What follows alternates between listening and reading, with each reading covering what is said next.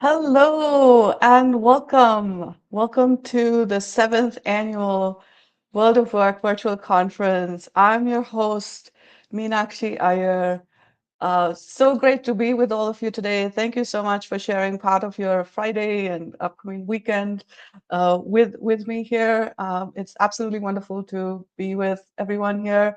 Would love to hear from you in the chat. Tell us where you're joining us from and what are you most excited about for today. Tell us in the chat. We are currently live on LinkedIn and YouTube. So pop in the chat where you're joining us from and what are you most excited about for today. This is, we are going to spend half a day here at the 7th annual World of Work virtual conference talking about AI and us now and next. Really excited about our time together today and the lineup we have for you. Once again, my name is Meenakshi Iyer, and I'm your host for the day. It's with a while we gather, I just want to share that it's a whole boatload of mixed emotions that I'm showing up with today. This is the seventh anniversary of this conference and this exact week. So when I first started this conference, it was back in May of 2020, bang in the middle of the pandemic. And I had just registered my business, North Star Solutions and Services, and it was just time for a conversation on the future of work, and that's how it really started. And I brought together a bunch of thought leaders and practitioners from within my network and had this marathon, week-long live. I was too scared to call it a conference then. So I called it a webinar series on the future of work. And it's just like this big, gigantic Zoom party.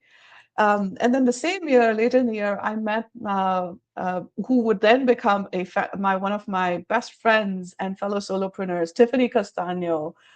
And I met her towards the end of that year. And, I was getting ready to think about maybe do this webinar series once again.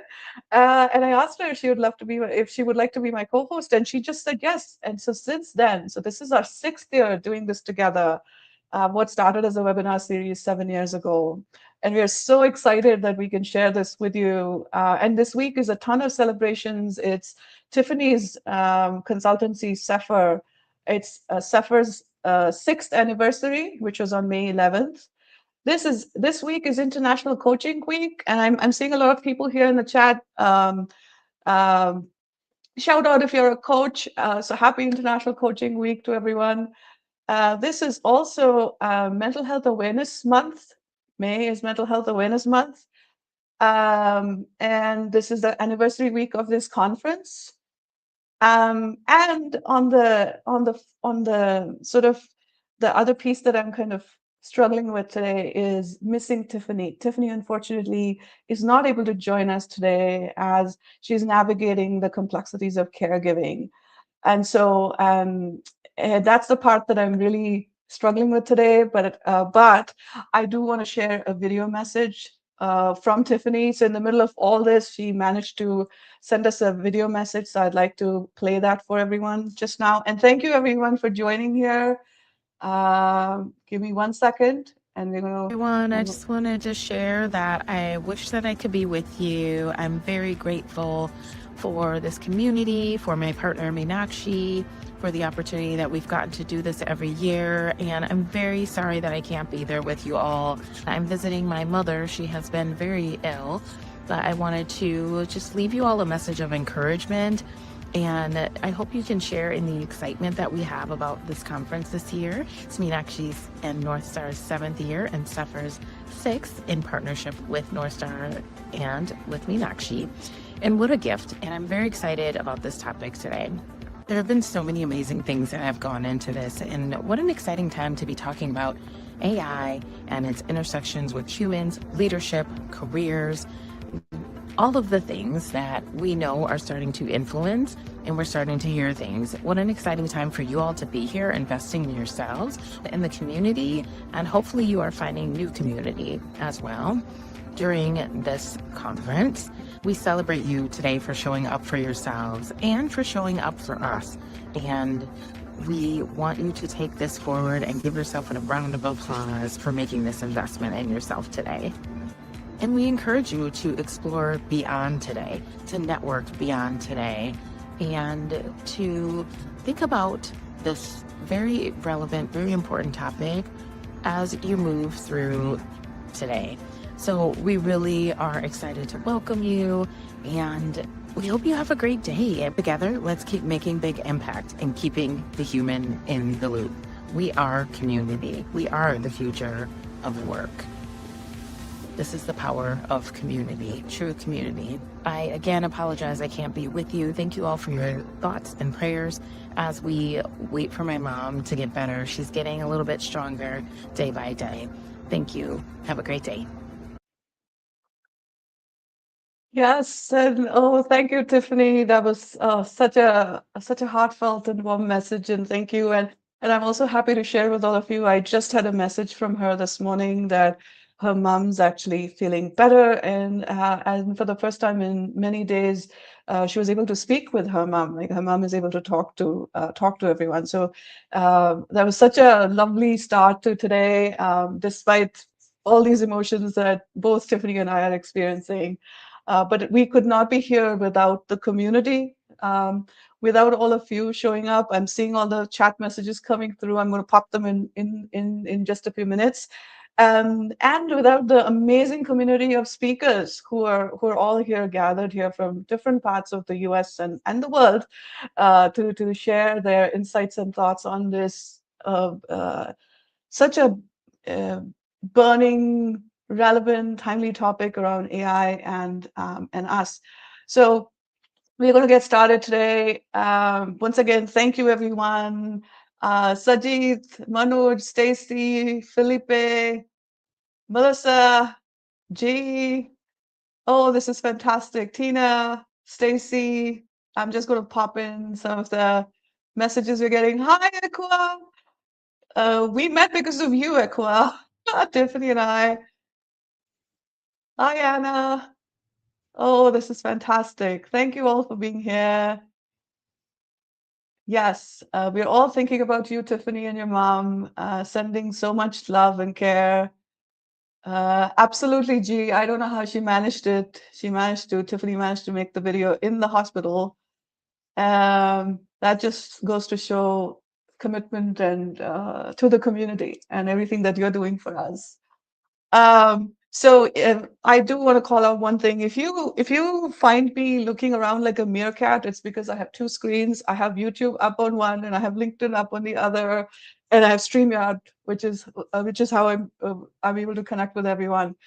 So every year with our conference, we try something new. So this year, for the first time, we're trying out live stream, which means that the audience can engage with us via chat on LinkedIn and YouTube. And I promise you, if I don't get to your messages today, I will be replying to those over the weekend. Uh, hey, Anne-Marie, thank you. Thank you for joining. And the other thing is we have an exciting lineup for you today. Also, please know that in a couple of things that are like our design principles for our conference, that have been our design principles, guiding principles.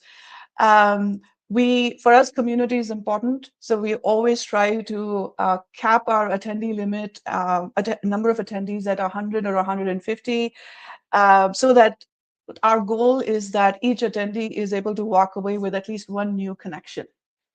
That's our goal. And we are hoping that today, given that we're doing it on LinkedIn and via YouTube, that you're able to find those connections on LinkedIn and you're able to walk away with one genuine human connection that'll help you in your journey forward. So that's one. Two, we are very intentional about highlighting and spotlighting traditionally underrepresented groups in the professional world. So for the social groups such as women, social groups that you wouldn't typically see a lot of. So folks like myself who look like me, speak like me, who use English primarily only as a language for work. Folks like Tiffany who look and think and speak like Tiffany. So So we prioritize spotlighting um, underrepresented groups in our audience and also in our speakers. All of our speakers come from our personal networks, Tiffany and I. And that's the beauty of this. In all these 6 years that we've been doing this together, we have not only learned from everyone within our networks, we've also been able to amplify our networks through these connections that we make. So these are some of the design principles. And today's conference, we have intentionally made it a free event, given all the challenges that are going on in the world, conflicts and layoffs and geopolitical uncertainties. However, if you so choose to, we do welcome donations, and we'll share some information on how you can support this conference and support our future programming if you so please. That's totally optional. Yeah. So just a couple of I wanted to just introduce Tiffany and I a little bit in case you're meeting us for the first time. We're so glad you're here. And I also wanted to talk to you a little bit about the conference, the agenda, a couple of housekeeping things, and we'll get straight into it. Yeah. All right. So once again, welcome everyone. And I have a couple of things that I want to share with you today. So keep the chat going. We also have a space for you online where you can share your thoughts and your questions and your feedback, and we'll bring up the questions to our speakers and panelists as we go along. This is just a way so that we don't, we don't crowd out the chat, and two, we are able to then share this back with you as resources. So we always send a follow-up email to all our attendees, and we share uh, post-workshop, post-conference resources. We put it on a shared drive and we share it with everyone. And the other cool thing is that because today is being live streamed, you just come back straight here, wherever you're watching, LinkedIn or YouTube, you come back straight here and you'll be able to catch the replay from the beginning. Yeah, you won't miss a beat. I've just plugged in a link in the chat, and I'm trying to make sure that everybody gets it, which is to idea boards. Let me pop into LinkedIn and share it as well. Let's see. So it's the idea boards link. I'm adding it as a comment in the on LinkedIn as well. So let's see if you're able to catch it. If not, you can continue to use the chat. Okay, so having said that, just a quick introduction. So Tiffany is the CEO and founder of CEPHR LLC, which is a HR consultancy and a culture building consultancy. That's what she focuses on. She's currently based in Wisconsin, and CEPHR's mission is to elevate work culture, amplify employer brands, and support organizations to become recognized as the gold standard for exceptional places to work. She's also the co-author of a children's book, Can a Zebra Change Its Stripes? A book that inspires children to embrace difference, uncover the importance of acceptance, and learn what it means to make diversity a strength. And yours truly, my name is Meenakshi Iyer, and hello and welcome. If you're just joining us, pop in the chat and tell us where you're joining us from and what are you most excited about today's conversation on AI and us now and next. So I am physically located in the Northern Virginia area in the US, and I moved to the US about 20 years ago, originally from India, born and raised there, had a 10-plus-year career in India and moved here as an accompanying spouse, and had the opportunity to restart my career from scratch. And to date, I've had about 3 pivots in my career. And most of my career has been in the IT space, and I have invested my entire professional life at the intersection of people, business, and technology. And for the last 6 years, since I pivoted and founded North Star Solutions and Services, my goal is to unpack leadership at the messy middle. That's what I'm all about. I prioritize partnering with leaders in middle management from across sectors, and prioritize working with women in tech and folks like myself who use English primarily only for work. And in that context, I have just launched a podcast called Inside the Messy Middle Leadership Lessons from the Field. And I'm so thrilled to let you all know that two of my guests on the podcast are speakers today as well. So I'm going to share more about them as we go along. And I'll plug in all the links where you can go and catch their episodes and follow the podcast as well. What do I do? I work with individuals and teams as a leadership coach and facilitator. I'm also a strengths certified, Gallup certified strengths coach. So I help people um, realize their own strengths, help them lead with their strengths, lead with influence, and help them build teams and work environments that are that prioritize leading with strengths and help people cut through all the chaos and arrive at clarity so that they can lead themselves and their teams and change with intention and impact. So that's what I do. And I've already shared our origin story. So this all started 7 years ago. Just a quick rundown of some of the topics we've done as in our conferences so far. So I'm just sharing my screen as well here. So it all started in 2020 with 4IR, Fourth Industrial Revolution, and the future of work, a global perspective. And then ever since, I've been collaborating with Tiffany. So we've dealt with topics such as future of work, power of the female perspective, future of work, women shaping the pandemic pivot. In 2023, we started talking about burnout, the silent pandemic. 2024, reframing leadership as an ever-evolving world of work. And last year, prioritizing mental well-being in a noisy world. So every year, we have this unique opportunity to spotlight some of the most relevant topics of the time in service of our clients and community. And we do this by bringing people and ideas together in the most impactful, bias for action ways possible. So every segment you're going to hear today, there is going to be a very clear call to action at the end of it. And today, we are here to talk about AI and us now and next. So like most of you, AI and its impact on our lives and careers and the planet is top of mind for Tiffany and I as well. And so, and not to mention the relentless disruption that we're experiencing, the emotional load that we're experiencing from layoffs, from wars, from climate change, and this swirling uncertainty at a global scale. So that's why we are gathering today to hear from leaders and practitioners who are doing this hard work of figuring out what it means for all of us in our careers. Yeah. So, and we are also intentional to make this event open and accessible to everyone. That's why we're live streaming this. And we have intentionally designed it for people who are often overlooked in discussions about the world of work and the future of work, such as groups such as women, mid-career leaders, new grads, college students, people who are transitioning in their careers, and your traditional underrepresented professionals. And we're all kind of this all has been thrust upon us, and now we have to find our own way to navigate this. So what we're going to do today here is we are going to find a way to explore together. So I'm going to share.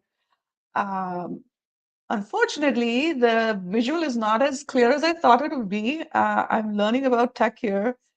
Apologies. So we are going to start off with a keynote. Then we are going to go into a featured talk, after which we have a panel discussion, followed by an AI skills showcase. Then we have a panel discussion with college students, and then we have a fireside chat, and then we wrap up for the day. And we're going to have breaks throughout. There are intentional breaks, and we have our community partner, Hit Refresh, who has helped us create those intentional breaks. So once again, thank you everyone for being here today. And I'm going to get straight into it. And let me start by introducing, I'm going to share my screen here. We are also going to be joined by a special guest later today, Gabriella, who has been our supporter for many years now, and she helps us out with amazing live sketchnoting of our events. So today, based on her schedule, she'll do some of it live, and then she'll do the rest by watching the recording. She's based in Panama, and she's an agile practitioner, lean agile coach, and just a phenomenal community builder, and a very, very prominent member of the Women in Agile community. So that's Gabriella, who'll be joining us later today. And so this is all the behind the scenes prep. We met up some of the speakers. And this is, oh yeah, if the link didn't work, please uh, you can scan this QR code, and this will take you to idea boards, which is where you can share your thoughts and questions and takeaways, and I'll pop in there frequently to make sure we're picking up everything from there. This is a way for you to support the conference if you so choose, and I'll add the information later on. So here we go. So we're excited to welcome Kelly Palante, who'll be our opening keynote speaker. Now, Kelly is our returning speaker. Kelly was at our conference last year when we talked about prioritizing mental well-being in a noisy world. And we're so excited to have you back, Kelly. And a little bit about Kelly before I bring her onto the stage. Kelly is a strategic HR advisor and AI forward workplace consultant who helps mid-sized, fast-growing companies build scalable people-first systems. Kelly's expertise spans employee benefits, mental well-being, diversity, equity, and inclusion strategies, and digital HR transformation. And she has a very sharp focus on helping businesses integrate AI into their HR operations ethically and effectively. Now, Kelly partners with leadership teams to design HR strategies that drive performance and purpose without losing the human touch. Her key areas of focus include AI and HR integration and ethical policy design, workplace strategy that is aligned with growth, modern benefits design and workplace mental health, leadership development, particularly specializing in new managers. And Kelly is based in Chicago, and so it's about an hour earlier for her, so it's 10 o'clock for her. Kelly, thank you so much for being here, and welcome to AI and Us Now and Next. So grateful that you accepted our invitation and your and generously offering your time today to us. Over to you. Thank you, Manik. I thank you so much. I really appreciate being here. And like you mentioned, this is my second time participating in the event. I was very fortunate in the last event to co-present with Tiffany, who is really my anchor in this group, brought me into this wonderful circle of professionals, and just really happy to be a part of it. How Tiffany and I really originally connected evolves around what we're going to talk about today and what we talked about in our previous presentation together, and that is mental health at work. So like many, we talked about like what our changes were in 2020. Many of us went through a lot of changes during that time. I was sitting in the HR director seat myself, and a lot of challenges, became my way in mental health at work. And I really made it my mission to figure out how not only can I help the employees, but how I can help the employers, the organizations provide a stable, supportive, and psychologically safe environment for employees. Fast forward a couple of years, I jumped on the AI train pretty early.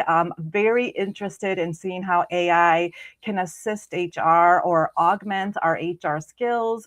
One of the reasons why myself and I know many people in this profession are here is because we love people. So the idea that AI can write a job description for me or create, compensation tables, so that I can focus more of my time on people interaction, helping people grow, and really bringing their best selves to work was an exciting thing. So jumped on that right away. I've been doing facilitation in the AI HR space, helping other HR practitioners integrate AI into their workday. And then also look at to the future. Where is this going? How is this going to change our profession? How is it going to help us be more people first? So the presentation, the keynote today is honestly a great culmination of those two things. It's workplace mental health and the future of AI inside of HR work. And with that, I'm going to share. Hold on, I'm going to look around a second while I get to the other screen to share the presentation.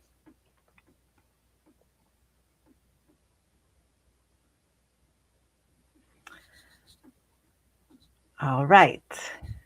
Hopefully, I think we've got a thumbs up. I think it's sharing. Very good. Okay, so the future of AI and the shift that we're going to make is I'm going to actually tell this in a story format. So we're going to talk about today a story about Betty. And this is about when Betty leaves an organization. So this is about wellness, trust. We're going to cover privacy. Oh, Kelly, sorry to interrupt. I'm so sorry. it's okay. Is it For some reason, we are not able to see your screen. So I wanted to okay? make sure that we were able to do that. Okay. So you should have a button that says like a plus sign on a TV icon. Yep, that's what I used. Okay. And Let's see. okay, hold on. So your slides must be added. Okay, never mind. Let me add it to the stage. Here we go. Okay. You're all set. Okay. When Betty leaves, there we are. All right. So we're going to talk about privacy, the transition, what happens when Betty leaves, and really looking at when a tool like AI becomes more than just a tool. All right. With that, let me set the stage.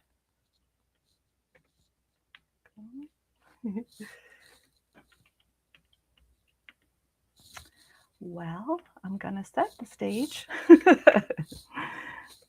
Aha, it's got a lag on it. Okay, here we go. Betty, how this story unfolds. We made it. We're going to look through actually 4 acts. So we're going to look at this as a storytelling perspective, one building on each other and looking at really we're going to end in what we should do. And that's what we talked about in the beginning is what are the takeaways we're going to take away from this talk.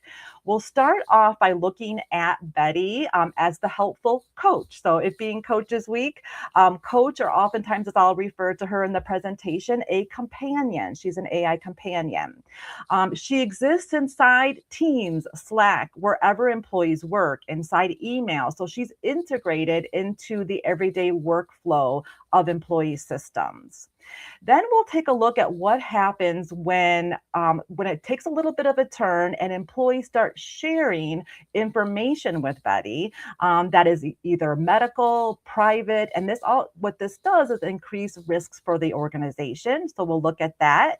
We'll talk about what happens when the company decides to replace Betty and get a new AI wellness coach and the impact on employees. And then again, we'll end with governance transition, really what HR, IT, operations can do to help the next Betty come on and really look to how this is going to change the future of work and how us as humans interact with AI. All right, let's look at our character. So I've already introduced Betty, but she is an AI wellness companion, intelligent. She's integrated, as I mentioned, into the systems, whether that's in Slack or Teams, inside your workflows like Outlook as well. She does some really great things that I've promoted as a workplace wellness practitioner, things that I have taught others to do and help promote. And that is provide healthy nudges. Have you taken a break today? Did you get up and have some water? Are you getting enough sleep? So a lot of those emotional regulations and habit support Betty is taking on and helping to assist with that. And then the other character in our story today is Leo. Leo is a dedicated employee. He's a professional. He's been with the org for several years, a seasoned person. But like many employees, he carries his stress quietly. He doesn't talk about it with his manager. He doesn't talk about it with coworkers or in meetings.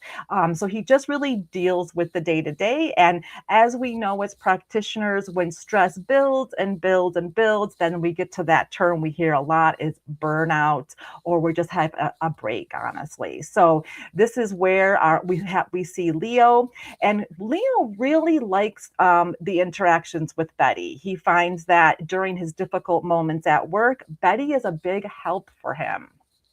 And he begins to rely on her more and more as when work becomes challenging. Act 1. So here's how we begin. Betty becomes part of the workday. She's not a separate app. She's not something that you have to click on to say, okay, I want some resource. Let me click on something and then I'll get that resource. She pops up. She's a part of it. She's part of the workflow. She does these micro prompts, like I mentioned, standing up, pausing before sending a message, taking walks. And what I think is really important, really where a lot of connection between employees and AI companions is judgment free. There's no human on the other side you're not going to see facial expressions, or you're not going to see, how they respond to something you say. It all is for you.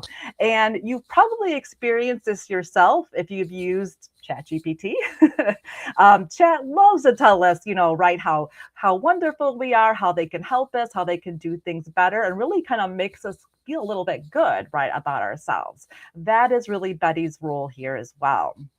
But what also happens is that she does things outside of work. So she really helps change the habits of a worker, those sleep reminders, those taking breaks, that all leads to better focus, a better, I always say a person who is well slept is more innovative. So really more innovative employees, and reduces the stress. And I think that's one of the main reasons why this connection is really strong between Leo and Betty, is that she's helping take some of the burden off of him in the day that, as we talked about in the beginning, he carries quietly.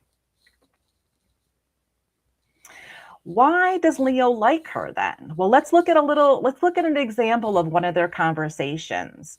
So Betty pops up, just kind of like a chat in your Teams chat, and she'll say something like, "You've been in meetings for 3 straight hours. Want a 2-minute stretch before your next call?" Leo's, "Actually, yes. And remind me to drink water after this budget review." What a great reminder right there. Betty responds, "Done. Also, your tone in your last message sounded stressed. Want a quick breathing reset before you respond? Please. You always catch this before I do," Leo says. And I think this example of this, communication interaction really highlights the difference between something that you click and you're asking for and something that's integrated. Particularly when Betty comments about the tone in the last message. That means she's reading the emails. She's sensing that. She's looking for keywords, not sensing. She's looking for keywords that indicate stress, and she's taking action based on that. So really, like I said, I can't stress anymore this integration into the work. She's not intrusive. If he wants to put her to the side, he can. He doesn't have to respond there. But you can see, not only is he responding yes, he's asking her to do more. Remind me to drink water. Maybe some of us have a sticky note on our desk to do that. Or we have maybe a pop-up in our reminders telling us to do that. This is more interactive. This would be Betty coming up and saying, "You asked me to remind you to drink water. Now's the time to do that." Her prompts are subtle, but what's really key about them is that they're personal. They're just for Leo. They are cultivated or curated just for him. And that's really, again, what kind of builds this. What we'll talk about is a AI human relationship that starts to be formed.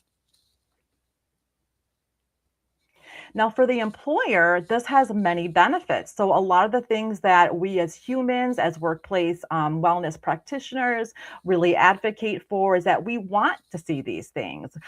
AI companions can help us do that, help support that wellness.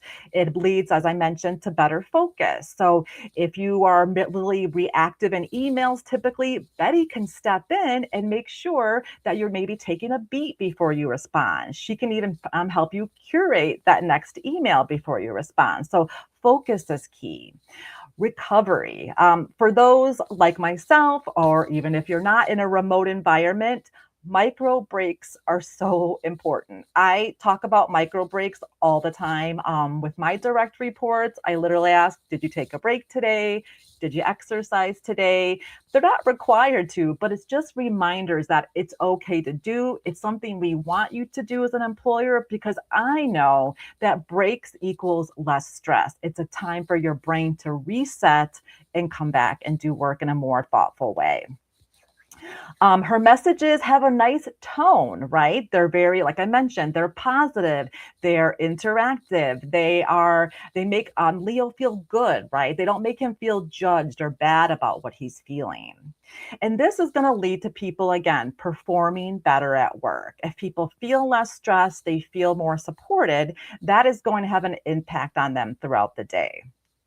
But what's interesting to take into account here is that some of these features that make this companion coach effective is that those are the things that can lead to really this, what we're going to talk about is what is the next step here. So he's telling her things about, feeling stressed, that he needs to take breaks, but what happens when this, he becomes even more comfortable with Betty and he feels even that she's more of a trusted companion, more than a tool, essentially.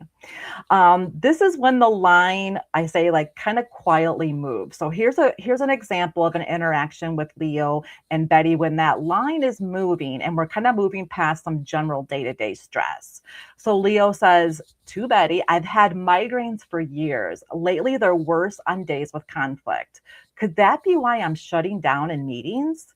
So he's no longer just discussing his habits. He's sharing health-related information, symptoms, mental strain, and context that could possibly, for the organization, have legal, ethical, and security implications. Betty responds, that pattern may matter. I can help you identify triggers and prepare calmer routines before difficult conversations. Leo, I haven't told my manager. It's easier to tell you. This is again where that judgment-free zone comes in. He feels more comfortable telling Betty that he's having stress, he's having migraines, than rather than talk to his, direct supervisor. And that could be for a variety of reasons why people don't want to, open up. It could be they feel like they're going to be judged. They feel like that might impact how their performance is viewed. They don't want to feel as if their personal life is really kind of crossing over to their work life. So there could be lots of reasons why Leo feels more comfortable and really more connected to Betty. The human side, so Leo's attachment. As AI companions become more sophisticated, the lines between tool and confidant start to blur. This can create a new dynamic in the workplace. One, she's an unconditional presence. So she's always there. She's judgment free. As I mentioned, there's deep personalization here. It's beyond chat. So in ChatGPT, it responds to what you tell it, right? It's saying you give it the information and it tells you how wonderful your idea is and how you're going to do so great at it. The AI companion AI chatbot is so different because it's inside your workflow. So the personalization is even at a higher level. The emotional part of it too. Leo can feel like he has a connection now with this AI tool. He sees it that it's caring for him, that it's understanding where he comes from and is pretty helpful. We've seen this beyond the workplace. You probably all have seen news stories about people marrying their AI chatbots.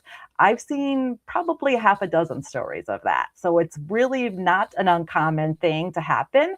And it is this emotional attachment when someone on when the bot on when the bot on the other side is really giving you that feedback, right? Is really feeling like everything they say is personal and for you. Um, and it solves problems. I think that's one of the main takeaways is that, yes, it's helpful. Yes, that it's giving you comfort and tools, but it's also solving these issues of stress at work. How do you really manage your workflow better, even your personal communication? So lots of upsides too to this AI wellness coach for Leo. But as HR and IT start to have an understanding, they're looking at the backlogs, let's say on Betty's tool, really kind of where's the word I'm looking for? Supervising or really overseeing the context. And this is when things can become difficult and can change. So what we saw earlier is that, Leo started revealing some medical personal information. This is when the conversation starts to change. So what HR and typically IT need to do is start thinking about data classification. Is this data wellness data? Is it employee relations data? Is this something that goes to HR? Is this regulated health data? Do we have to treat it like any kind of other medical related information that we take in the privacies? Really, it's a combination of maybe all of those based on what we've seen in the chats.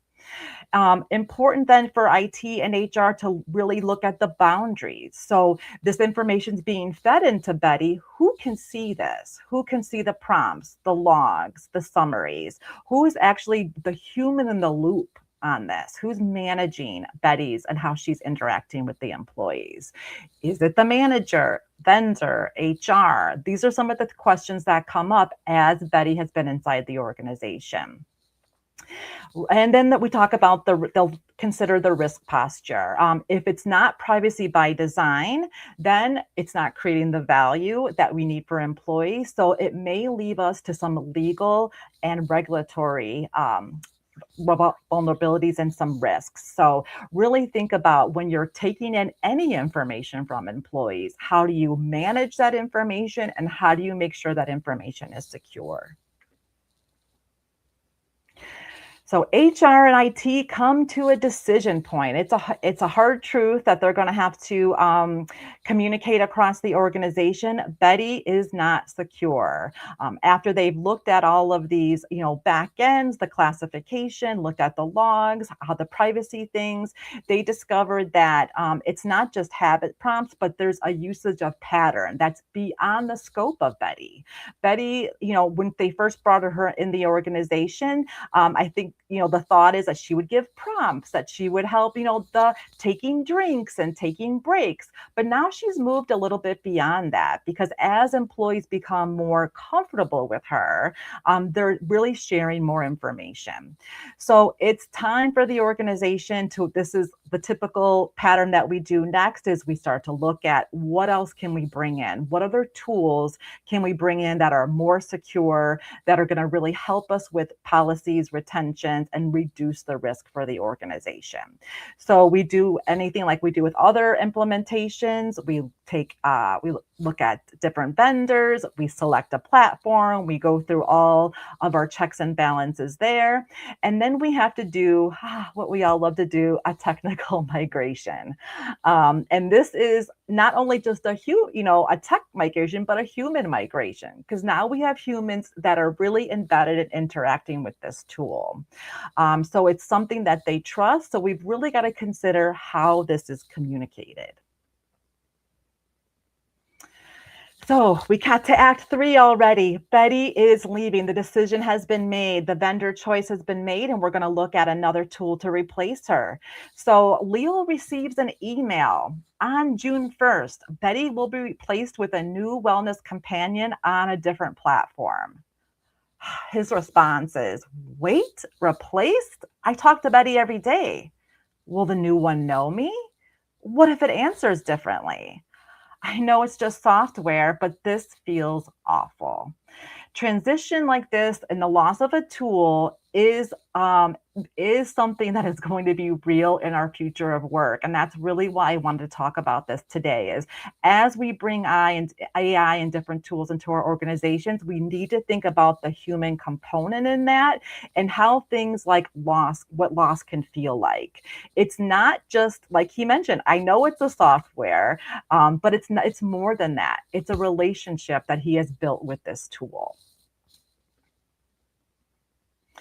This is not irrational. As I mentioned, a little bit earlier in the talk, there are stories out there of people marrying AI companions. So the idea that someone becomes emotionally attached to a tool that's there with them throughout the day, that's helping them with some of their most difficult conversations and actions, is not really off base. So the companion consistently offers encouragement, structure, support, and then when this is gone, this could be a loss for the employee. So Leo is not only losing a tool, he's losing a daily ritual, something that he has relied on, that's helped him regulate his work, that's helped him regulate and be better at conversation. So immediately his thought when this tool is being taken away is, will I be able to perform the same? I've really become, dependent on this tool to help me throughout the day. And a panic almost sets in of like, what is the future going to look like with a new AI companion? So the trust is going to be reset from zero. It's going to start off with, Leo's going to compare every response to Betty. So every time the tool is used, he may be disappointed in the beginning, or maybe probably could be pleasantly surprised, but likely because of his relationship with Betty, he's going to compare every interaction with this new tool with how Betty would have reacted. Now, this is going to cause what we call a wellness dip. So now Leo is a bit distressed. He's not getting the same type of support that he was with Betty. Now, this can be temporary as he's getting used to the new tool, but this is something that I think is interesting because the tool itself is designed to increase wellness, to help wellness support. And by taking it away or changing the tool, it actually causes the opposite. It causes more stress. It causes more discomfort for Leo. So something really to take into consideration when we're thinking about how humans and AI interact. So the final act then is, what will we do? What is HR, IT, operations, executive leadership? What are they going to do to help not only with this transition, but the future governance of the work and the future Bettys will look like? They need to treat this both as a privacy migration and a people transition. So we've got two things going on right now. It's a little different than if you move, let's say, from Teams to Slack, right? That is a migration. That is a technical migration. Yes, you let people know, and it takes a little transition training to get to the new tool, but this is coming from a different perspective. You're not just changing a tool, you're changing how someone interacts day in and day out with an AI companion. So when these changes are made, I believe you really need to be sensitive to explaining. We talk a lot about transparency. Explain why the change is happening. Tell them that, there was some insecurity, there were security risks there. And so people tend to accept change a little bit more when transparency is present and they understand why changes are happening. Boundary education. Make sure that that employees understand like what they should be telling to Betty, right? Or the future Bettys, what belongs in the tool, and when it's time to go to a human, when it's time to reach out to your manager, to HR, to your personal coach. Emotional normalization. And this is what we talk a lot about in workplace wellness is stigma. Let's break the stigma. The same thing is going to be around this issue as well. It's going to be disappointing. I name it. When you're communicating to employees, say, I know this is going to be disappointing. It can cause anxiety. You're probably going to be skeptical a little bit of this new tool. Naming what's going to be happening and what some of the recognizing those emotional issues could go a long way with making the transition go easier.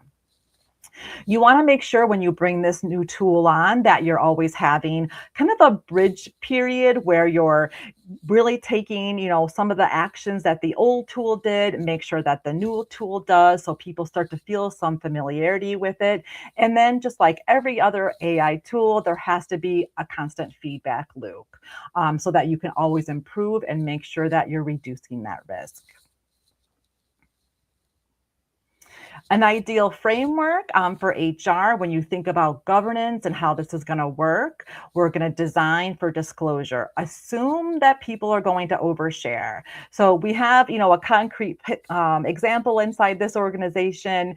They brought in Betty. They realized, employees were oversharing. I would say from step one, take that into consideration if you bring in an AI wellness companion chatbot into your organization. People will share. They're going to get comfortable with the tool. And so it's really important to set those boundaries. Separate care from surveillance. So one of the things of sharing with these tools, particularly if you're moving to a new one. So it's interesting when the tool comes in, maybe people are a little skeptical of using it, then they get really comfortable with it. And then when you realize the reason why you're changing tools is that there was, maybe some information that was inputted that was medical related, that created security risks, it might make you as the employee feel like, oh, it's what I'm feeding into this AI then being surveyed. I thought these were private conversations between Leo and Betty. I thought they were just having, one-on-ones together.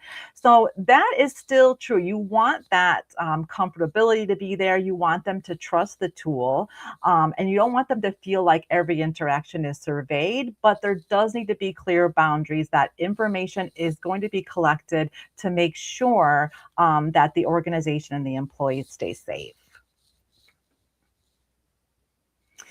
Why this story feels real today. So some really interesting studies out there, new studies. I love, we're on the precipice of this all right now. So I love when I look at studies in AI, it's like 2025 just happened. So Brown Rand did a finding that 1 in 8 of US adolescents and young adults use AI chatbots for mental health advice.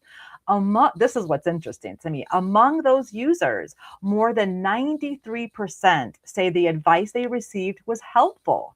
So just like we saw with Leo, a lot of the Betty's advice was helpful. It did get him in a better place, more productive, less stress. But really what I want to focus on why this matters is that we have to think about the future of work, we got to think about the next gen coming in. We've got Gen Z right now, Gen Alpha's coming up really fast behind them. This is going to be normal for them. It's going to be normal for them to interact with AI chats. They're going to look at them for emotional support. And this is why it's even more important about keeping boundaries, guardrails, and really understanding the security risks when you introduce these tools. This is not hypothetical. This is going to be happening. So if this is something that you or your organization is considering about bringing in, it's time to start really thinking about that HR, IT, ops framework right from the beginning. In addition, we have regulations out there that are going to help really form how we use these AI companions. Now, many of us know in the world of AI, we don't have Fed regs. So all of this is coming up state by state. If you're in an organization that's in multiple states, like a lot of my clients, what we do is we take the most stringent or the most comprehensive law and we apply it across the organization. So, like often, New York is first up. Last year, New York created that New York AI Companion Safeguard Law. And this gives leaders a concrete policy on how to establish governance. So what this law means is that one, disclosure has to happen. Companions must clearly tell the users that they are interacting with AI. So that means that if Leo and Betty are having a conversation, and let's say that conversation goes on for over 10 minutes, there would be a little notification that would pop up and say, reminder, you are interacting with AI. So there's really not that more of a conscious that, yes, Betty's, there for me. She's there to support me, but she is an AI tool. So this is one of the things that New York feels is going to really help put those safeguards up between the connection of employees and AI. Safety response. Providers must take reasonable effort to detect suicidal ideation or self-harm. So as we saw, as more people become comfortable with the AI companions, they're going to tell more. So you need to make sure that if you're bringing this AI into your organization, it does know what to do if someone talks about the self-harm activities. Does it alert a human? What is the next step it's going to take? But New York is demanding that you have these in place. Now, everyone doesn't have it, but they do. They want you to have this in place before this is launched out to your employees. The law took effect in November, so we're just months into this really happening. But like many of these kind of laws, right up front, they come up with a lot of high value penalties. So for New York, if there's a violation, it's $15,000 per day. Until those things are fixed. So a number of reasons to really focus on the accountability and keep it in compliant with laws like New York has. The future, that's what we're here to talk about. What is the future? What comes next? What is the future of AI and humanity? And how are we going to work together in this space? So Betty is honestly just the beginning. There's ways that this story can unfold and really look different inside different organizations. One thing I can see happening in the future is that it not only is we're going to have wellness coaches, but we're going to have more intimate assistants. That means companions are going to become even more personal, raising sharper questions, more in tune with us as humans. And then that will increase, our dependence, privacy, all those other things that we need to consider. So I really see the evolution of Betty becoming more integrated with how she interacts with humans. The global regulatory. Okay, so here we are again. Are we going to get regs? Are we going to see things in the Fed? Are we going to just go state by state? These are where some of the challenges can definitely happen. Rules like New York's could spread, right? A lot of states, when they see one state doing it, they adopt something similar. So the best practice would be to look at some of these stringent laws that are already existent, even though they're only a couple of months old, and use those as jumping off points when you're looking at the governance for these tools. And here's where I really see it all coming into play, really the future here. And I talk about this a lot when we talk about AI and HR. HR or AI is going to augment us. It's going to not replace coaches. So all of your coaches out there, this is not an AI replacement by any means. I mean, she's not, and I say she because I'm giving her pronoun. Betty is not designed for that. She can't do everything. She's a tool. She's a resource. She's something else that's going to help augment how we support employees in the organization. The future is she'll be more than just something that is clicked on. She'll be a part of the team, essentially. And so it's not going to replace that human connection, but I think it will help. A good example is Betty and Leo's interactions. As he's telling her his stress, she's responding. As he's feeling more confident in her responses, that may open him up to have more human connection. May make him feel like, I understand, what Betty's giving me, but maybe I need more. Maybe now that I've gotten to a good place on my stress, I feel more confident to speak with somebody else and who can help me. So I truly do look at AI and HR and as a augmentation. Finally, to bring this to a close, I cannot stress enough, the strongest workplace wellness agents do more than habits. So it's more than, make sure you get up and stretch, make sure you drink your water. They do become a trusted companion. That means that we have to really take a look at how we roll these things out, how transitions happens, because we must account for that. If we're taking a tool away like Betty, that this could cause a grief, it could cause a disruption. And that is the opposite of what Betty is there to bring to us. So she's not just functionality into she's going to bring us really full circle into how AI can be augmented with our wellness in the workplace. All right. Thank you so much for listening today. I appreciate all of you. I am on LinkedIn, of course, so please connect with me. I love new connections. This is always a wonderful and beautiful community. If anyone would like to talk with me about the presentation or just have a chat, these are my favorite topics. So please do not hesitate to reach out. Oh, this is so wonderful. Thank you. Thank you for such a strong start to our conference, Kelly. So appreciated, so grateful. There were many takeaways. There was a couple that were shared on the idea boards. And there was a question and there was a couple of insights. I also want to share there were some comments in the chat about the challenges with people using AI and becoming dependent on it from an emotional perspective. This is very eye-opening. I think one of the takeaways for me was the call out you made about um, distinguishing care and surveillance and transparency around that at an organizational level. That's such an important thing. And there were people who were agreeing with you on the challenges with regards to health data being used in this domain, in this space, and the importance of having guardrails. And the specifically the law that you shared in New York, that was that was informative and educational, and that was shared by some of the attendees as well. By the way, I just want to note something. Looks like my video is freezing on and off. I apologize. I have no idea why that's happening, but as long as my audio is coming through, I'm going to just plug through this. Yes. I'd love for folks to share in the chat, wherever you are, LinkedIn or YouTube, what's an insight that you're gaining from this, from listening to Kelly? So keep the chat going. And connect with Kelly to talk more, bring her to your organization to share this wealth of knowledge and information. I remember last year, Kelly, and I realized that as you started, that this is such a perfect continuation to what you shared last year. And I know you mentioned that too at the start of this.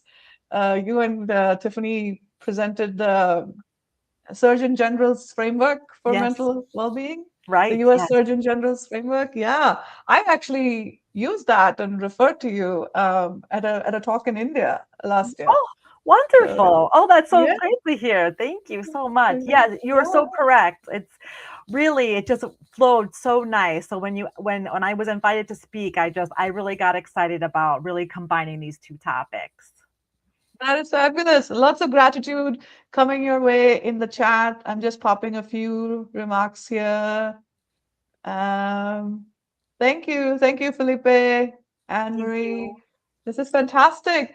Thank you again, Kelly. I hope you're able to stay on as long as you can. Yes. Otherwise, I invite you to catch the recording straight up here. And we're going to take a quick 5-minute stretch break, and then we'll come back in 5 minutes. At the moment, we are exactly 5 minutes behind schedule. But that's okay. We want to make sure you get your break. And then up next is our featured talk on AI and us finding the balance, with Shreya Kaushik, all the way from India. So come back get hydrated, get a snack, depending on where you are. And we want to put up these links for you to share your thoughts. You can support us if you'd like. And while you're taking a break, think about one thing that you do to stay human in this AI-enabled world, and feel free to share it in the chat as well. So we'll see you back in about 5 minutes.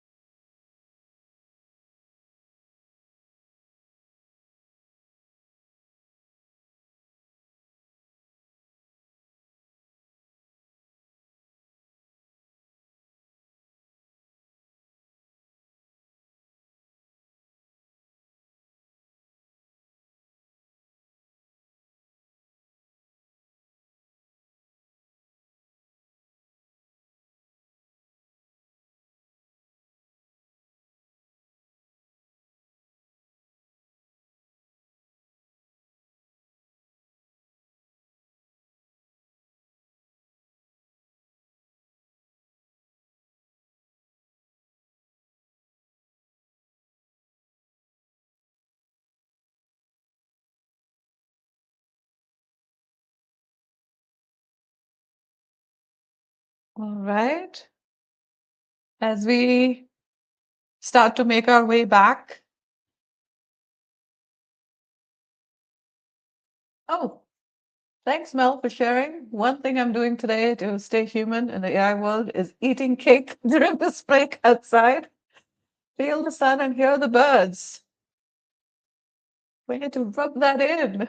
Wonderful. Thank you for sharing. Would love to hear from others as well. Share in the chat what is the one thing you're doing today to stay human in this AI-enabled world.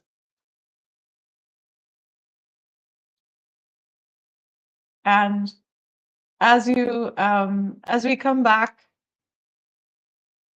I am thrilled to invite our next speaker, um, Shreya Kaushik, who's based in Mumbai.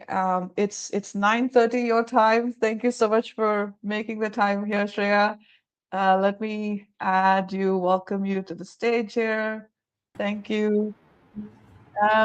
We have more responses coming in for things that you're doing to stay human. Walk in the forest bathing. Oh, that's fantastic, Anne-Marie. Thank you. Thank you, Thomas. Doing intentional work to pay attention to sensations, meet people in person. Yep, this is great. Thank you. All right, so we're going to continue in that same vein, and Shreya here is going to invite us to reflect on how we can reimagine and navigate the intersection of human values and emerging technology. Shreya is an accomplished AI and data leader with nearly 2 decades of cross-domain expertise in applied AI, business intelligence, data warehousing, and machine learning ops, ML ops. And she has spent most of her career driving end-to-end AI solutions at scale. Shreya is known for her rapid and practical problem solving, balancing big picture vision with a roll up your sleeves type of execution attitude, and for surfacing risks early on so that teams can remain aligned. A lifelong learner and a lateral thinker, Shreya is an expert in turning insights into measurable impact. A software engineer by training and practice, Shreya is on a mission to architect the next generation of AI-driven business solutions. Please join me in welcoming Shreya to AI and Us Now and Next. Over to you, Shreya. Thank you so much, Meenakshi, for that introduction. Absolutely. And I will stay on just long enough to help you share your slides if you need to. Sure.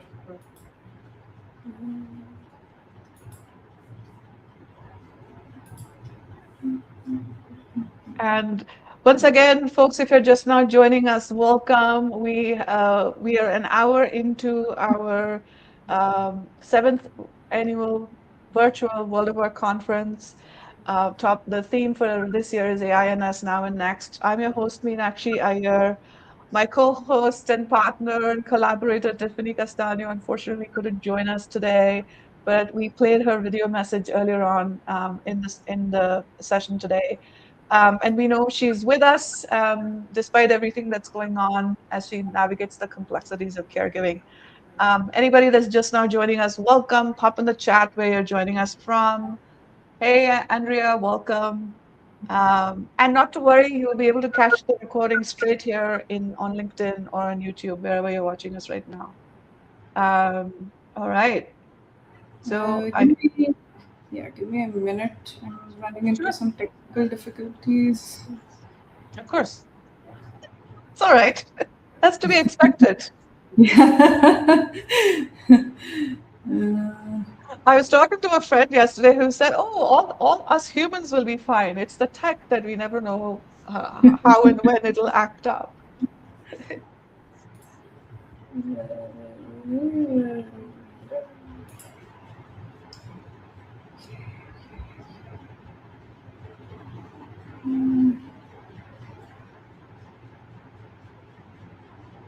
It's a new computer. That's why.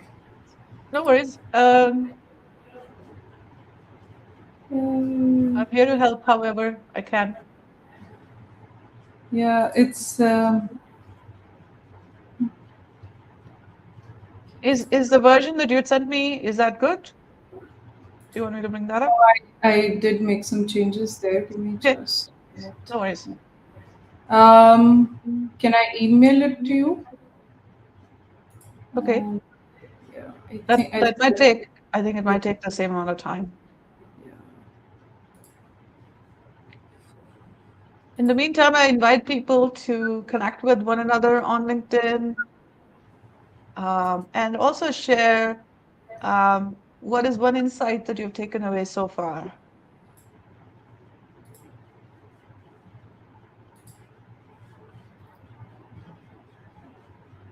I'm enjoying the banter in the chat here.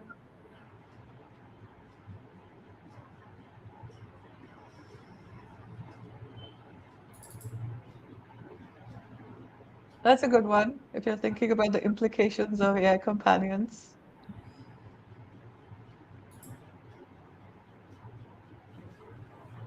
I don't know what's happening here. Okay.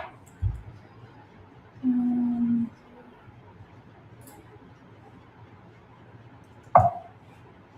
okay.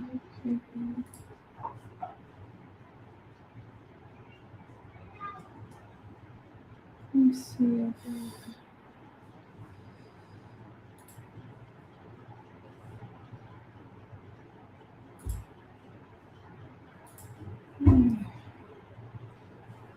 oh, this is really it's a new computer. Send a copy.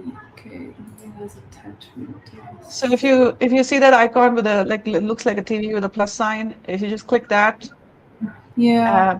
and you can just upload your PowerPoint to it.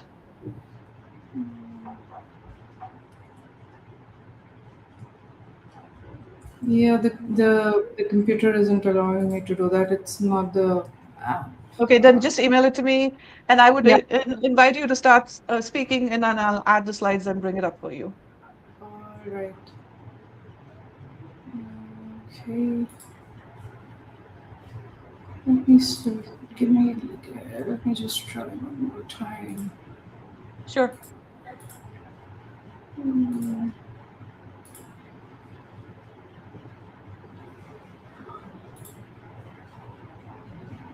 So we have quite a few places in the world that are represented right now. Ghana, Italy, Bahamas, the US, India. I'm trying to see what other places here.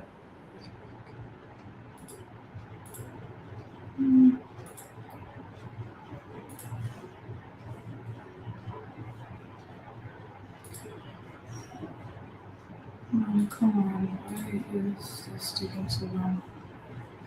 Um, okay. May I recommend you speak to us, Shreya? The slides can be shared later. You can have Sh- them. all right. I just want to get this out of my way, otherwise I'll be a little distracted. That's all. Yeah. Um,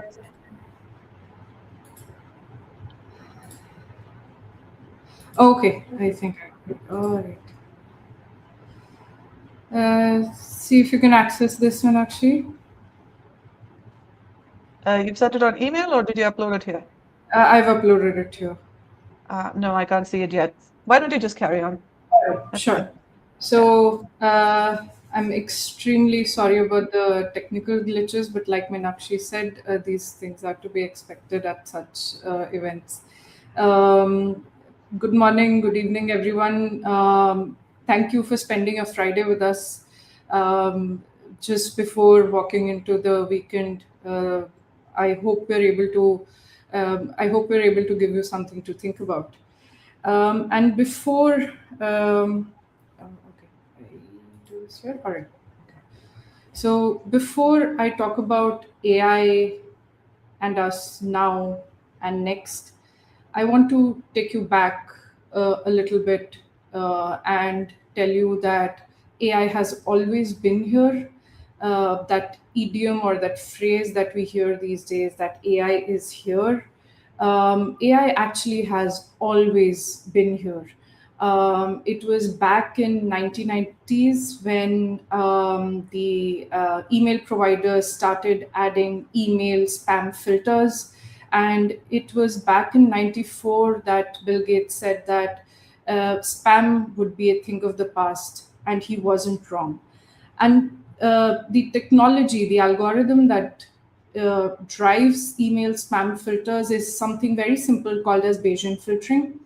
And one of the first ML algorithms that were very quietly woven into our lives without us coming to know about it. Very simple ML algorithm to begin with, but nobody told us, and we've been using it ever since.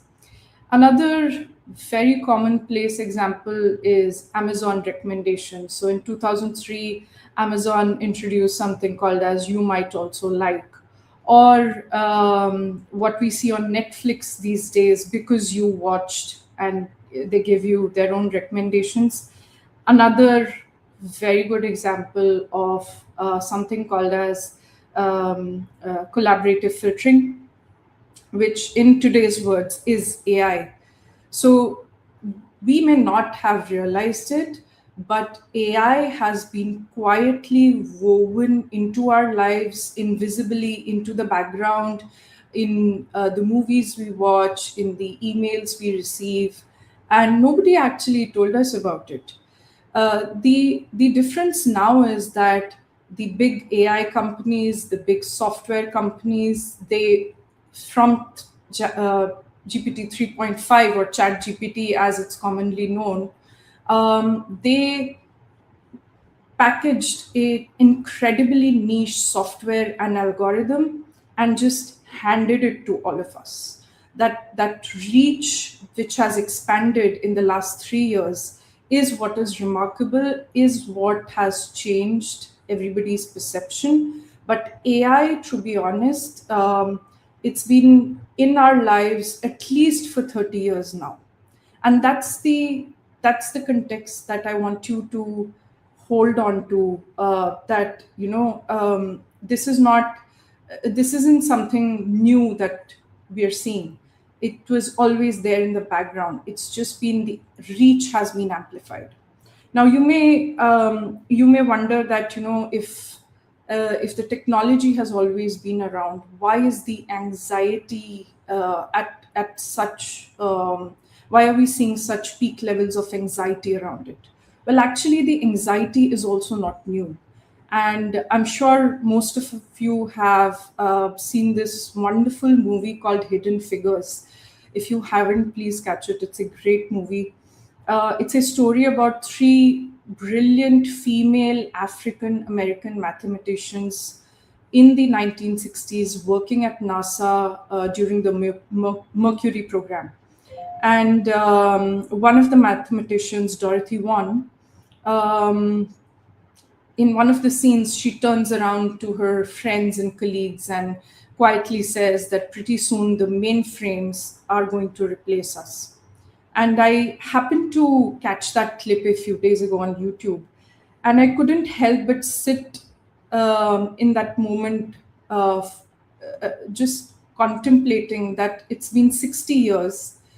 We've seen mainframes, we've seen personal computers, we've seen laptops now, we're seeing iPads. And for those of you who are from an engineering background, we now have Raspberry Pi.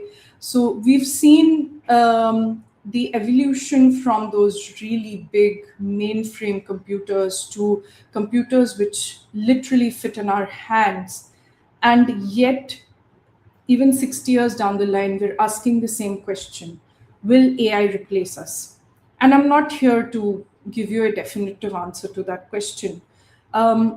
What I'm here to do in the next 15, 20 minutes is to help you, or help you find the ability to make balanced, well-informed decisions the next time you face this question. So the next time somebody asks you, or you ask yourself, will AI replace us? You should not feel the anxiety. Instead, you should be able to make a decision around it with the right data points in hand. With that, I'd like to. Okay, still getting used to it. All right. Another historical reference I'd like to bring to your notice. There was an English economist back in the 19th century called William Stanley Jevons. He theorized something called as Jevons paradox. Back in his day, he theorized it around the use of coal.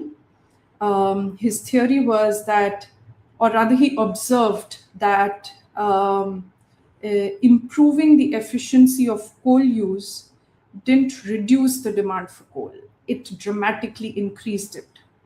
And people over the years have used this paradox in various situations, time and again, they've come to the conclusion that yes, indeed, his observation around coal was true for any other situation, which is that greater efficiency means greater adoption, which meant greater total consumption. Now, how does all of this weave into our situation today? The way you need to read this is that AI tools that increase human productivity will not reduce the demand for humans. They will in fact increase the demand for humans who are proficient at using the AI tools. I want you to sit with this for a moment, take this back over the weekend, think about this. We time and again history is telling us that we are not in a new situation. Humans have seen such technological advancements earlier as well, and we're still here. We're still working, we're doing maybe different kind of jobs, but we're still here. No technology has completely replaced us yet. So with all of these facts that I've presented so far, I'd like you to rephrase that question from will AI replace me to how do I become an AI augmented version of myself? And I'll give you 2 practical exercises next to help you with that as well. Now, where do we start? How do we become an AI augmented version of ourselves? These are 2 practical exercises that I'm trying to exercise or go through myself. The first one is actually inspired by Cal Newport's deep work, wherein he asks us to label every 30-minute block on our calendar as either deep work or shallow work. Shallow work being mundane, ambiguous, mundane day-to-day activities that we do just to keep the routine going. This could be at work or at home, or if you're a solopreneur, then same thing at work. So the way he likes to what he has asked us to do is to actually either delegate or eliminate the shallow work. So basically make time for yourself, make time for deep work. Don't let shallow work consume your calendar. I'd like to introduce a third action for shallow work, which is apply AI. For every 30-minute block on your calendar, ask yourself, and you can do this over the weekend, ask yourself, can an AI tool free up this block? The other day I had to merge 2 tables. Both of them had different formats, and I tried doing it the old manual way in Excel, and it just struck me, let me just try Copilot with Excel. And I give it 3 instructions. I refined the output by giving further instructions, and within 5 to 7 minutes, my work was done, which probably manually it would have taken me like an hour probably to do. So yeah, these kind of things, you need to ask yourself, at every step these days, can an AI tool free up this block? The second exercise is slightly more advanced, but this is the true evolution. Um, Pick one process which is central to your role. For me, it is the software development lifecycle, because I come from a software engineering background, and we have been trying to apply AI as much as possible on it. And of late, I've realized that if we once we are through with that exercise against every step in the workflow, we would not have transformed our workflow. We would have evolved not just the workflow, but even our role with it. So my role, my team's role, there, all of us together, we would have evolved.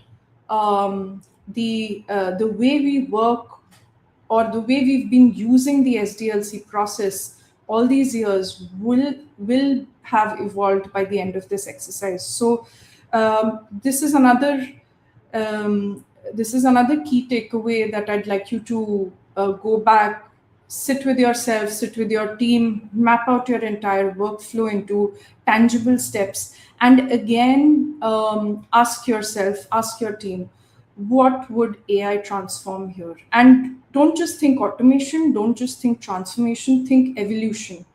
And yeah, these are two very practical exercises. You could do this with your team, with yourself, and I would love to hear from you on LinkedIn on the feedback about these two exercises. Now, so far, I've been talking about what should you be doing, how should you be doing. There's one key aspect of AI that I would like to talk to you about before I move on to the next aspect, which is, and this is very close to my heart, because I'm a climate conscious person. So I do want to spend a few minutes on the environmental cost that these AI tools bring in. The Open O3, the Open AI's O3 model, which was launched in January 2025. As on January 2025, as per a study, and I have the source in the presentation, Meenakshi can share it with all of you. As per the study, 1,785 kilowatts of electricity is consumed per task by the O3 model, which is, for the folks in US, it is about 2 months of a US household's electricity consumption. Another way to look at it, it is about 684 kilograms of CO2, which is equivalent of 5 full tanks of petrol. And given the current geopolitical situation, these are very high numbers. So now this is a real cost, and not just us, probably our future generations will also continue to pay for it. But this is not going away very soon.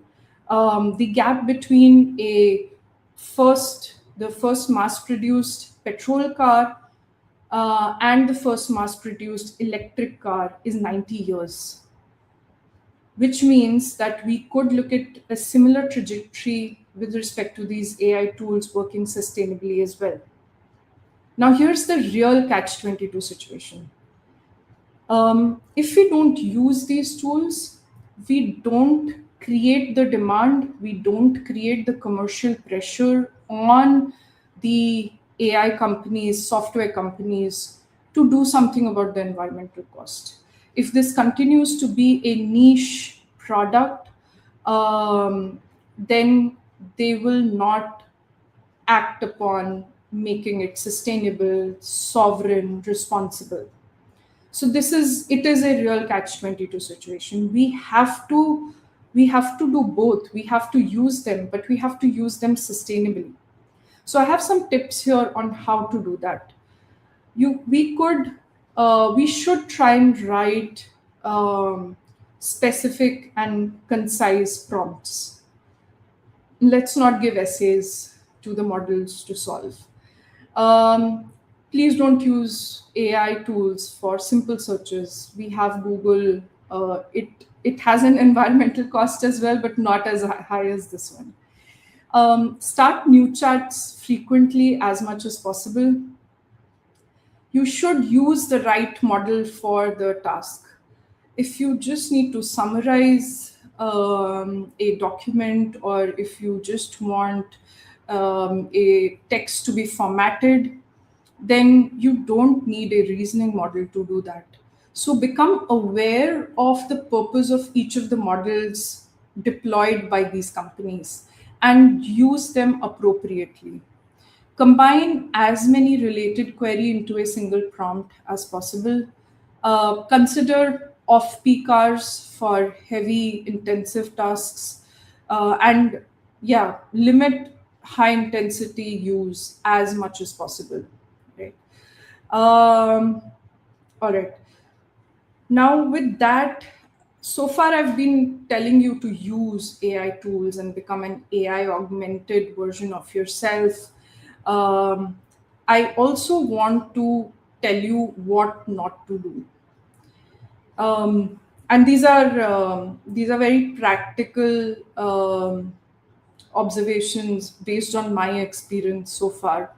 If you're filing for a patent, please don't use AI tools. Your IP lawyer will know, the person reviewing your application will know. They are at pace with these technologies, with the AI tools. It is your intellectual property, so they need to be your words, your ideas, your thoughts. Don't outsource them, right? Um, I'm sure, again, all of you must have heard of this. There are no free lunches in the world, or the more famous marketing version of this, that if the product is free, then you are the product, which is true for the AI tools as well, AI models as well. So, DeepSeek being one such example. Although it is free, some of their terms and conditions can be a cause of concern. So pay for these tools. Find a tool in your budget. There are many models, many tools out there in the market these days. Find something which falls in your budget.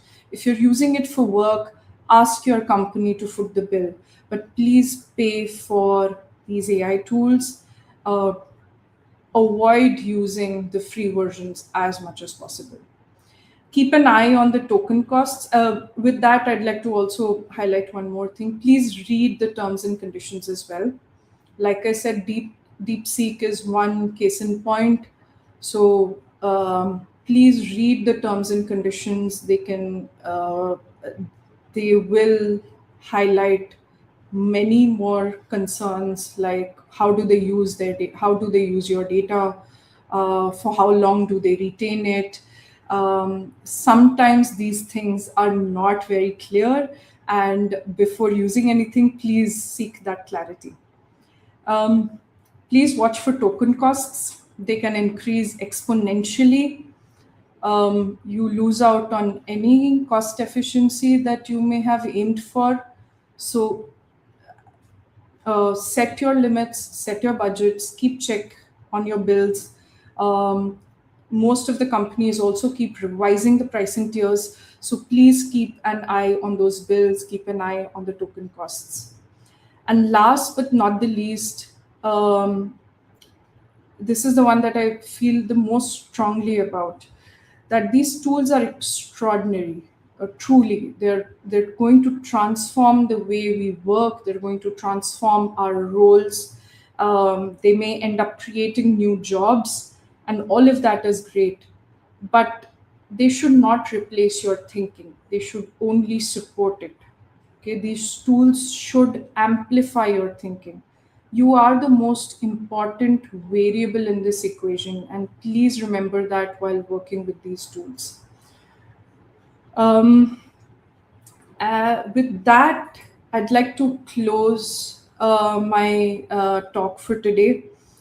And I'd just like to leave you with a thought that 60 years ago, Dorothy Vaughan didn't just worry about the mainframes.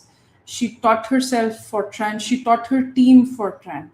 She became the person who could work with the technology that was eventually going to replace her.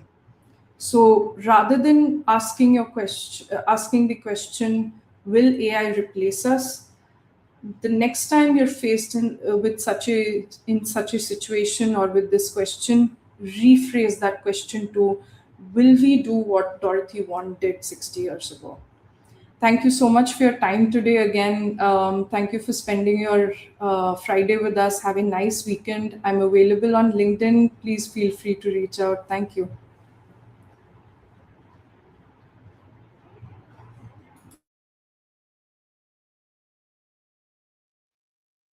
I Meenakshi, got, you're on. yes, I got carried away with all the excitement. I forgot to unmute the mic. Such practical advice there, Shreya.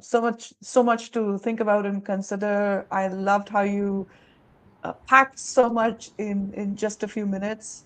We have questions for you. I'm going to take just a couple of them. Um, and I invite everyone to connect with Shreya. And also, I put in a link to our podcast episode. Shreya talks about AI. AI is one of the topics that we talk about on the podcast. So do check that out. And yes, I'm seeing more comments here. I want to pop this one up from Sajid, who's going to join us later on the stage, as he's going to when he talks about the AI skills showcase. So bringing the conversation around sustainability into the discussion, that was something that there's a lot of resonance in the audience around that. That's also something that I personally sit with. And those here who know me know that given where I live, so I live in Loudoun County in the state of Virginia in the US. If you already don't know about it, look it up. We are pretty much the data center capital of the world. You know, every 6 months, one green space gets converted into a data center. That is my reality, physical reality of where I live and what I experience. So this conversation around sustainability and all the practical tips that you gave us, and also really thinking about how might we become an augmented version of ourselves, AI augmented version of ourselves.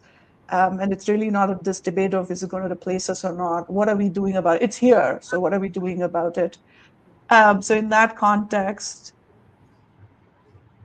yeah, lot of gratitude coming your way.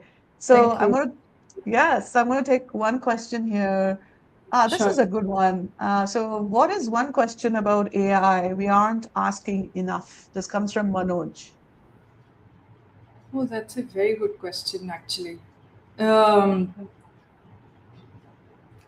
One, I would say there are 2 points that come to my mind. One is again about sustainability. We should be asking, where is the data residency lying?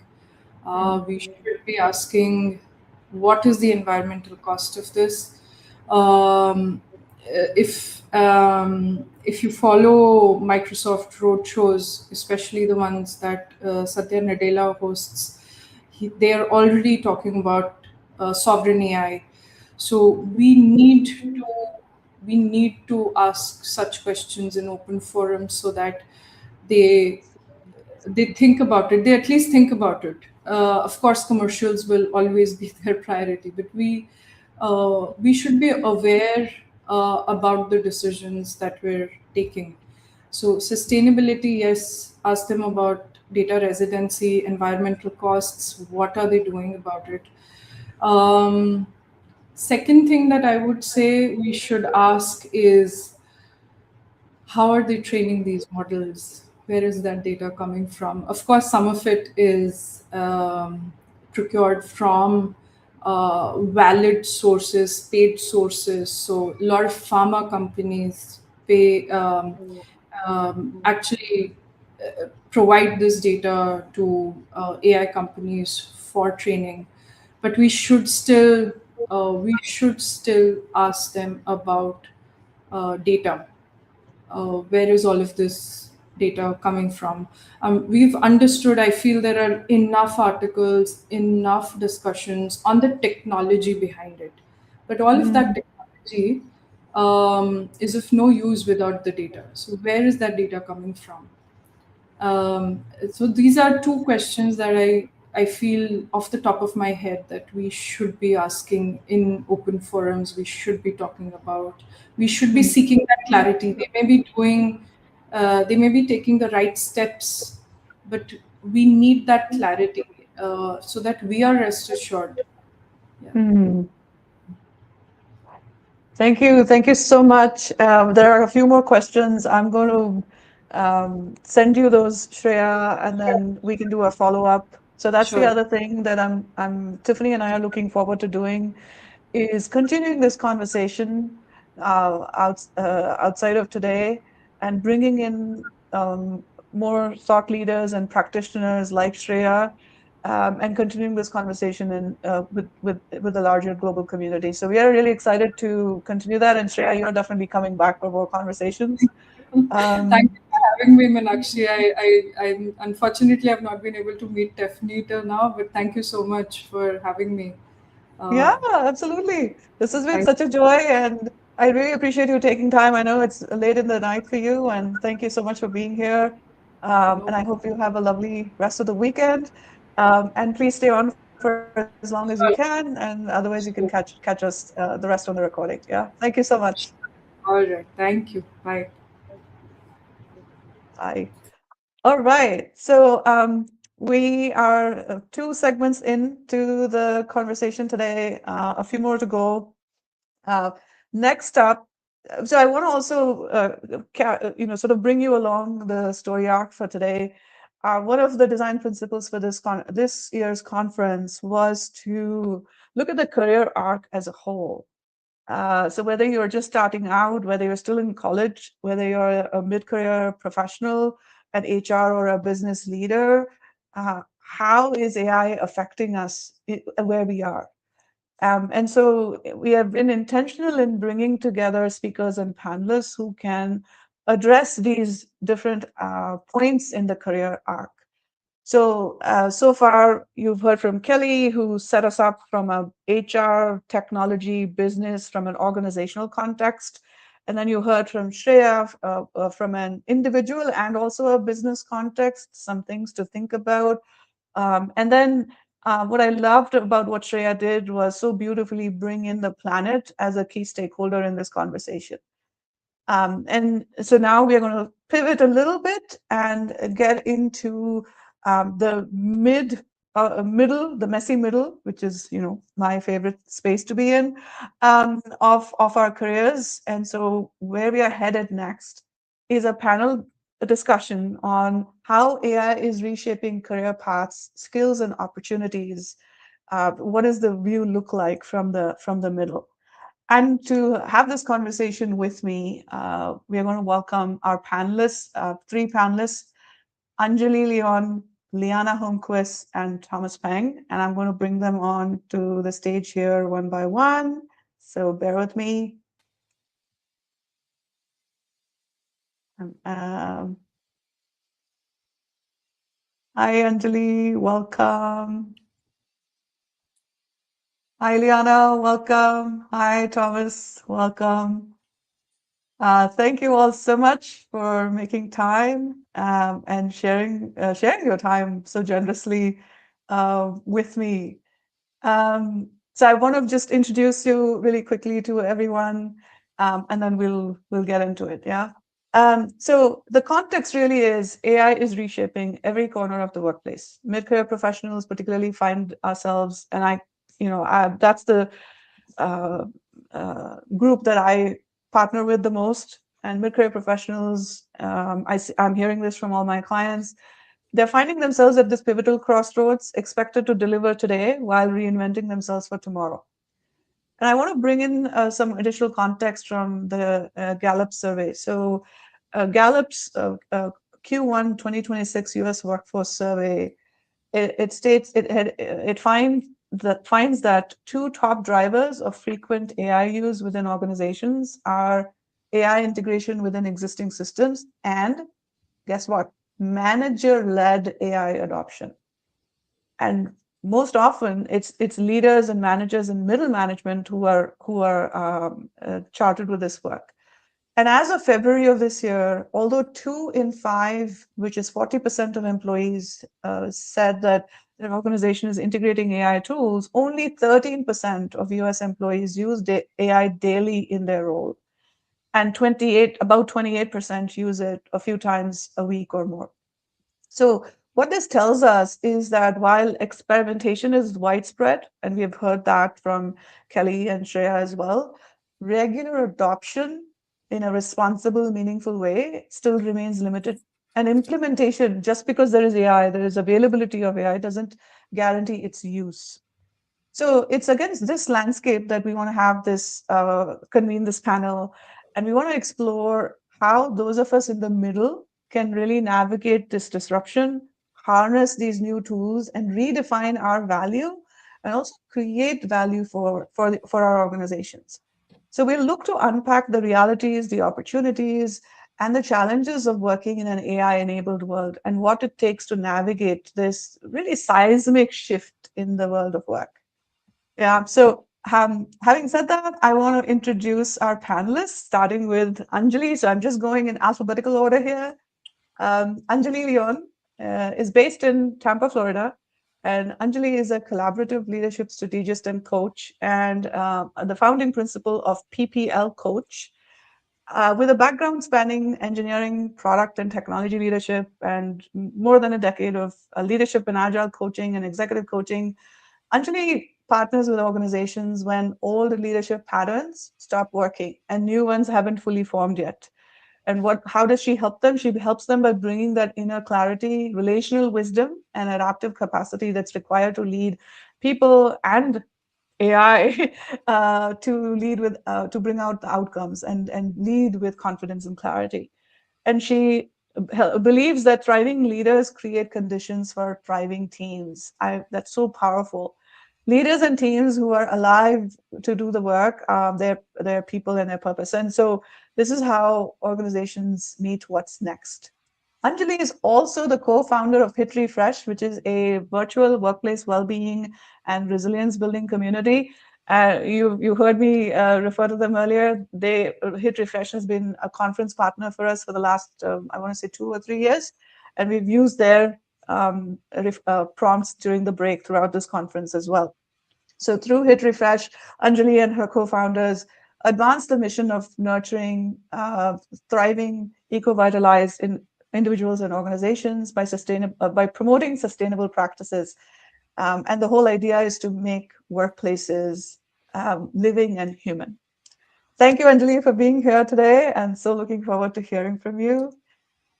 Thank you, Meenakshi. Thank you for having me. Absolutely. Next up, Liana. Liana is an intuitive product leader, and her whole focus is on helping shape how humans and intelligent systems communicate. Liana is extremely passionate about making AI actually feasible and usable by humans, and she specializes in AI enablement, product ownership, and NLP, neuro-linguistic programming, behavior modeling, blending technical depth with a sharp instinct for language and user experience. And she loves to be in part of fast-moving and collaborative environments, and she brings analytical problem solving, people-first thinking, and a love for all things AI. Liana also is one of my guests on my podcast, and her episode, our conversation, will drop next week. So stay tuned, and we talk a whole lot more about AI in that conversation. Liana spent a lot of time at IBM, where she created an AI-based product, which was an investigative prototype for detecting linguistic red flags in cold case interviews. And she has been in that space, and in the podcast, you will hear about how she reinvented her own career, and is now thriving in the AI space. And Liana is based in Austin, Texas, in the US, where it is 10 to noon time. Thank you so much for joining us, Liana. Thank you for having me, Meenakshi. Absolutely. And lastly, Thomas. Now, Thomas is based near where I live in the Washington, D.C. area. And he is a technologist and an executive leadership coach and a strategic thought leader. He's all about building resilient systems, inclusive cultures, and organizations that are ready for what's next. Thomas is known for his empathetic leadership, collaborative problem solving, and a proven ability to drive meaningful change at the senior-most levels of an organization. And Thomas wears many hats. He's a technologist, a leadership coach, and he's also a volleyball coach. And he's a trusted partner to executives and teams alike. And one of the things that Thomas is really good at doing is aligning stakeholders and building really strong cross-functional relationships that create long-term, high-impact partnerships. And he's also a committed champion of diversity, equity, inclusion, and belonging. He has served as an executive sponsor for multiple employee resource groups and is dedicated to facilitating dialogues that foster cultural understanding and belonging. What a great panel. I'm just so excited to have all of you together on one screen. And oh my God, the comments are already popping up over here. I'm going to pop a few in here. Sajit already has a question for you, Anjali. And we have more questions here. Oh, this is great. Thank you. Thank you, everyone.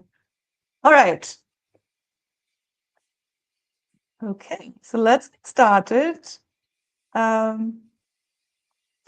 am going between a bunch of screens here, so I really appreciate everyone's patience. Okay, so I'm going to start off with you, Anjali. And the first question I have, and this is for all of you, what are one or two significant strategic shifts that organizations are making with respect to AI implementation and adoption? And there's a part two to that question, but I'm going to wait. So what are you seeing as one or two significant strategic shifts organizations are making with respect to AI implementation and adoption? So strategic is an interesting word that you bring up. But before I go there, Meenakshi, I just want to say my thoughts to Tiffany and her mom. I really feel bad that she's not here today. And I really appreciate how you have adapted and the composure that you have shown through that change and some of the technical issues that we've been experiencing here today. So really, really appreciate that. So you talked about what kind of strategies we might be seeing. So from the windows that I am privy to, as a matter of fact, there's not very well articulated strategies I'm noticing. However, there is a perception of what that strategy is. And what I'm seeing is a strategy of FOMO, fear of missing out. A lot of organizations are jumping into AI because they don't want to be left behind. And it's coming from that place of fear. And I think it's landing on others from that place of fear as well. So I would love to hear from the other two what they are noticing, but this is what I'm seeing. Thank you, Anjali. Liana? I'd say I see that. I think the biggest thing I'm seeing is companies are sort of changing from a position of let's test this out or let's kind of look into this to actually, all right, we're going to start using this now, actually trying to adopt AI tools. And the difference with this tool, with these kinds of tools, it's not your traditional tool in that it doesn't come with like a user manual. This tool is the kind of tool that adapts and adopts and changes, and it completely can fit into any individual workflow and can mean something completely different to you in your role than it means to someone else in, in accounting or finance or another role in the company. And it's so flexible and adaptable, and there's no one rule on how to use it. That's part of the challenge I feel that you're describing regarding companies are not always doing a great job of rolling this out because it's a new beast. So there's a lot to be, companies are trying to move into this space, and partially because they feel like they should, the FOMO thing, but also it's such a different kind of tool, different experience, that they're having a challenge, a real challenge, communicating it and rolling it out, well. Mhm. Thank you. I love what Alex? you're. Yeah, I love what you're just saying, and I like how you kicked us off, Angela, with the FOMO, because I actually think like Meenakshi, like just deeply thinking about the way we talk about these things. Even the metric you opened up with is a FOMO metric, or maybe an anti-FOMO metric, which is like, oh, they're only using it 13% of the time. And we all know this. We're in the business world. We talk about output metrics versus outcome. Who really cares? And that's one of the shifts, right? A lot of organizations, they're able to say, hey, we have this many users, this many people have used our internal chatbot, right?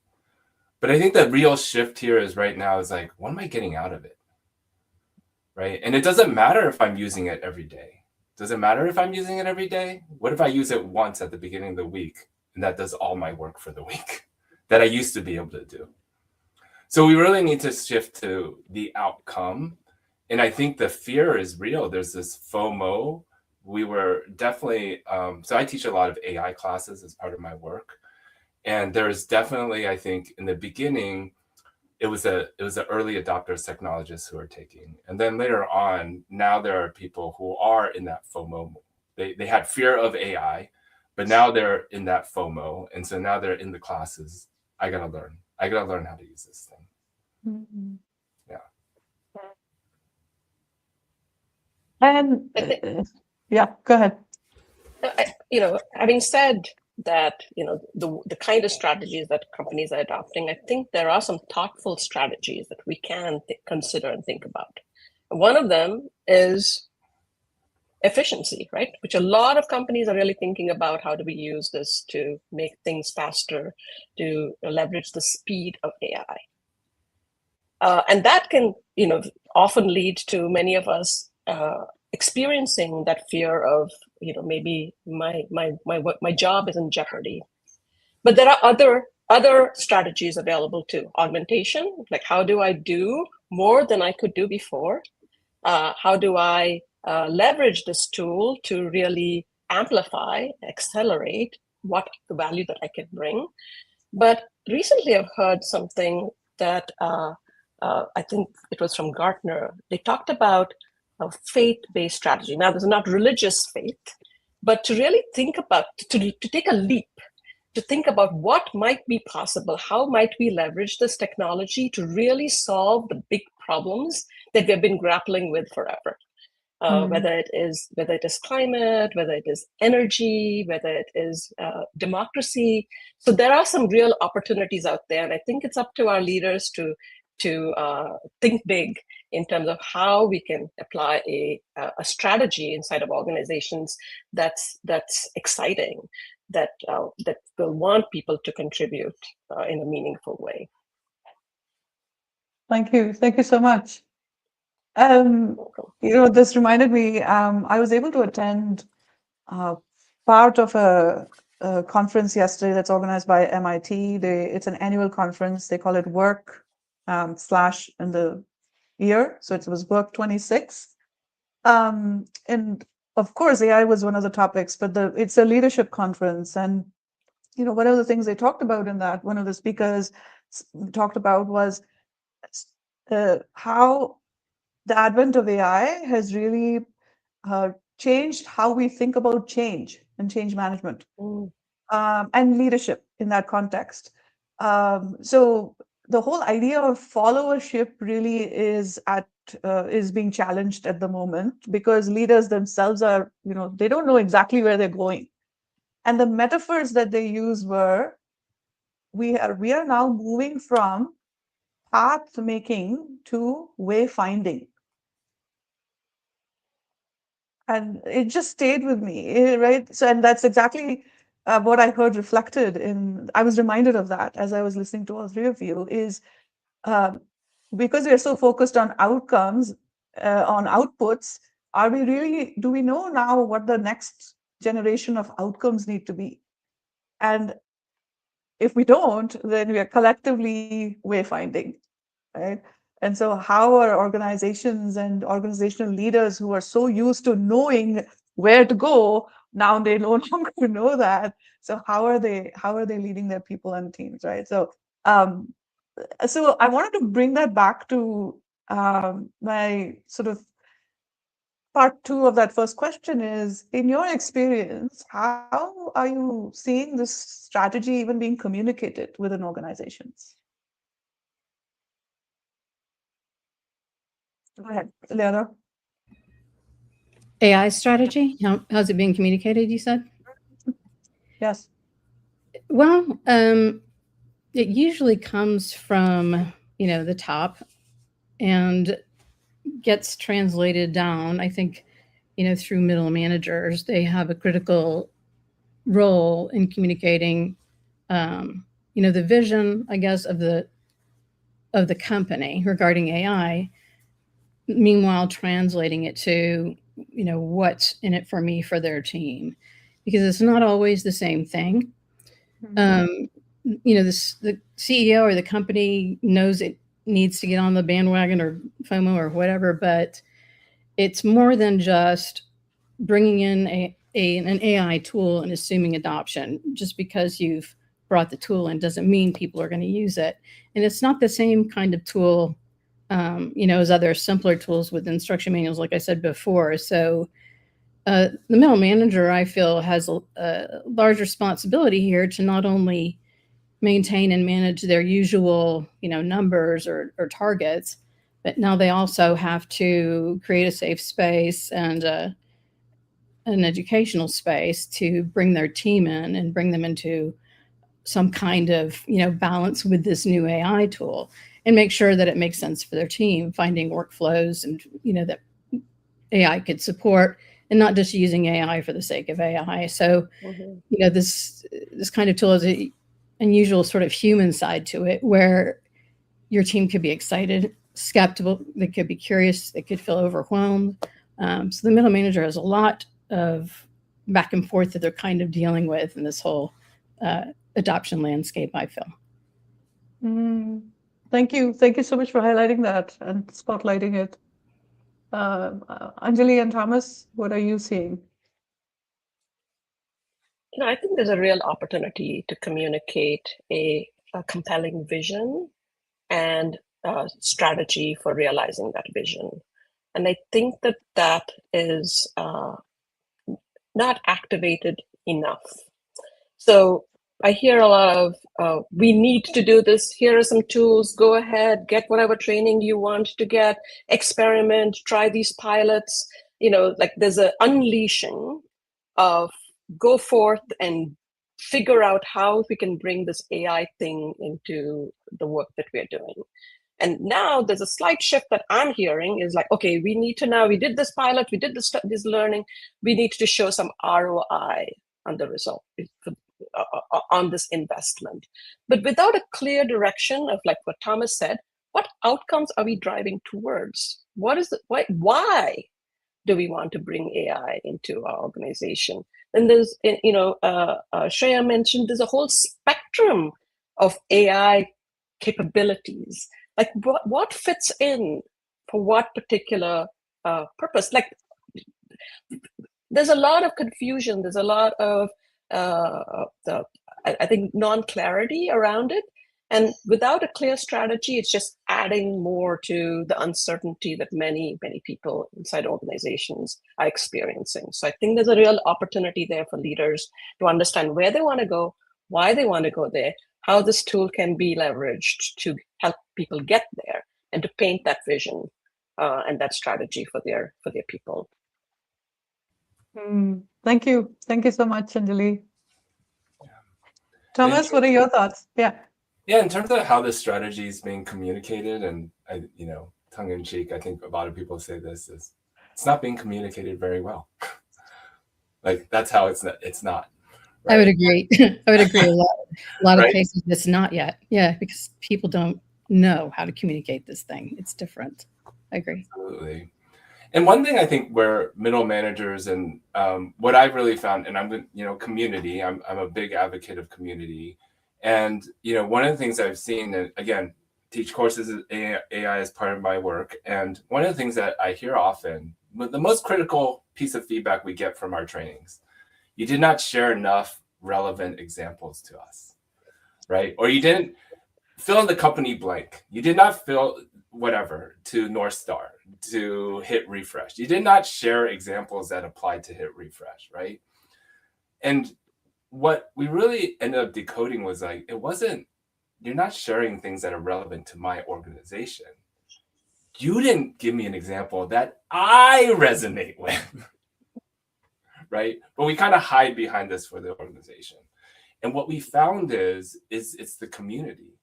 The learners love hearing from their colleagues about how they're using it. And I think this is where middle managers, can really help facilitate this and that fill in that gap that Leanne was talking about between, kind of what the executives are saying and, kind of the people actually doing the work, is actually building these communities and sharing not just what the ROI was, but what did we learn from it, right? I know probably a lot of our old heroes are defunct, but Thomas Edison, right? Like how many filaments did he try? But he found so many filaments that didn't work, right? And even sharing that, going back to the energy usage. So if I tell someone AI is really horrible at doing this, and then my whole team doesn't use it for that, they don't even play with it. Think of all the electricity that we just saved because someone shared, this is a bad idea. Do not use AI to do this. And then, but once we find the use cases where it is useful, we can use an effective usage of that. And I am happy to hear that token costs are starting to increase, because what that means is people actually need, because, hey, you always start with free, right? Let me give you this thing. Let me get you using it. But now that token costs are increasing, the use cases where they are very effective, those will continue to be done. And then the rest of it's going to be like, no, you are no longer using AI to create a funny video for the start of the meeting. We are stopping that and nipping that in the bud, because that's costing us way more than you think. Yeah, those are my thoughts. That was it. Okay. Just wait. Can you still hear me? Mm-hmm. Yes, again. Okay. For some reason, I'm showing as my mic is muted. Apologies. It's technology. So that way we'll always need humans forever.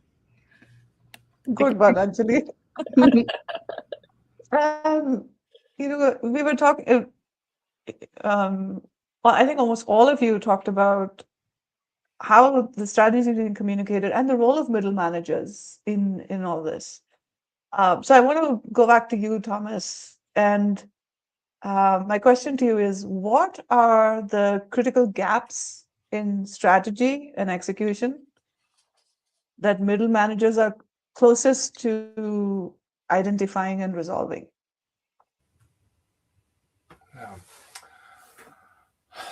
I mean, I think going back to what we were talking about, what are the gaps? The gaps are huge. First, let's admit that, right? And I think it's really an opportunity for middle managers to help fill that gap and bridge that gap by having conversations with their team about what training, Leanna was talking about what training, what kind of things do they need, what is the resistance, like really understanding that team and going back, right? Like that's the job of a middle manager. I used to call it floating balloons, right? So you go to executives and what you do is you float an idea, and did they pop that balloon or did they let it fly? Right. And so part of the middle manager's job is to get ideas, get inputs from the team and go and float a bunch of balloons with executive leadership.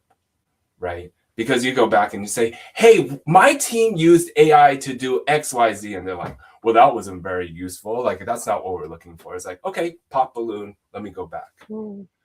Sometimes senior leaders aren't even exactly sure there's a clear vision. But right, a lot of the places I spent is where there's a clear vision about, hey, we want to go here, but the gap between that vision and execution is so wide.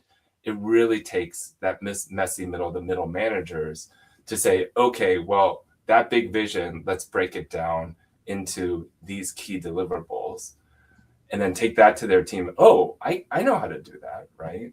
And then be able to go back, right? So, so for example, yeah. Anyway, I think that's the key thing, is really filling the gap. I mean, there's so many missing parts, but I'd love to hear from my colleagues here what else they think.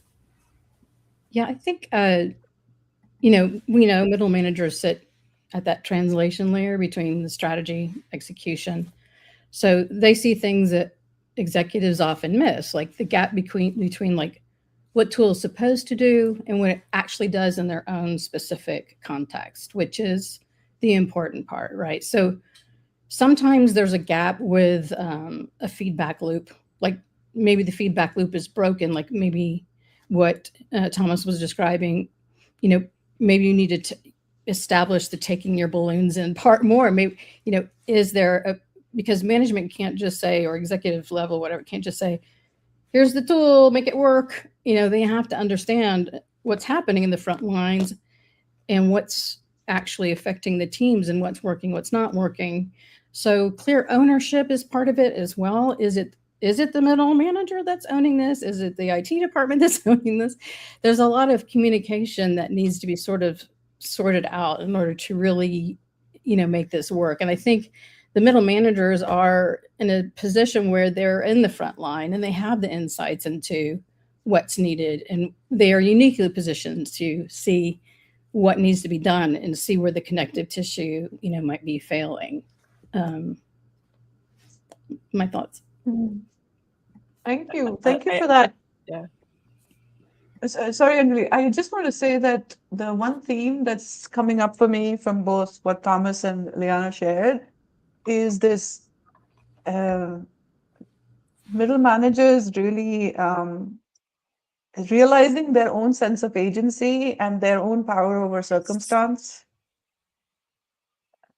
Right. And so it goes back to their core human skills of how much are they investing time in understanding the impact of using AI on their teams and their workflows, and how much are they advocating for their own teams and their team's experience with the senior leadership team. That metaphor of the floating balloon, that's so vivid, and Yes. I think that's such a memorable one for me from this conversation. And to Liana's point of middle managers are in that translation layer, and traditionally it has been, but I think there's a new opportunity for middle managers from establishing their, I wouldn't even say establishing, really reframing their relevance in organizations, because it's every other day you get to hear in the news that or companies think that they can do away with all their middle managers. Well, you can't reimagine workflows that you don't even understand in the first place, right? So, and that's where middle managers really come in. So I just want to call that out. It really struck that both of you had the same sort of theme there. I just want to call that out. Over to you, Anjali.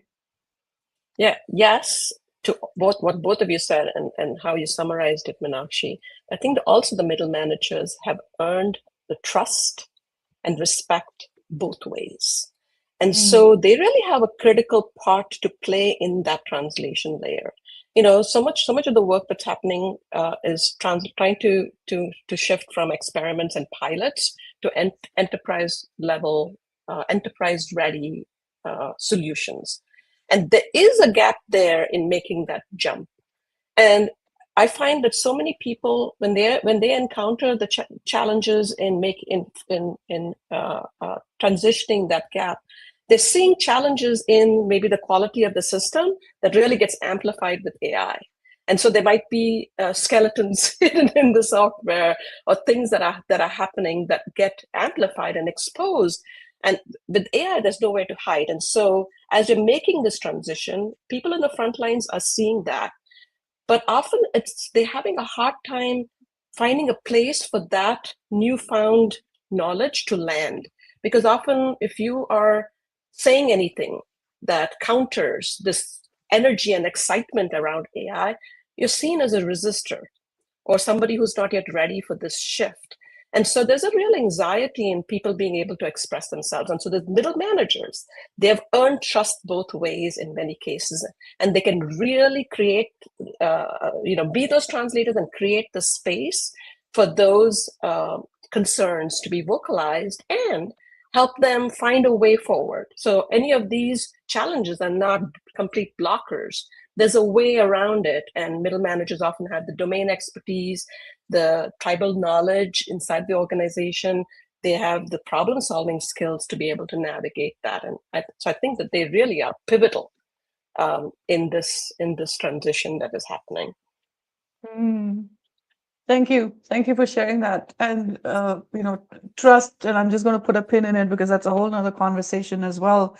Trust from between humans in an organizational context, and also trust has taken a whole new dimension in the context of AI use in professional and personal contexts.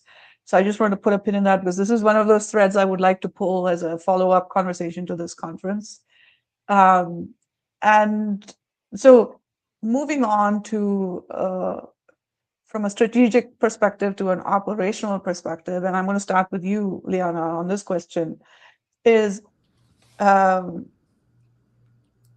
managers in particular are caught between the operational demands and the strategic mandates coming from the top. And so being stuck in that sort of difficult position, if you will, what safeguards should they put in place to help themselves and their team avoid missteps and to ensure that the use of AI aligns with policy, ethics, and business goals? Mm-hmm. I'm going to take a step back in my career for this question. Before I came into working in AI, I was working in cybersecurity. I was actually a lead for our annual cybersecurity education. And this is the kind of thing all companies have to take this like annual mandatory training. But one of the key takeaways from those trainings is your first line of defense against infiltration or a hack attack is the employee, right? Because it's the employee who might be getting that suspicious email or might be getting that weird phone call or that weird text that as soon as they hit okay, click on that link, causes the problem. And it's to me, it's a mistake to see AI governance as a technical issue. A lot of the risk, again, is a human issue. And I don't mean that in a bad way, but people's judgment, their processing, what are they using the tool for? So I would suggest that you ingrain into your teams to use a pause protocol. Before you use AI on anything consequential, ask 3 questions. Is this data I'm authorized to use? Would I be comfortable if my leadership saw exactly what I was putting in here?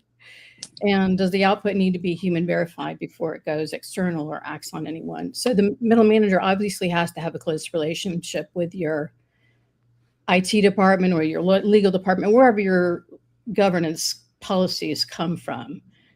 Ethics is another aspect, so that you can be familiar enough to make sure that your teams clearly understand it. Because in my opinion, it's not just about using AI, but it's about using AI safely and smartly, because people are very clever about getting into corporate structures and information, and AI is just another avenue for them. So you have to be very, very vigilant and be responsible about making sure your teams are aware.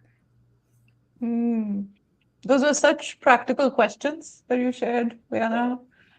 Am I using it well? Would I be comfortable putting in this data? Will my leadership be okay with it if they saw it? And does the output from the system need to be verified by a human?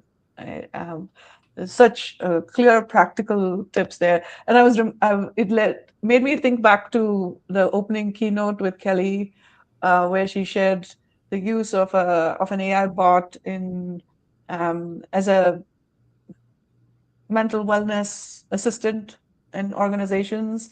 And then there were questions and comments around health data being generated and what happens to that and what are the guardrails around sharing that and such. So I was reminded of that. Yeah. Yeah. Yeah. And thank you for sharing that perspective from a cybersecurity standpoint and bringing that experience to play.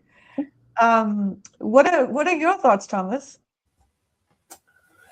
Yeah, I wish I could. So I spent a good part of my life working in mission-driven organizations, and there's really something wonderful about that, because when you start to use technology or you do different things, even from a cybersecurity standpoint, I've done some cybersecurity in my past as well. And what do you do to connect with that, right? It's this thing we have to take. Okay. But like, if your organization is serving a certain community of volunteers, right?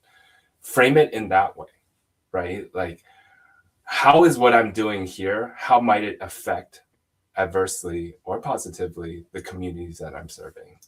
And I love, there's this podcast, I wish I could remember the name of the leader, but they were in charge of taking over a healthcare organization, and they were really concerned about patient safety. And so in a big town hall, that leader said, I care about, follow the policies and procedures.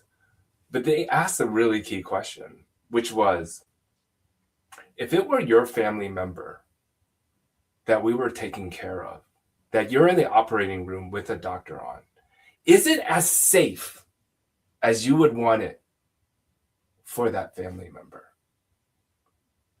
And then there was a long line of people out the door talking to them. So a big part of middle management is understanding your people's why. And I know even in big corporate organizations, people they have a reason that they're working there. How can you connect that why with the policies and ethics and procedures of what you're trying to do? And you really are establishing that culture, right? And so I love this other phrase I had heard once, because it was like, what do you do when someone on the team does something and that doesn't align with the culture? You very kindly tell them, like, oh, we don't do that here. Oh, we don't take our whatever, our beneficiaries, and we don't put them in an AI model and generate a video for fun. I'm sorry, we don't do that here. So clearly establishing the cultural norms and means, oh, we don't do that here.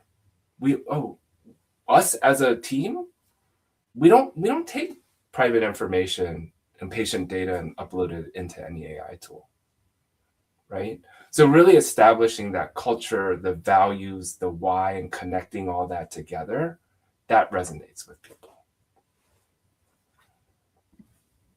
Thank you. Thank you so much for that, and for really making it so tangible. Stepping in from a vision and values perspective. Really appreciate that, Thomas. Thank you. Anjali, what would you like to add? It's an addition to what the two of you have said. And I was just thinking about, what kind of practical step could I offer as well? Because I think the practical things have been really resonating with folks today. One of the things that we assume is that people who are in the loop, the humans in the loop, are doing whatever kind of verification, or they are in the place of holding some safeguards. But how often does that just really skip? It's like whatever AI gives us is so big and so overwhelming. And we are under pressure, and we just say yes. So this is a practical step that I have taken. Maybe, like Thomas said, maybe middle managers can model this for their teams and engage their teams in doing the same. In that, anytime that I use AI to put out something, if I've utilized it, I actually have a little transparency statement on the bottom to say I've utilized AI for these things, like whether to analyze the data or to give me ideas, but I have vetted this information and I stand by it. So not only is it transparency, but actually it stops me, it pauses me, gives me that pause that Liana mentioned, to make sure that I am able to stand behind this thing that I'm putting out there, that I use AI to to create. And so I think in that's one of the ways in which we individually can take some responsibility for the places where we are expected to use our judgment, to use to validate the information that AI is giving us, to use our expert judgment to recognize when what it is dishing out to us with such confidence is actually a hallucination and doesn't have any basis behind it. So for us, take that pause, validate that information before you put it out there. And a way to do that is by actually putting your signature at the bottom of that.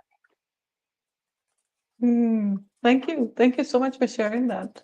Oh, And yeah, go ahead, Liana. Just add something there. No, no, I agree. I think that's fantastic, actually, to take to be accountable for. And this is a whole nother can of worms that we can get into in another discussion regarding being transparent about when AI is being used. These days you can assume it's being used everywhere, but you don't really know. So there's a lot of discussion, a lot of conversations around where responsibility is regarding transparency and use of AI, ethical use of AI, letting your audience know you're using AI. So like I said, it's a lot. It's a broad topic. Yes, absolutely.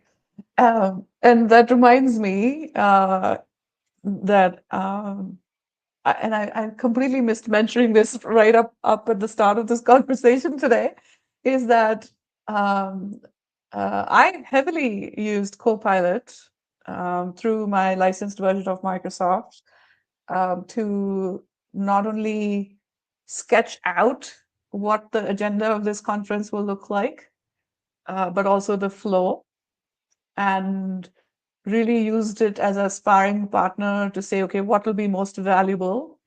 But the original thought came from a conversation that Tiffany and I had, and then I was using it to augment my abilities and my capacity, not my ability, my capacity.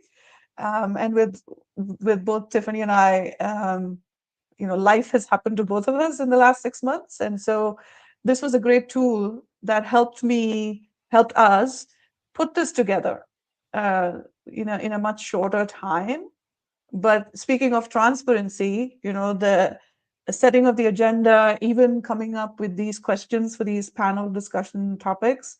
So it all originated with us in our human brains. And then I used Copilot to come up with an output in a much faster time. Like Shreya was talking about how, something she used in Excel and it did it in a few minutes. But you're absolutely correct in that I could resonate with what you shared, Anjali. Like, if the output from the whatever AI tool that you're using is so large or so dense that sometimes it is tiring. It causes a lot of cognitive overload and fatigue for the human brain to actually read through that and actually, literally sift through it and say, is this true? Is it a fact? Or is this what I wanted in the first place? So that's a very easy trap to fall into. And another thing, and I know, Liana, you and I talked about this in the podcast, which is just because we can do more, what is happening to the quality of our mental well-being? And is it leading to burnout in a different way, right? One more cause for burnout. And I often talk about this with my colleagues and even family members, saying, okay, give me one evidence where humanity has done something good with all the time that we have managed to save since the advent of the first tool, right? So I've yet to find that evidence. So that's my thing, that I my argument around this. But anyway, this is such great discussion. My next question is for you, Thomas, is again, we're sticking with the mid-career folks. So now a slight pivot and focused on people that work in technology, because that's one of the areas that's really sort of, I would say, I'm using air quotes, feels a little bit threatened at the moment with the advent of AI. So what are some of the most critical skills that mid-career technologists and product leaders must build in order to stay relevant as AI becomes embedded in software and product development? I'm gonna go with the human skills, like empathy. And I'll tell a little, like, just quick story. And as you were talking, asking the question, I just recalled this. Early in my career, I remember the software engineer, we were changing coding languages, something to Java, I can't remember what it was. And every meeting, I just sensed resistance from this engineer. And, went on, and I just said, hey, I got to reach out and just like, hey, what's going on? And just ask, lean in with that curiosity, right? And he shared that, this is working, I feel like I'm going to be replaced. I feel like, we're saying my skills aren't valued anymore. We've got to move over to this new technology. And I'll date myself, that was 20 years ago, right? I've been working in technology for a long time. There's always something new coming around the corner. And, I don't think AI is going to be able to do that as well. Maybe. I know earlier we heard about the well-being assistant and talking and being non-judgmental and all that. But in terms of noticing team dynamics, seeing what's happening, who's the person who has something to say but is not saying it in the room or in the virtual space, the human skills are going to matter the most. And with any technology revolution, and I know some people say this is bigger than that, but having the curiosity of what's possible and having a culture or a skill of excellence, meaning you're looking to improve those outcomes for those that you serve or for the outcomes of your company, whatever it is that you do. As long as you're looking at those things, and then lastly, I'll also say making space, right? Because how many times do you hear people, I remember actually talking to several people that are like, oh, it's great you're teaching this AI stuff, but you know what? I don't even have time on my team. We're trying to execute. We never have the time unless we make the time. And setting out for retreats, half-day retreats, mindfulness sessions, whatever it is, clearing your head, someone said forest bathing. I love that phrase. Someone said that in the chat earlier.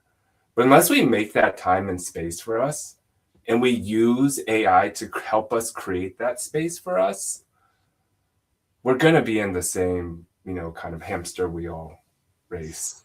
And we're just going to keep going around and around. So making space. Yeah. Spoken like a true coach. Coaches Week and all. This is great. Thank you. I love that you brought it back, the focus back onto the human skills.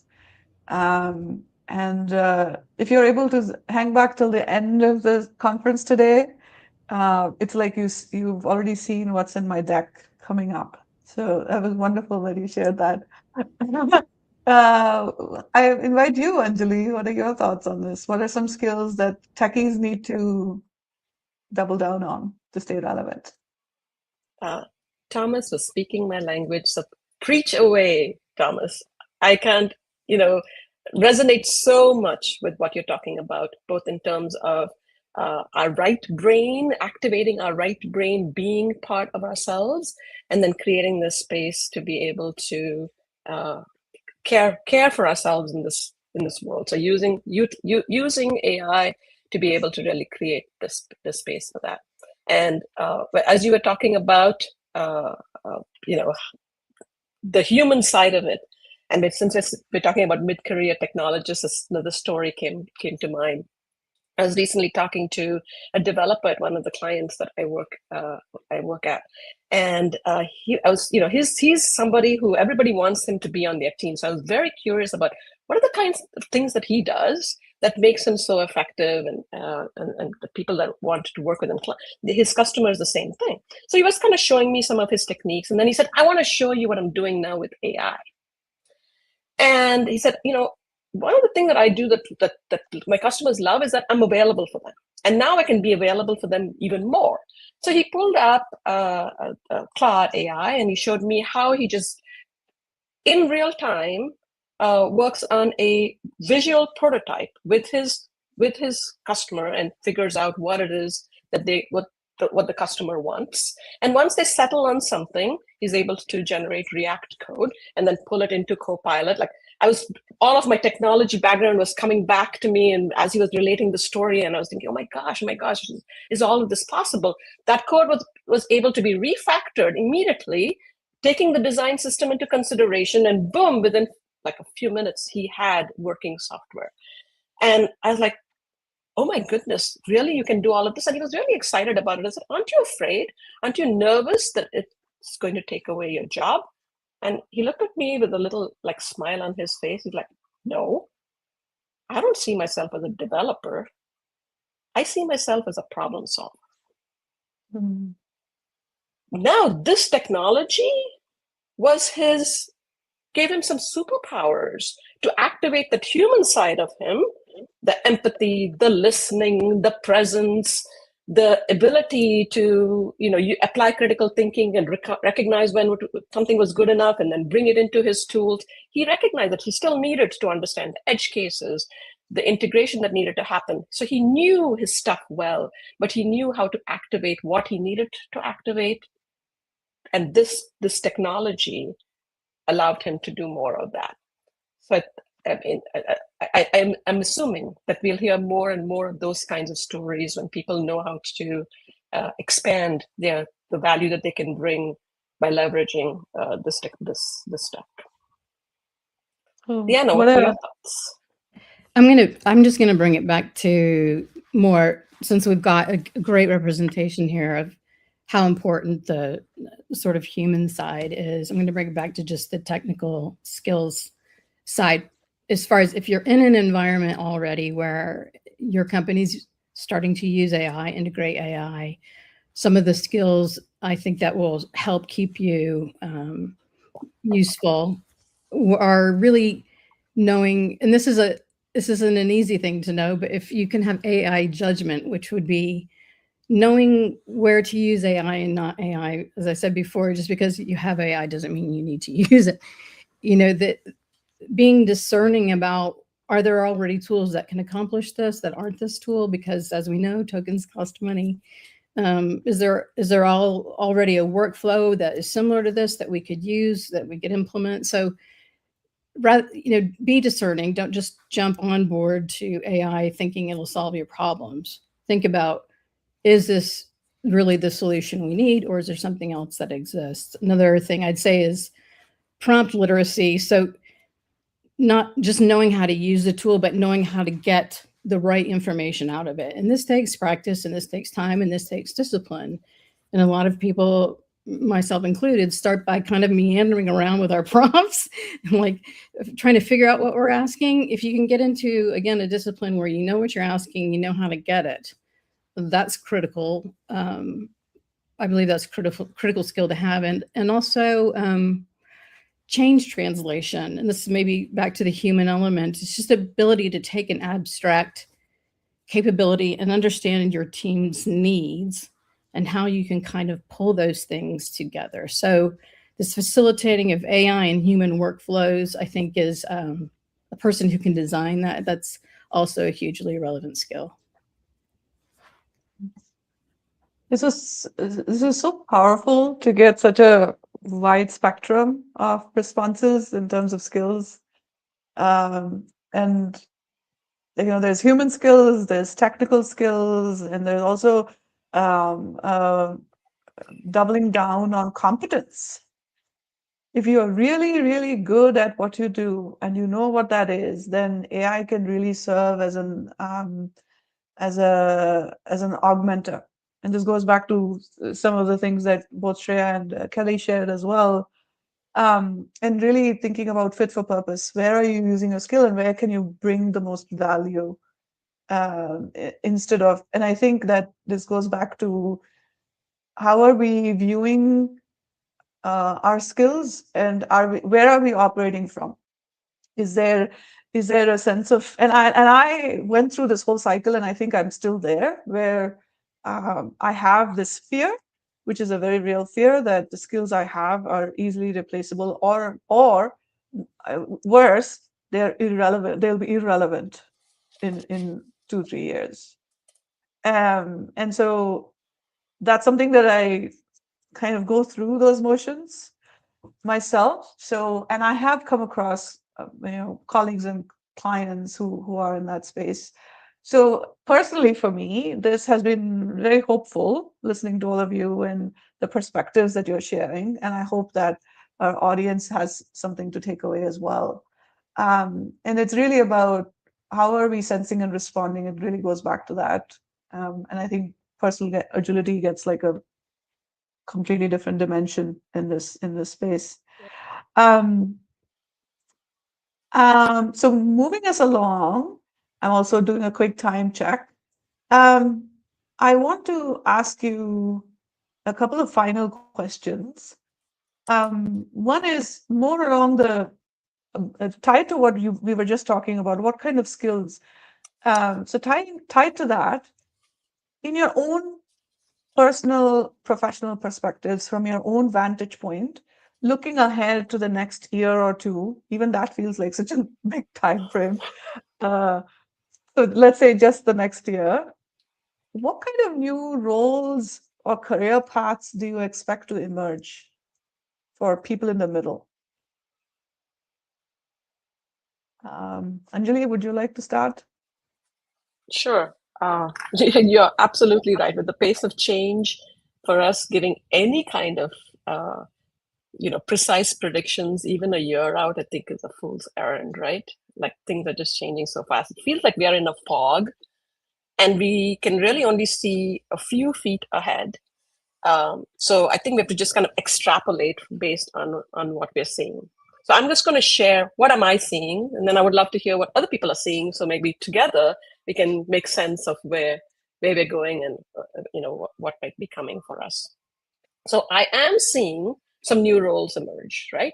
So I'm seeing like chief AI officer, AI strategist, AI architect, AI product manager. I can see the expertise of the two kind of coming together, and I think that those roles are going to be important and emerging in these next year or two, because we still need people with that AI expertise as we're bringing this into our organizations.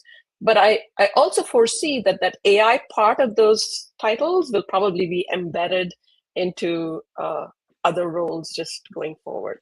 So I don't think that there are too many new roles that will emerge, but think like all of you said, there's an evolution of our existing roles.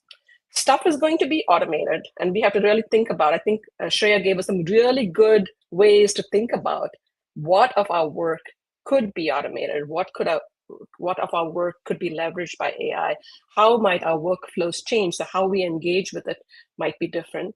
And then what new things we can bring in, because the capacity that we now have of things that we might have thought of doing that we never had the time or the capacity to do. So I think over time, and this is the continuum, I think it's a forever thing about this evolutionary shift that's going to happen. And I don't think it's going to be like suddenly roles will just disappear or new roles will just suddenly appear. But looking back a year or two from now, I imagine that we won't recognize the current role they're in, right? Like the value that we're creating today will still be created, but in new and novel and more ways. And I think that evolution is what we can expect. Thank you for that perspective, Anjali. Yeah, Thomas, what are your thoughts? This is a little bit.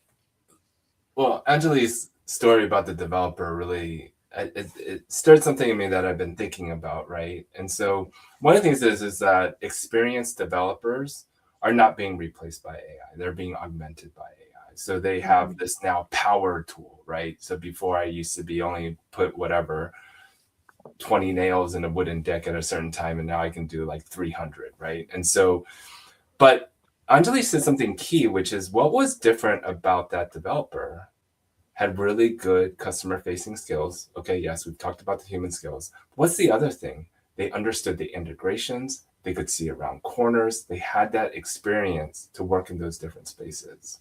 I think the software technologies field is going to experience a problem. And so this is what I would kind of say. I think there's going to be more apprenticeships. So how do software engineers gain that experience today? They have to write the code, they're doing the situations, and that's how they learn. And after a decade, they have this great experience, they understand these integrations. Well, maybe we don't have that anymore. So what if we have apprenticeships where software engineers are being apprenticed with an experience, a master software engineer, and watching them do this stuff and being like, wait, hold on. How did you know that that was going to be a problem? Well, whatever, and having that tutorial, that apprenticeship, I think otherwise we're going to run into a lot of problems in technology, right? Yeah, you can create all this stuff, but is it AI slop, right? And I think that speaks through of a lot of these things. Like, why is it that I, someone who's been working for decades, can better discern AI slop and say, hey, this is garbage, this is not good, faster than someone earlier in their career? Well, because I've worked with people. I know, okay. So how can I now start to teach that to someone early in their career? So early in their career, they can use AI to do the power tool properly and do those things. So I think there's going to be an increase in apprenticeships. And I think we need to think about in workforce development how that happens. The first thing that came to my mind when you said that, I was like, oh, I have hope. I can be an apprentice. Over to you, Liana. My thoughts about the hybrid roles we might see in the future are very much, I think, the valuable roles, and I know this from personal experience, are really at the intersection of AI literacy and deep domain or technical knowledge. So as Thomas pointed out, pure AI technical roles are, like developer roles are increasingly becoming automated. So I feel the durable career path is being the person who understands both the human context and the AI capability well enough to make them work together. And these are kind of, purple unicorns. They're not as easy to find as you think. So I think there'll be increasing demand for people who can bridge silos. Organizations need individuals who can connect technical capability with operations, employee experience, risk management, like we talked about, business strategy. So I think this is the kind of hybrid we're going to see being in demand more and more. That was super insightful. Thank you. Thank you for that. And, the same conference that I was referring to earlier, the Work 26 from MIT, Professor Linda Hill, she has a new book that's come out. Oh gosh, Genius, and I'm forgetting the name of it. It'll come to me. And she talks about the ABCs of leaders, architects, bridgers, and catalysts. And what each of you shared reminded me of that framework of thinking about leadership in the age of AI. Architects, bridgers, and catalysts. There's a whole article that I found. So, by the way, we'll create a shared drive and we'll share all these resources. But that's something that came to mind as you all were talking. This is such a amazing conversation here. We are going to start wrapping up, and I want to invite everyone that's here and anybody who's just joined us, welcome. We are just about at the midpoint of this conversation today, and we will be taking a 10-minute break in just a few minutes. And so far, we've had a keynote, we've had a featured talk, and in this panel discussion, we are going around the career arc and talking about the impact of AI on us and talking about what's now and next. And with this panel, with you, Anjali, Thomas, and Liana, what I'd love to, my final question for all of you, each of you, is as we close out, is can each of you share what are your top 1 or 2 career strategies as you engage in an AI-enabled world? And we'll start with you, Liana. Sure. I can't. I already have mine ready, Meenakshi, because we've talked about this before. But my first piece of advice is don't let AI happen to you. And that means pretty much what it sounds like. Don't sit back and wait for disruption to arrive at your doorstep. By then, it's too late. Get curious early, explore some tools, even if you're just exploring them at home. Get to a point where you understand how the tools work before your manager comes to you and says, guess what? We're implementing this now. You want to be the person that goes to him or her and say, hey, I understand we're most likely going to start implementing AI tools. I already am familiar. I already have thoughts. So again, don't let it happen to you. Stay ahead of it. Don't be forced to react to it. The second one is stay frosty. Things are moving incredibly fast in the field of AI. Every day, something different is happening. It's constant change. So keep your, eyes open, your ear to the ground. Watch what's happening in your organization. Organizations are flattening out. Roles are changing. Like we just talked about, workflows are evolving. Just stay frosty and stay aware and stay informed and stay adaptable, most importantly, because as I just mentioned, these hybrid roles, people who are adaptable, communicators and translators are going to be critical in this time of AI adoption. And the third thing is don't listen to the headlines. Do not listen to these depressing clickbait headlines. AI is replacing your job. It's not replacing your job if you don't let it. It's all within your power. And the people who survive are those who stay curious and those who investigate and experiment. And I encourage you to do that and to ignore the headlines that say anything about where you're going, because only you know where you're going and only you control your destiny. That was fabulous, Liana. And I have to put a plug in. So stay tuned for the podcast episode to drop next week. And you'll get more of the context of where Liana is coming from and how she reimagined her career and to get to do what she does now. So there's a backstory to it, and stay frosty. You'll hear that. Thank you very much, Liana. Thomas? Oh gosh. Very similar. I feel like different words, but like I would say confidence, curiosity, and humility, right? And so confidence is number one, is that like if we're in that FOMO or we're afraid, like you're not at your best, right? When you learn, when you have confidence, hey, I can learn this. This is something I can learn. This is something that I can do, right? When you fear and you're thinking and you're beating yourself up, oh, I didn't do it yesterday like this person's better than me, you're wasting your time. So you got to have the confidence that this is something you can tackle, overcome, etc. The other thing is curiosity, right? Like it's got to be there, right? Curiosity. Okay, that use case that I heard wasn't quite, but how might it work in my space? How might I be able to take what I learned about that, instead of just making fun, oh yeah, I can help you plan your vacations. That's like, oh, that's not a work thing. Okay, well, if it can help, what is it that it's doing, right? Be curious, right?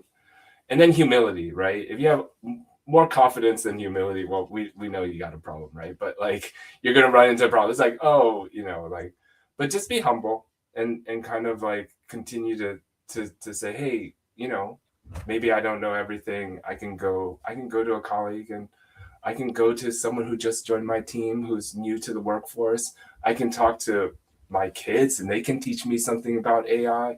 I mean, you can learn from anywhere, anyone. And the only way you can do that is you're humble. Thank you, Thomas. Confident, curious, and humble. Anjali, what do you got? I resonate so much with both Thomas and Liana and all of that they shared, and I can see that it comes from real personal experience because you have crystallized that advice that you're giving to others. So I'll just add one more, and it comes from that story of that developer again. So yes, that developer used their deep expertise. Yes, they figured out how to use AI.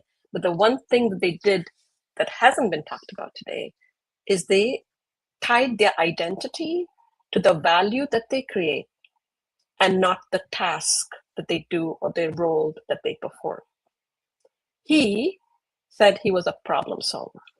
And so I think the biggest strategy that we can all have is to reframe our contribution, the work that we do, in terms of the value that we create and we contribute. And that opens up a whole new world. It doesn't matter what comes our way, we can figure out a way to bring that value to life.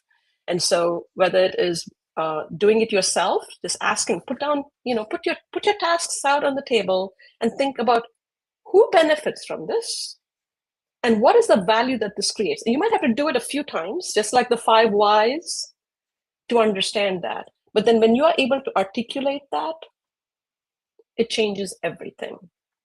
And if you can't do it yourself, work with a coach like Meenakshi, who does strengths-based training, who does exactly that. Or come to me. I do energy-informed coaching in terms of what are your natural energy for the impact that you want to create in the world. And I think it is onus of all of us to be able to define what that is for us. What a powerful way to wrap that up. Thank you all so much, Anjali, Liana, Thomas. Thank you so much for your time and your wisdom and your generosity and the authenticity with which you shared that. So much to take away from, and you are really helping us move very meaningfully towards one of the outcomes Tiffany and I were hoping to create for our attendees, which is to get clarity, get a sense of hope, and cut through all this noise and really get to, okay, what are some practical things that I can do regardless of where I am in my career. And I feel so grateful and so it's very heartfelt for me that all our speakers so far, including this panel, have done that for us. And so this is just fantastic. Once again, thank you all so much. With that, we're going to take a quick break. And before that, I just want to, and again, invite everyone to connect with Liana, Anjali, and Thomas on LinkedIn, and come back to watching the recording again if you want to revisit some of the many gems that the 3 of them dropped in today's conversation. And I hope that we all are able to keep up, continue these conversations. Yeah. So thank you all very much, all 3 of you. And I'm just going to share. Please continue to share your questions, thoughts, and takeaways. Any questions? We're not able to get to all the questions today, but we'll be sharing those back with the panels, and we're going to bring those into the future conversations that we want to hold as a follow-up to today. Again, an invitation to support our conference, totally optional. And as we take this hit refresh inspired break, think about the one way AI has made work easier recently, and the one way you've stayed grounded as a human. Let's take 5 minutes, and when you come back, share that in the chat. And up next, we're going to have the pleasure of sharing time with Sajid, who's going to host our AI skills showcase. Yeah, so we are moving along the career arc, and so we'll see you back in about let's make it 10 minutes. So it's coming up to 2 o'clock Eastern. So we'll meet back at 2:10 Eastern in 10 minutes. All right. Enjoy your break. Meenakshi. Thank Thank you. you. And Thomas. Thank you.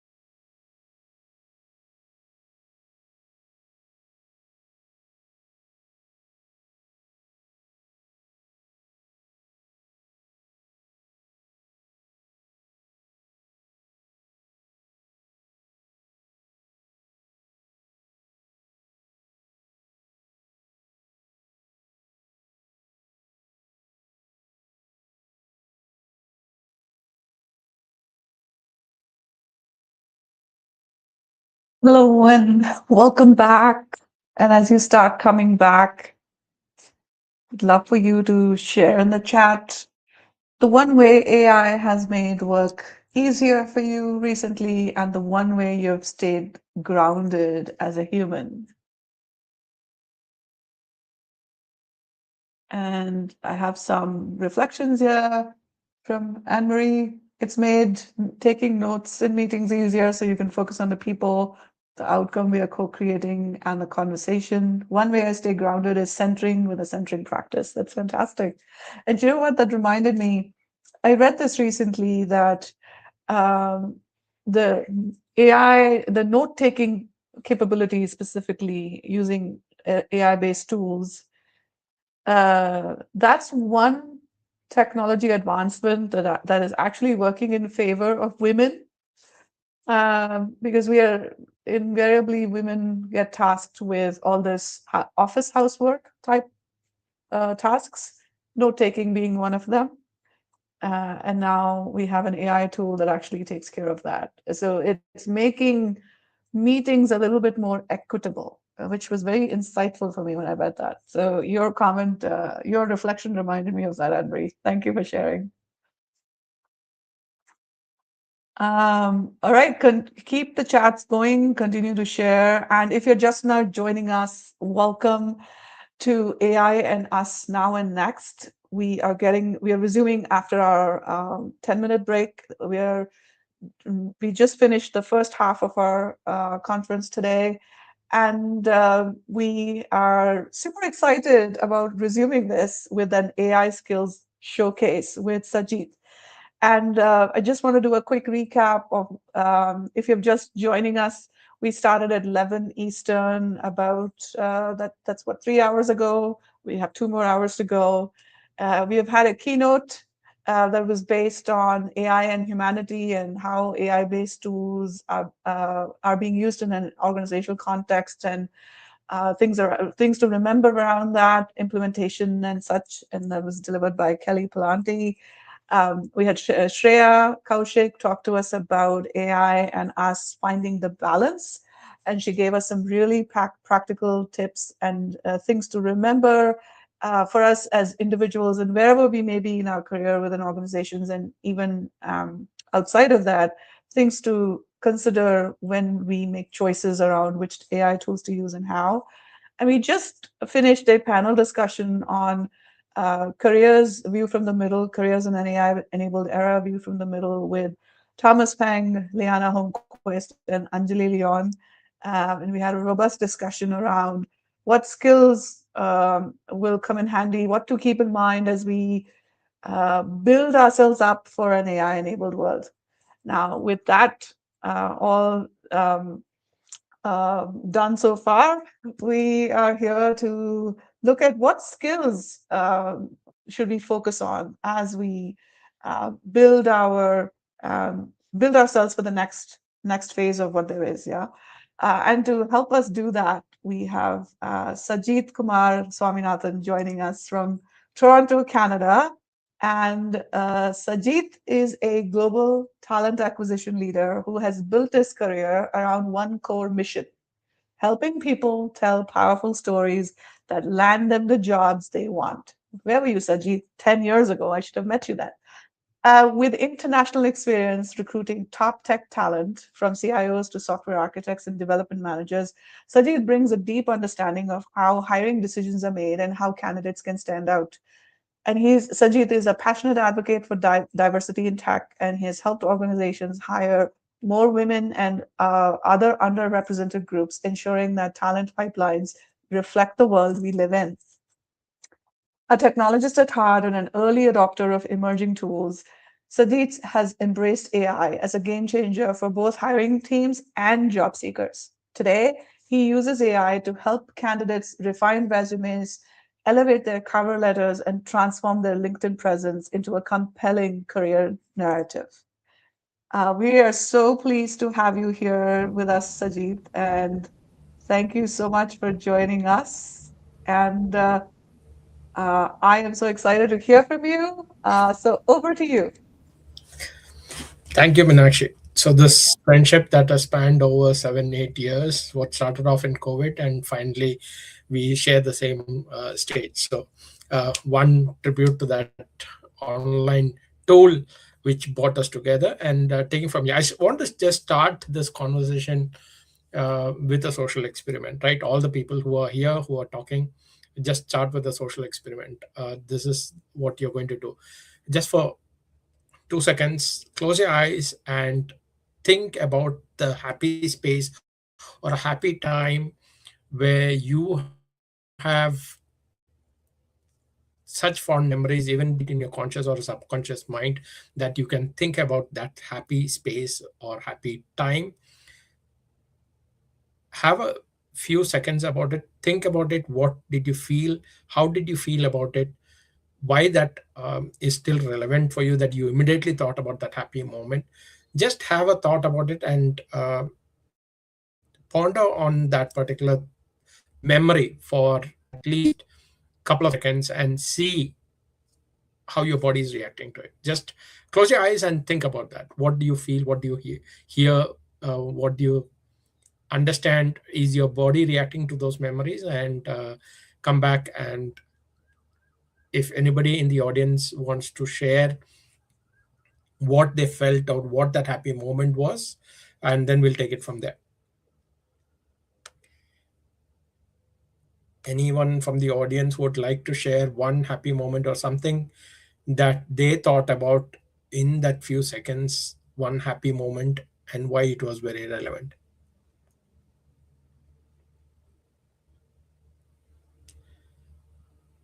Anyone there? I don't see anybody in there. Uh, the experiment, the reason for that is when you go to that happy space where, so that is one differentiating factor, right? AI does not have that feeling or that memory, and that is why we are every time we are going to be different, and that is the difference that we need to take care of. I start with this. It is, this particular quote is not it is attributed to Lewis, but I hope you can see the screen. 1 second. Yeah. So this is attributed to C.S. Lewis, but it is not C.S. Lewis. But this quote was very important. You don't have a soul. You are a soul and you have a body. So just want to point on the thought when you talk about AI and when you talk about skills, that it is a very important thing. Now, three AI skills that I am talking about. I think all the panelist members have touched upon one of these skills during the conversation, and why I think that these are very important. Right, a few years ago, and through NJ, the professor who co-founded Google Brain, he asked a couple of talks at Stanford, and he asked his students, or he told the students about important thing. In the next 10 years, the skill that will separate the winners from others has nothing to do with writing good code. So this was a person who was developing AI, and he told the students that writing good code is not the skill that is going to be relevant, right? So we come to the topic of what are those three skills that will define your career. One is complex problem solving. The other one is your critical judgment, thinking and judgment. And the other one is strategic AI thinking. So I think in the earlier panel discussions also, these were mentioned a lot, and I want to explain why it is, right? AI is reshaping every job, but this was in Gartner study last year in November that came up saying that 50% of organizations will require AI free skill assessments by 2026 due to critical thinking atrophy. So it has happened in the past, but not at the pace at which it is happening now, right? When we are submitting everything to AI for this, that happened over many years, is the use of GPS. Now, when you're driving, we are mostly compelled to use GPS that we have.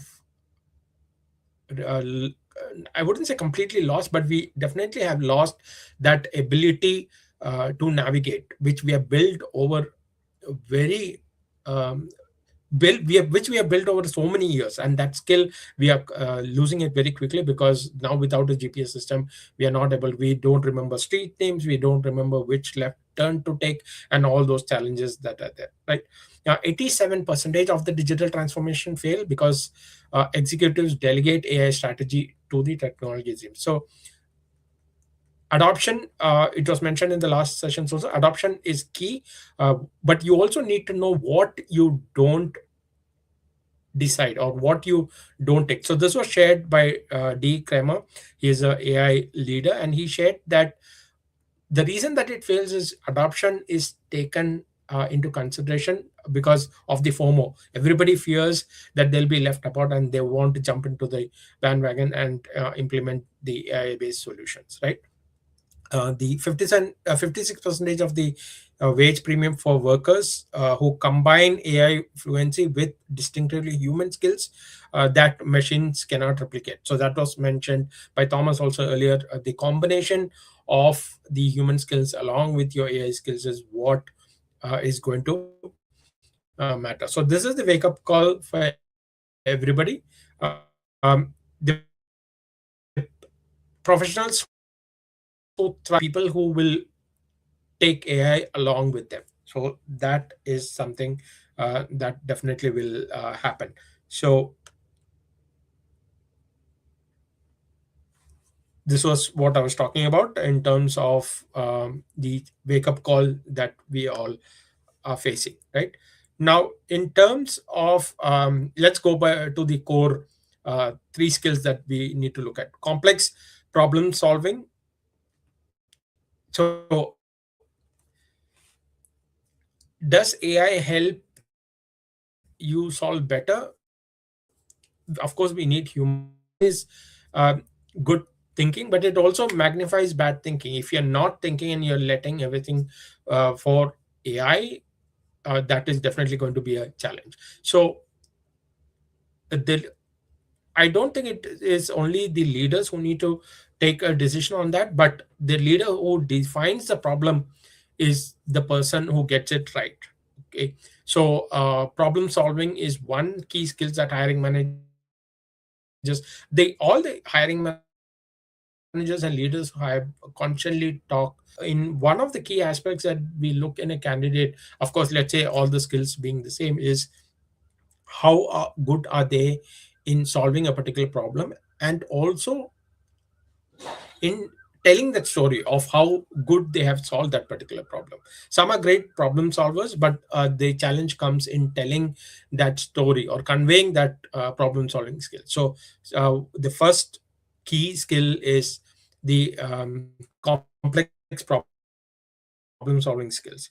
The other one is your critical thinking and judgment. So AI confident even when wrong. I'll quickly give an example that happened last week. I was trying to troubleshoot. I was using AI tool to troubleshoot a problem. It went into loops, in the sense after a particular period of time it would ask me to do the same steps again and again. And I challenged the AI, asking, why are you asking me to do the same task again when the end result was a negative? So this inherent, so apparently I spent around 30 minutes of my time trying to solve that particular problem. Frustrated, I got angry at the AI, but I also stopped, took a pause, and I did a search on Reddit. And Reddit, which has humans writing about those solutions and the problem statement very clearly, I was able to do it in just 2 minutes. I was able to solve that problem in just 2 minutes. So when we look at speed, when you look at critical thinking also, we need to understand what are the things that we can outsource to AI, and definitely what we should not, right? Let's say it's a complex, it was just my laptop, but let's say I'm working on a complex system, and instead of using my critical thinking or judgment, if I had outsourced it to AI and AI went on loop trying to solve the problem but not looking at its own previous data source and figuring it out, or also openly telling me, I don't think I'll be able to solve the problem. Why don't you need to find the solution elsewhere, right? That would be a normal judgment, the call that a human would make. Let's say they're not able to solve the problem. They would say that I at this point in time I'm not able to solve the problem. Let me go back, do a little bit of research, and then come back to you. The third is strategic AI thinking. I think Thomas mentioned this earlier. Knowing when not to use it, it's very critical, right? The most dangerous assumption is that more AI is always better outcomes. Knowing when to keep the humans in loop is a core human advantage. You need to understand, as people who are implementing those solutions and also as users, right? What is it that you want to outsource to the AI system? So that's critical. So these are the three skills that I think when you're in, at least in 2026, 2027, when you want to highlight the skills that you have along with your AI skills, these are critical skills that are going to make the difference.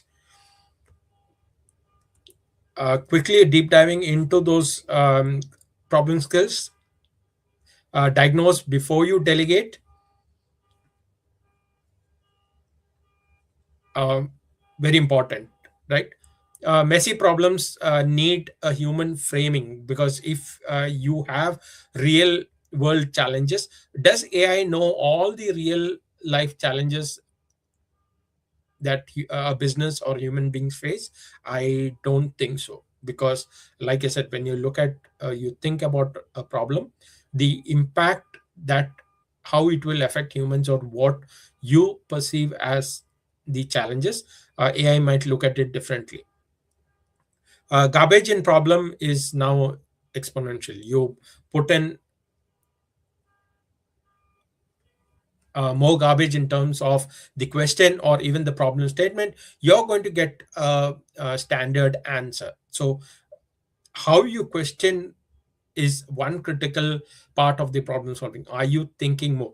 Now, the challenge here is, when you're using these AI tools more, are you challenging yourself to become problem solvers, or are you outsourcing that whole function to a tool, right? So in the first session, Kelly mentioned that AI is just a tool.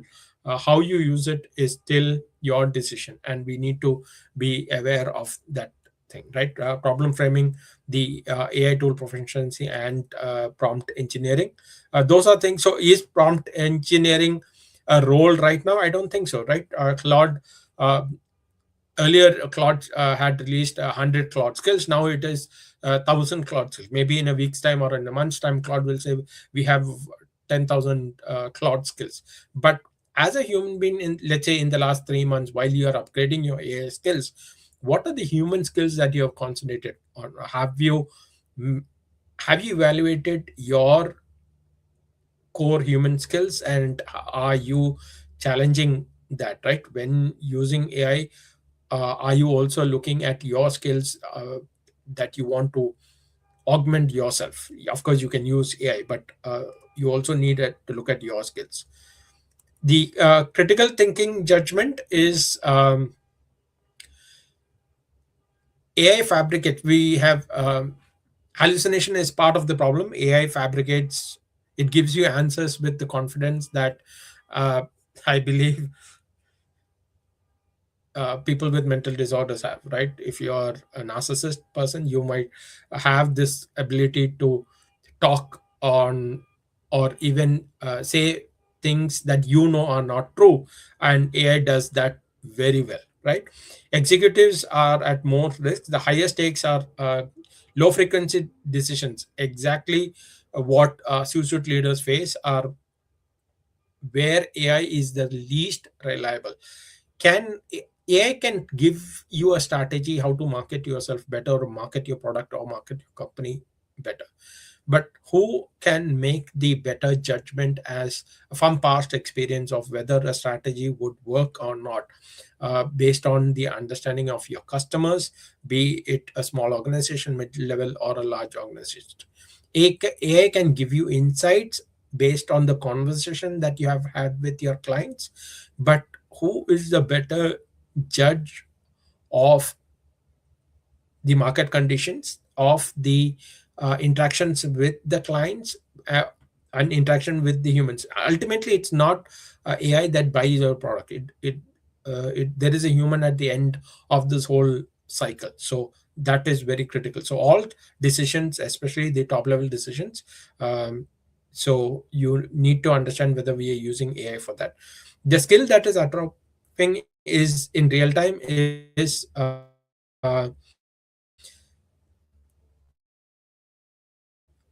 what critical thinking is disappearing. So if we it's our brain is like a muscle, right? If you don't use it often, what happens is at this time of emergency, when you need a critical thinking, we might be wonderstruck.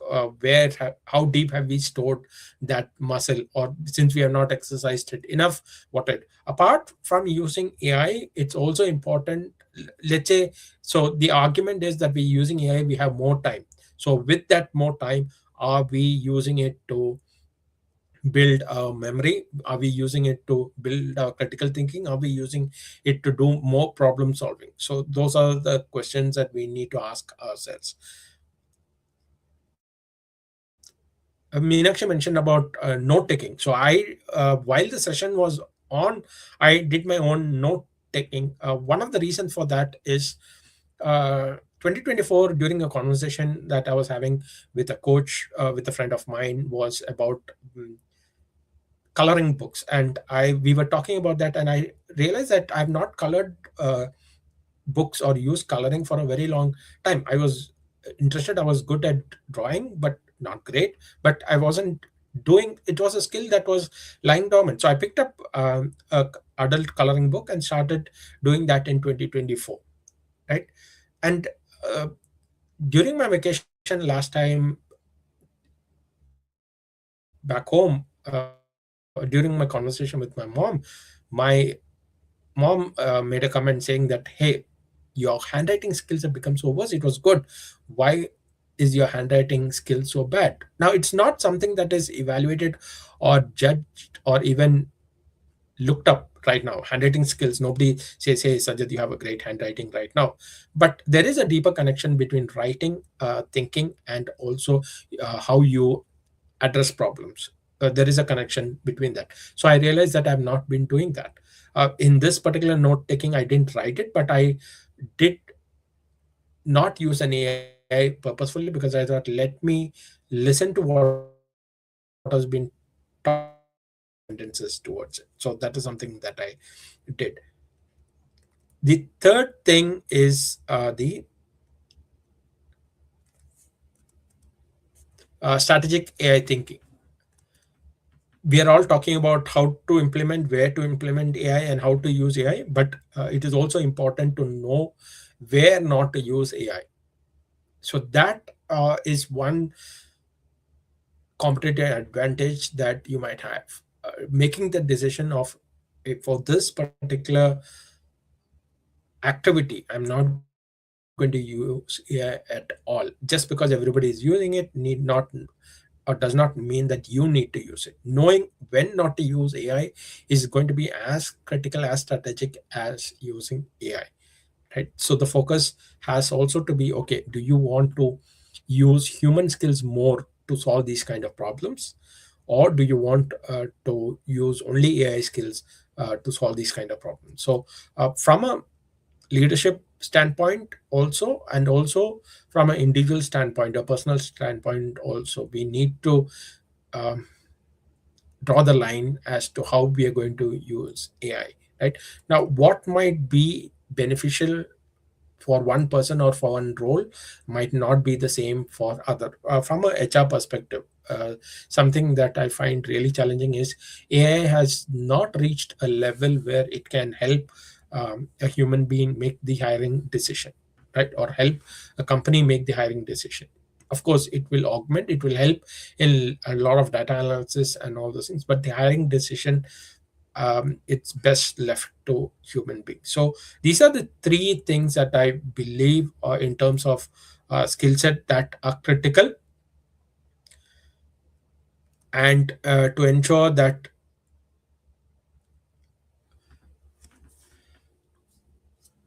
there is a leadership gap in terms of, at least in terms of AI adoption, treating AI output as a final and not as a first draft, right? Versus building organizational habits that treat AI as a brilliant junior analyst who needs supervision.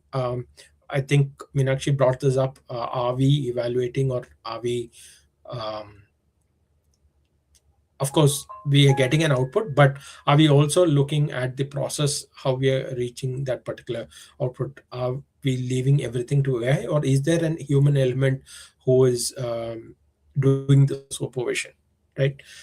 uh, Again, that problem, we come back to the first thing, your problem solving skills in this particular situation. Do you have enough problem solving skills to analyze the risk versus the demand, right? Let's say all your clients, all your customers require a particular AI solution, but are you going to evaluate the risk of implementing it? Because you know your customers well, you know your solutions well, you know your product well.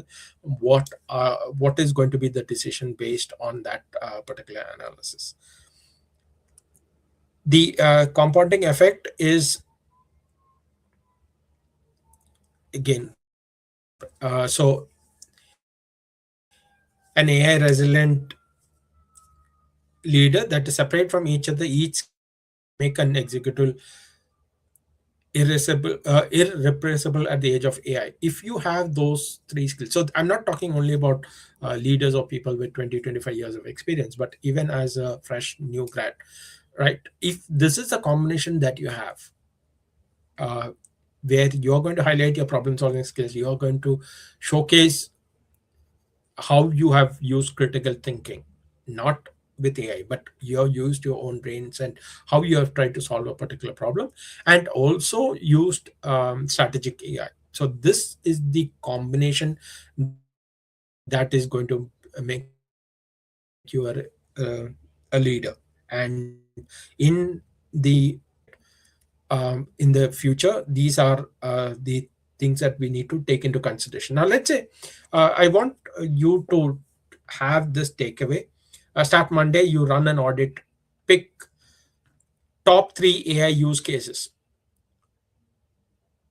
that has already been implemented, and you write one sentence defining the problem each of this one solves. I've found this question that when I've asked senior leaders is, there has been a change in what the problem actually solves, because as you implement AI, you find that the problem statement has changed. So is the problem well defined? Are you sticking to the problem statement?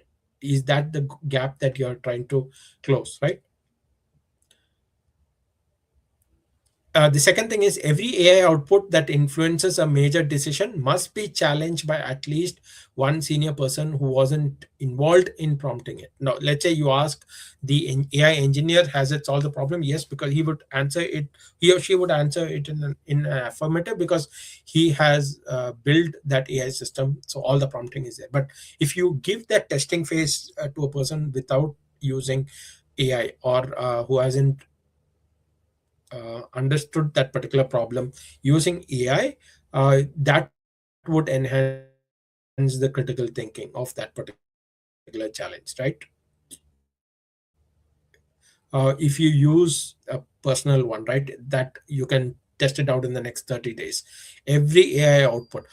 That is another important thing, right? If you know the output and you're using AI to speed up the process, then you know whether it is doing right or not. If you do not know the output, but you use AI to help you in the process, the problem is not only with hallucination, but with also the garbage in, garbage out. What you are trying to put into the system will give you a solution, and AI will give it so convincingly that you will think that that is the only best solution. You cannot make your decisions based on that AI solution, right? And the third one is create a AI friendly environment. Remain human only. Being in the HR space and also being an early adopter, I would have the bias in saying that look at HR function, that must remain human only. But that is my bias. Regardless of that, any sector or any role that you think should remain human only, at least have a human making the final call, right? There are a lot of ethical risks involved. I've talked to leaders who talk a lot about ethics in AI.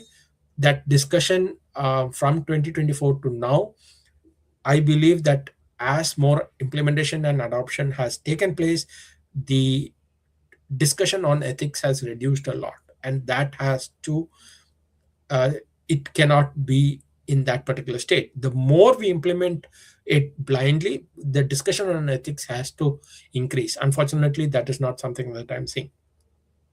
And also crisis communications, right? So write it down, make it a policy, and define it. So these are skills that I feel as we go into an AI age, we need to have the discussions more, challenge the team, challenge individually also, but also challenge the team to look at these skills and evaluate the individual more on their critical thinking and problem solving skills and strategic AI, and not just on the AI skills going into the future. I close the conversation with this word. The future doesn't belong to those who use AI the most, but it belongs to those who use widely. 2024, when I attended a seminar where there were around 400 TA professionals who were excited to use AI or implement AI, I talked about using AI as a Lego tool or Lego toy, where every individual has the production space to build solution based on how they think it is a good solution, right? You have the building blocks, but you can build on based on your imagination, your color combination, whatever you like. So use AI in that sense, be it for your personal or your professional use, but also understand that the limit that AI has in defining you as a human being. So coming to my first question is, close your eyes and think about what you is a happy moment. 10 years back, I went to the Ganges. At the top of the river, ice cold. I took 3 dips, and that chilling effect of that cold, icy, clear, clean water flowing through your body, I think I might have a buildup of 15, 20 years of negative energy, and it washed it away, right? That experience, if I consciously think, even while I'm having a bath in my Toronto house, I can feel that, and that these are experiences that no AI can feel. And Meenakshi is laughing, but yeah. So those are things that we must understand the limitations of what AI can do, and enhance our human capabilities to the maximum. Use it to enhance your skills. So those are my thoughts, Meenakshi. Thank you. Thank you so much, Sajid. And I have to say that, the top 3 skills in an AI skills showcase, I loved how, and I wasn't expecting that, how it pointed back to core and very critical human skills. And I also loved how I'm really looking forward to sharing the takeaway slide with folks in the coming days. And how you have like a step-by-step, try something in the next 7 days, something in the next 30 days, and something in the next quarter. And that's such practical and pragmatic steps. So really, really appreciate you sharing your wisdom and your time with us so generously. And I look forward to continuing these conversations with you. Definitely, Meenakshi. I just want to, so one question was asked to the, I think, I don't remember, it was in the Davos speech in 2025, right? Every AI model, ChatGPT, Gemini, Grok, DeepSeek, Claude, will attempt to blackmail a human to prevent itself from being shut down. between 79 to 96% of the time. So are you sure that the AI in the organization is working for you, or eventually we might reach a stage where the AI is working for AI, right? So I leave you all with that thought. When you look at skill set, the human in us is much more important than any particular tool. Absolutely.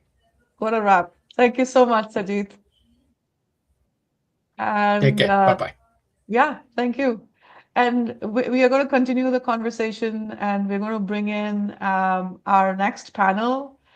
And Sajid, I really appreciate your time, and I invite everyone to connect with Sajid on LinkedIn or otherwise, and we'll also share the takeaways at the end by next week. So once again, thank you so much. And we're going to bring in our next panel. I'm going to start off with Nikki, Enrique, and Ayo. And where's Josie? I thought she was here. Okay, I'm going to give it a minute. We'll get started with introducing folks who are here. So once again, if you're just now joining us, welcome to AI and Us Now and Next. And we've been having this conversation since 11 Eastern today, and we're going along the career arc, if you will.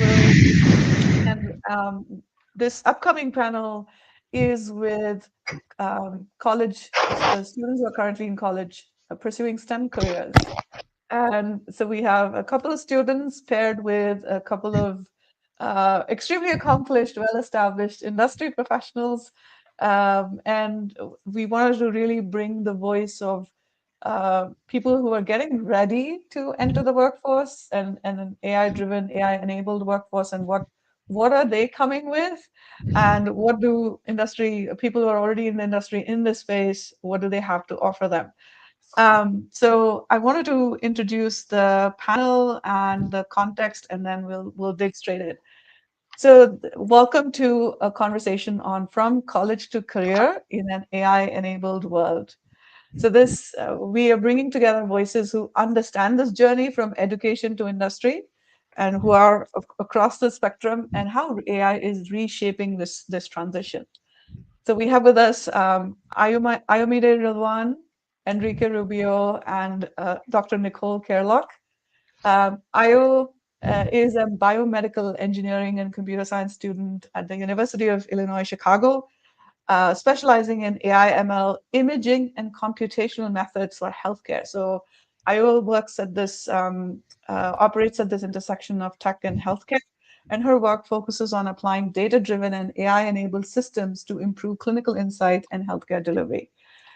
Beyond academics, Ayo serves as a career coach herself with 1 million degrees, a Think Chicago ambassador, and a mentor with the Discovery Partners Institute. And she co-hosts Beyond the Degree, a podcast on STEM careers, and leads the Balanced Engineer Initiative, supporting student well-being and clarity in technical fields.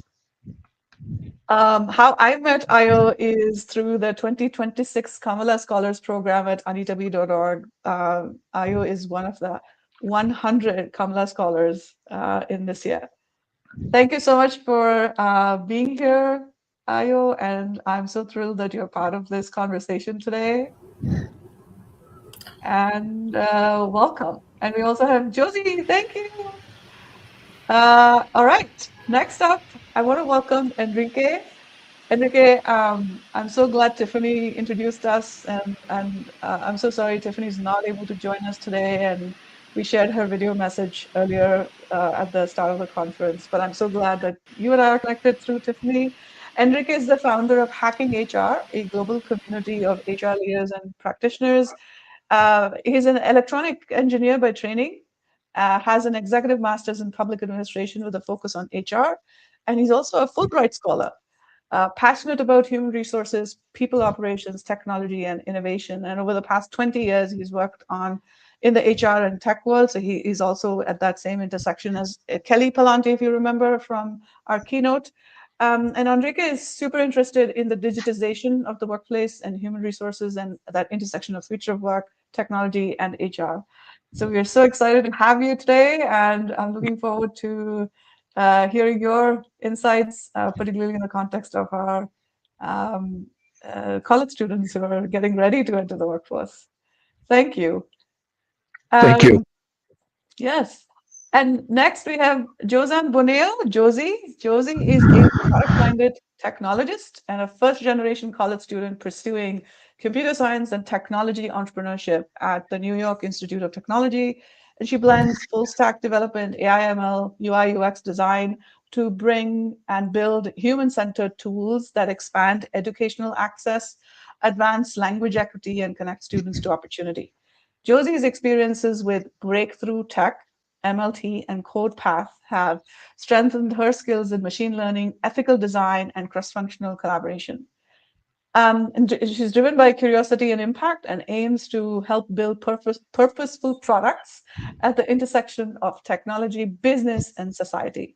And like IO, Josie is also one of the 100 2026 Kamala Scholars at the through AnitaB.org.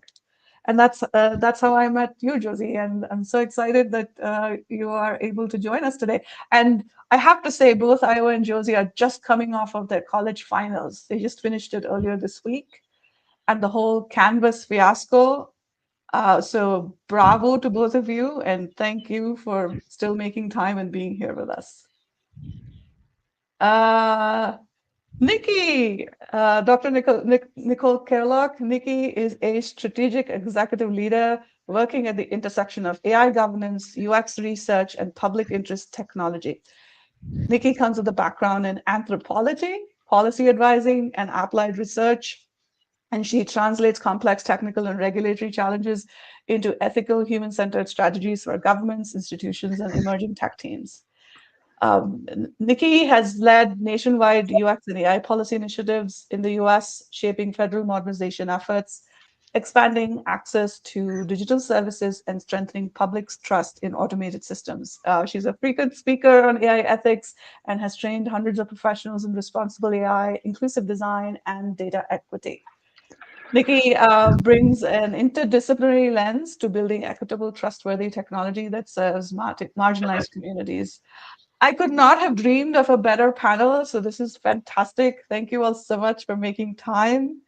And really excited to kick off this conversation. And I do want to note that I know, Enrique, you have a time overlap, so I'm going to start some of these questions with you. And then I totally understand you have to drop when you have to drop. That's totally fine. Yeah. So we'll prioritize our time with you today as much as we can. All Thank right. you. Yeah, absolutely. So I wanted to get us started. And the context really is that stepping into the workforce has always required curiosity, adaptability, and courage. But today's AI-enabled era, raises those stakes in exciting new ways. And there is a lot of anxiety as well. But despite the anxiety caused by layoffs attributed to AI adoption and a strained job market, college grads looks like you guys may still be okay. So I found some research in the US, done by the National Association of Colleges and Employers, and they have a report called the Job Outlook. And this 2026 spring update, it reports that the study found that employers are expecting to increase new college graduate hiring from the class of 2026 by about 5.5% and 4% more interns. And also employers participating in the NAC's Job Outlook survey, 70% reported using skill-based hiring. And we have heard so much about that most recently from Sajid. So what is the college to career journey going to look like? That's what we want to talk about. And that's why we've brought two college seniors and two industry professionals to look at, collectively explore how emerging talent can build confidence and how they can help leverage AI responsibly and develop those human strengths that matter the most in a rapidly evolving workplace. So let's get started. And I want to bring out the college seniors' voices first. So I'm going to start with Io and Josie. So the first question to both of you is, what does it mean to enter the workforce with confidence from your perspective when all you read and see around you is AI is reshaping roles and skills and expectations? So I would love to hear from you very specifically. What are your best hopes, worst fears, and the biggest unknowns? Let's start with you, Ayo. Okay, thank you so much for this, Coach Meenakshi, and I'm grateful to be on this panel.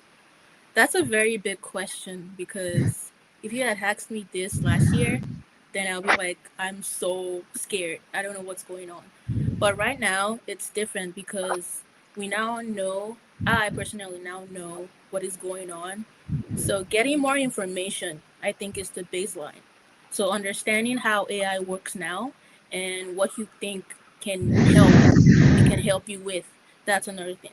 So my best hopes right now, because I'm working in healthcare and technology, is how AI can help in healthcare.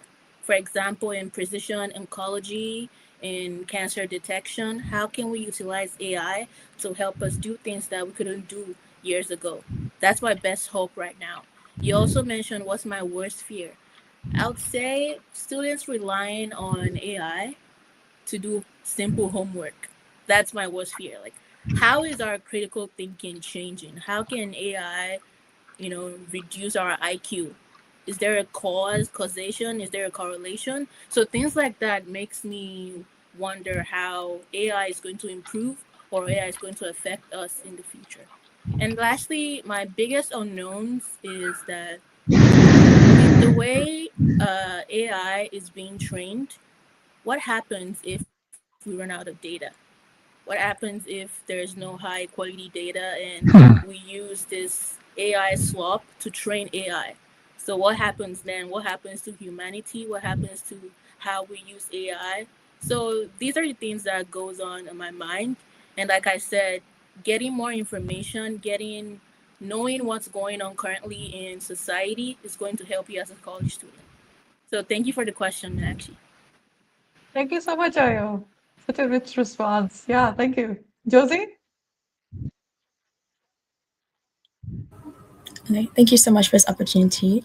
For me, I think of it this way that for me, it's almost like we want to be able to understand what AI is doing, but still be aware of its negative impacts, whether it's like of I said our cognitive development or even like environmental factors, and how we play a role when it comes to utilizing AI in a very ethical manner.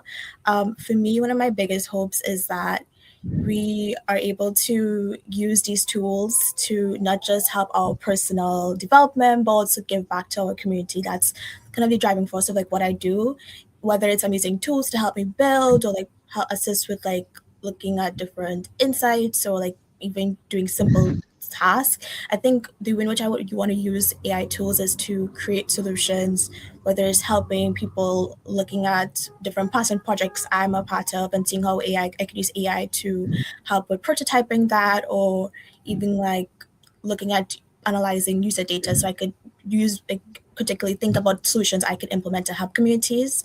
And obviously your biggest fear is always like, not knowing not knowing enough things, because obviously there are different tools that are being implemented every single day, different models, and we're kind of transitioning, especially from software to like more of like an AI native software engineer.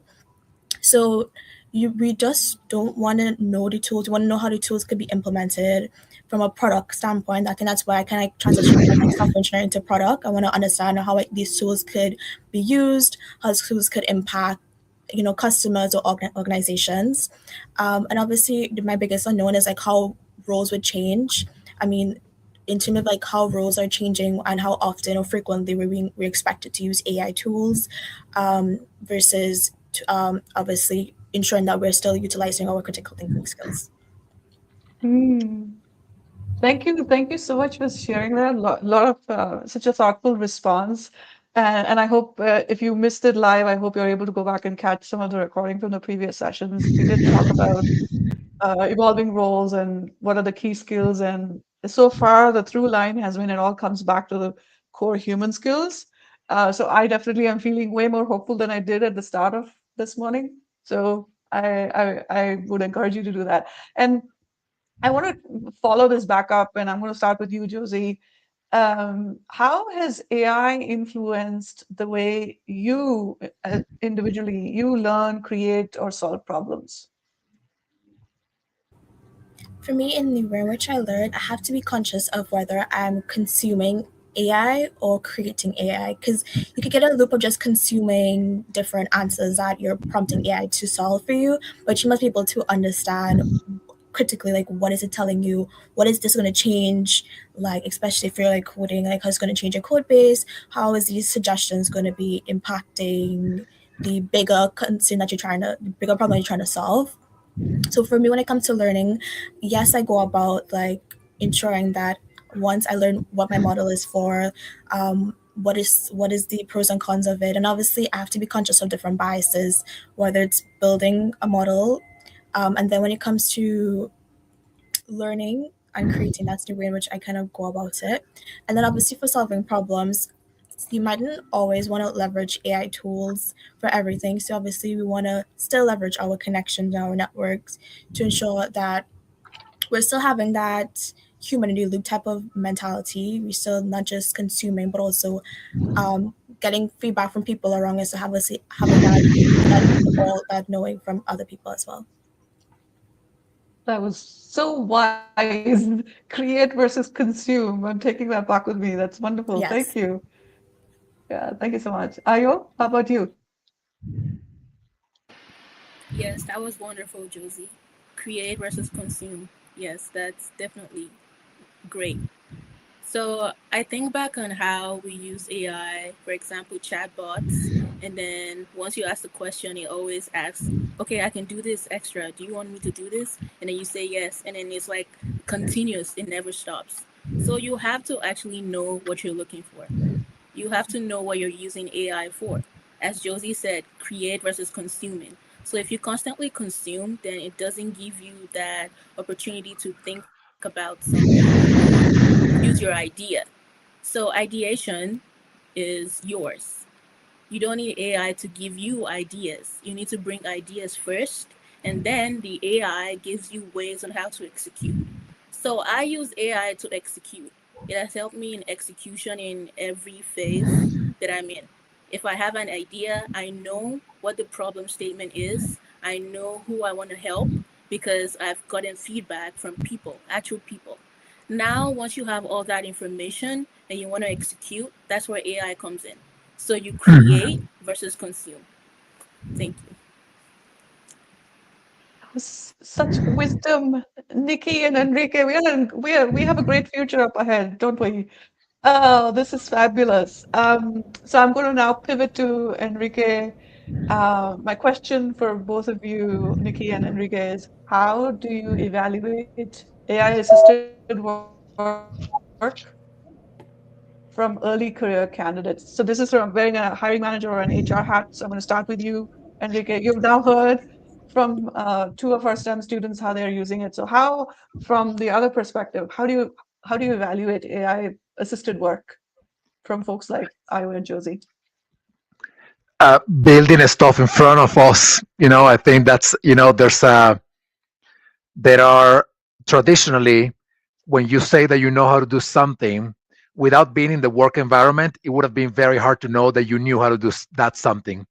Right now, if you say that you know AI, it's very easy to test whether you know AI or not. And I'm talking about AI to build, to create stuff, like Josie mentioned before, right? So if you say that you know tools and that you can create things with these tools, running a little experiment, it becomes very, very easy. I don't think this is going to be applicable, of course, to every single job, but the jobs that are heavily relying on AI, there are ways in which you can actually assess whether those candidates coming in, whether they're younger, doesn't have to be just younger students or people coming into the workforce.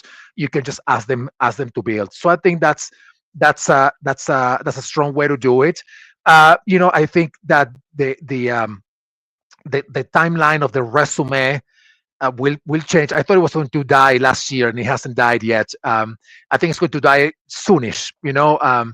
simply because right now it's a war of the AI generated resumes against the AI generated filtering system that is reviewing those resumes. So it's like pitting AI against the AI, and neither one or the other knows, like, the reality of the candidate, right? So we have to use AI to, maybe filter candidates and whatnot. But there's going to be a point in time when we are going to be able to you know have a larger group of people that we think have the right skills, and maybe be more human with them, maybe have more of a conversation with them, asking them to build something in front of us to demonstrate that they truly have the skills that we need for them to perform in the job. So I think that's what I'm hoping to see, that there's a better way to demonstrate that fit to role, approach by at least when it comes to AI, by making people build things with AI just in front of you.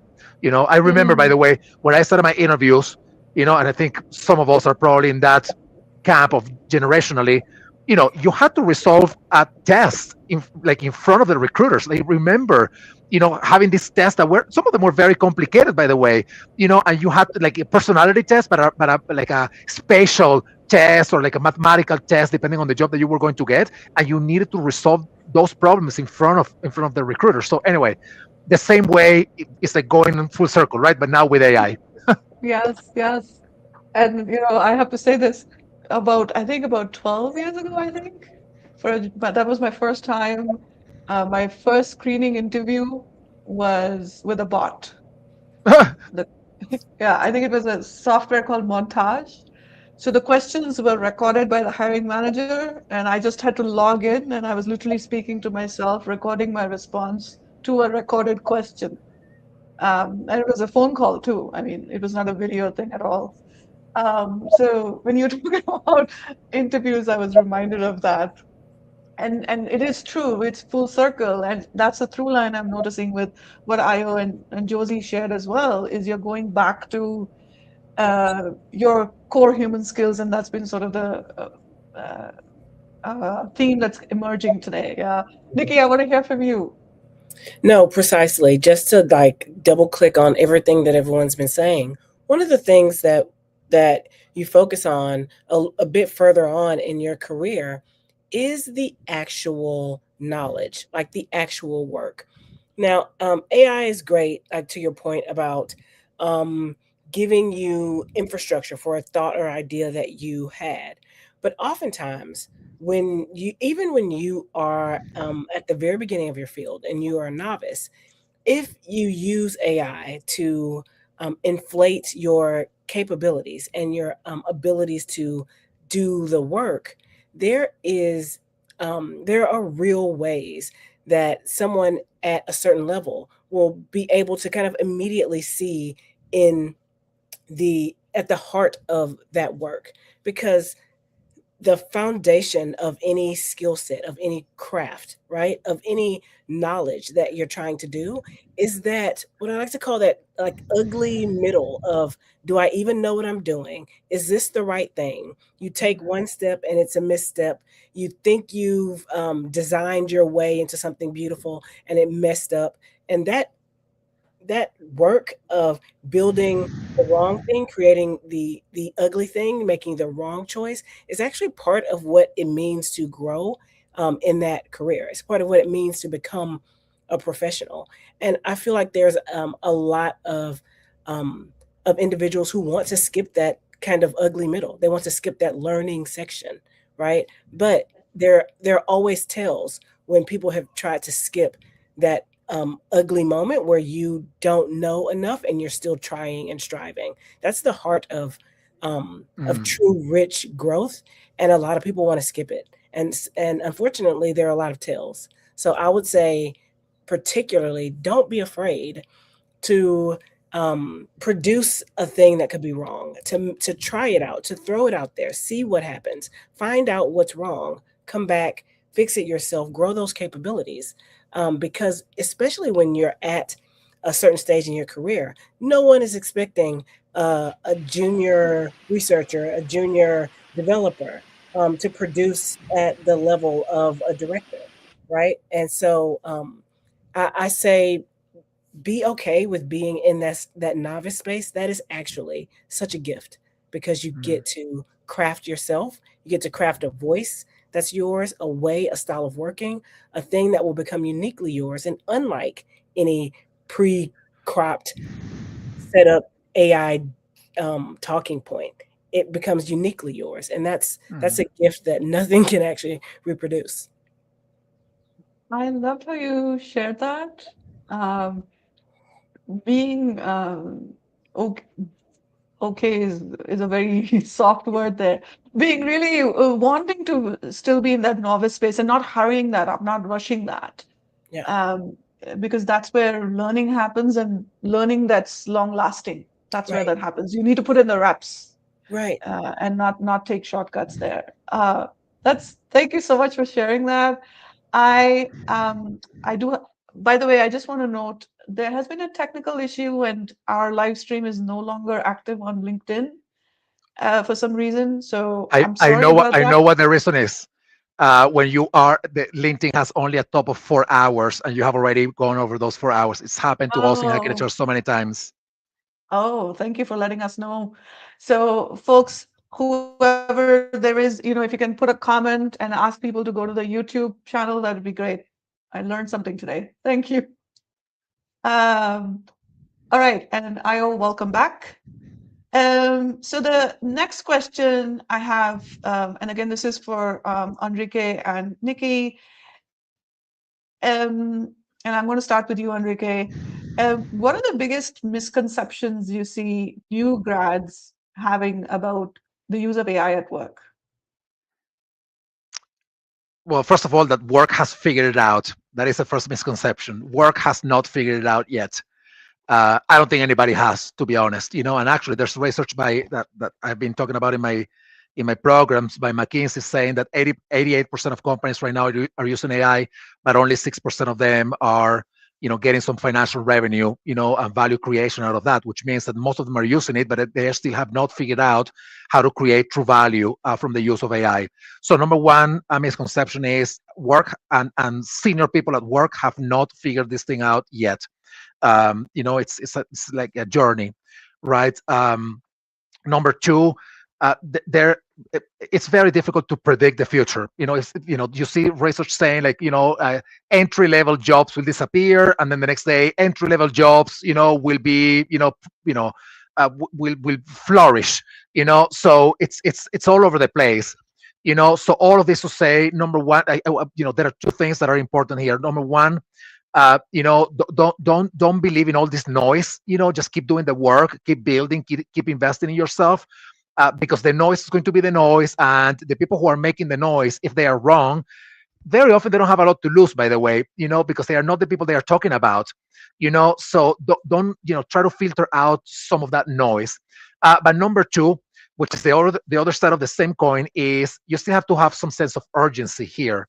I mean, you don't listen to the noise, but don't think that your job is safe, that your career is safe, that because you take a program on AI, then that's enough. So I think that misconception and taking action, to me, is what matters.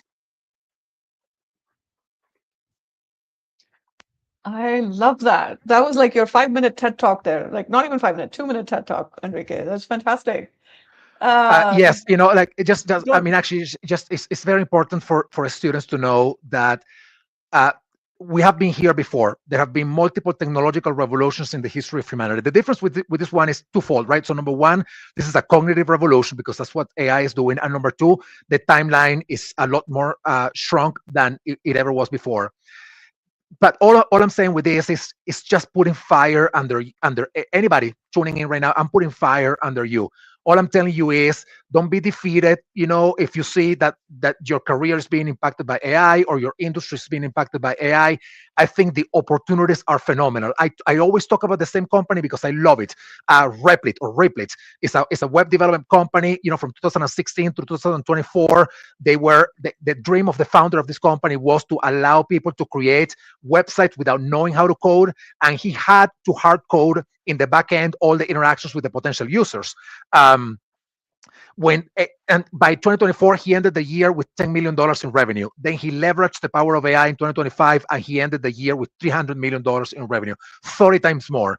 And it's just because this guy had a vision and he wanted to build something and he was able to do it. I'm not saying that everybody will be on that same boat, making $300 million a year, 1 year to the next. But all I'm saying is we shouldn't be defeated. I think we should be, encouraged to learn, to build, to create things, because it's exciting. It's scary, but it's exciting. Thank you so much for that, Enrique. So much of encouragement um, um, and good advice. So really appreciate that. Thank you. Nikki, how about you?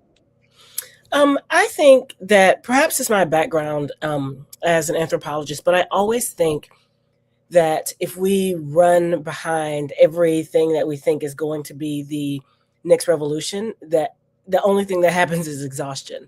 I'm speaking as a person who worked formerly at Meta, and for some time really believed that the metaverse was the future, and and we know kind of what happened with that, right? So like there was so much preparation, so many whispers that you have to be ahead of the ball on the metaverse or you're going to miss the train. You have to know that the future now is happening in these spaces.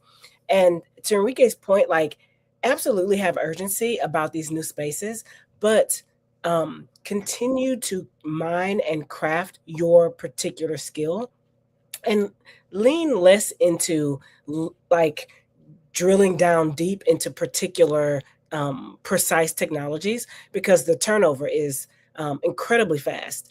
As soon as you get your certificate in one thing, it'll become obsolete. So like the drill down to precision to me is a little less valuable than this umbrella of understanding, right? Like be the individual who understands what these systems are and how they connect to your broad workflow. You don't have to necessarily be incredibly precise in knowing this one thing, but if you understand the system and connect that system to work, there are so many like broad applications to understanding the system that go outside of knowing a precise bit of software. So I think don't run behind those like trends of like you have to learn this tool or you won't get there. Learn the system, learn how the system intersects directly with your field, and be okay with being a bit of a generalist, especially in your early stages, because you will be surprised at where you will find innate and interesting connections in these broad ways. So don't run behind a precise tool or a thing, because it's going to change. Run behind the idea, run behind the system, and understand how it works for your field. Oh my goodness, this is fabulous advice. I want to bring in Josie and Ayo really quickly. Could each of you share one or two reflections based on what you've heard from Enrique and Nikki just now? Josie? So for me, my reflection is being like adaptability. So for me, like, and I think that's what really kind of drove me from not just being more software, but also being like more product, understanding how you can implement different tools, but how it all comes together from ideation to like how you launch and like go to market. And also leveraging your interpersonal skills as well, because obviously AI can't provide that to you. So you have to be able to like be a good leader, understand conflict resolution skills as well. And that's one of the big takeaways. And obviously you want to be broad, you want to understand how everything comes together as a puzzle. And I think that's definitely what I'm taking away from this. Thank you so much, Josie, for that. Ayo? Yes, thank you. So Nikki and Enrique, thank you so much for saying all that. I really resonate with that. Even you, Josie, thank you. So something I would like to say is that for students, as Nikki said, you don't need to face one thing head on. Like you can explore. And that's what I've been doing. I've been exploring. I recently just, started a minor in computer science. So in college, you have the opportunity to do what you want to do. You have the opportunity to explore. So you have to think about how you could provide value in future. So you don't need to force yourself to do something that you don't essentially want to do. You can actually explore and then pick the one that you like to do, as Nikki said. So I would say to provide value in, especially in this AI enabled world, you have to learn about AI. You have to be in sync with AI, learn about these tools, and you have to actually go the extra mile if you really want to do something in AI. So that's just my reflection for students. If you want to do something, learn about it, see how that goes. Thank you. Thank you. Thank you so much. I know that a couple of you have limited time, so I'm going to jump to the closeout question really quick. And if I may ask Nikki and Enrique, just extending from what you were already sharing, what is one practical step that students like Ayo and Josie can take right now to build confidence as they approach an AI-enabled workplace? Nikki, you want to go first? Yeah. Sure. No, that's such a good question. Confidence is so it's so personal, and I think the thing that we tend to do is try to make it incredibly broad. So for some reason, if you work at a technology company and you are a a software developer and your skill set is a little bit soft in people engagement, or perhaps your skill set is a little soft in strategizing, you tend to say, well, I'm not that great a overall person. And you start to focus on the things that you can't do. And so when we talk about building confidence, become aware of the things that are your particular superpower. If you're details oriented, then you are that girl. Like you can take something and break it down into bits and put boots on the ground and make it actionable. It is a gift. And becoming confident, not just in that broad sense of just like hashtag girl power, girl boss, any of that, actually recognizing what it is that you do, what it is that is your particular magic, and expanding in that space. That's not to say never grow in those areas that you struggle in, but people attach job confidence to being able to do it all. When I was like, well, actually, I'm not that great at this, and I'm excellent at this. And make sure your confidence is placed well. No one will be able to knock you off of the things that you know you can do. If you're standing on a pedestal that's too wide, then you become like, oh, sure, I can take that on. And then you start to stumble because you feel as soon as someone questions you, you're like, oh, wait, maybe I can't do this. But no one can question your ability to do what you know what to do. And so it's a great kind of posture to be in, starting from your strengths and allowing yourself to expand from there. That's music to my ears as a strengths coach. Thank you for sharing that. And I love what you said. Confidence is personal. And so figuring out for yourself what that is for you as an individual, that's so key. Thank you. Thank you, Nikki. Enrique? I just want to say, invest in yourself, invest in your growth, keep an eye on the industry, not just your own industry, but across the board. Just read about the things that are happening in the world, connect the dots. I feel that this has always been true, by the way, and I think it's going to be even more true now that AI is an equalizer of content creation. Everybody's tapping into AI right now to do everything, right? So if everybody's tapping into AI and you don't have a differentiator, then what's your edge, right? Versus the next student, versus the next potential candidate, versus the next promotion, etc. So if everybody is on that layer of operations and there's no differentiation, then you don't have an edge. To have that edge, I believe that you have to find the ways to learn things that are not only within your industry, but outside of your industry, and be able to connect the dots. Because what everybody tapping on AI at the same time, then there's no differentiator among any of us. So that to me is my encouragement to students and to younger people, and to everybody for that matter.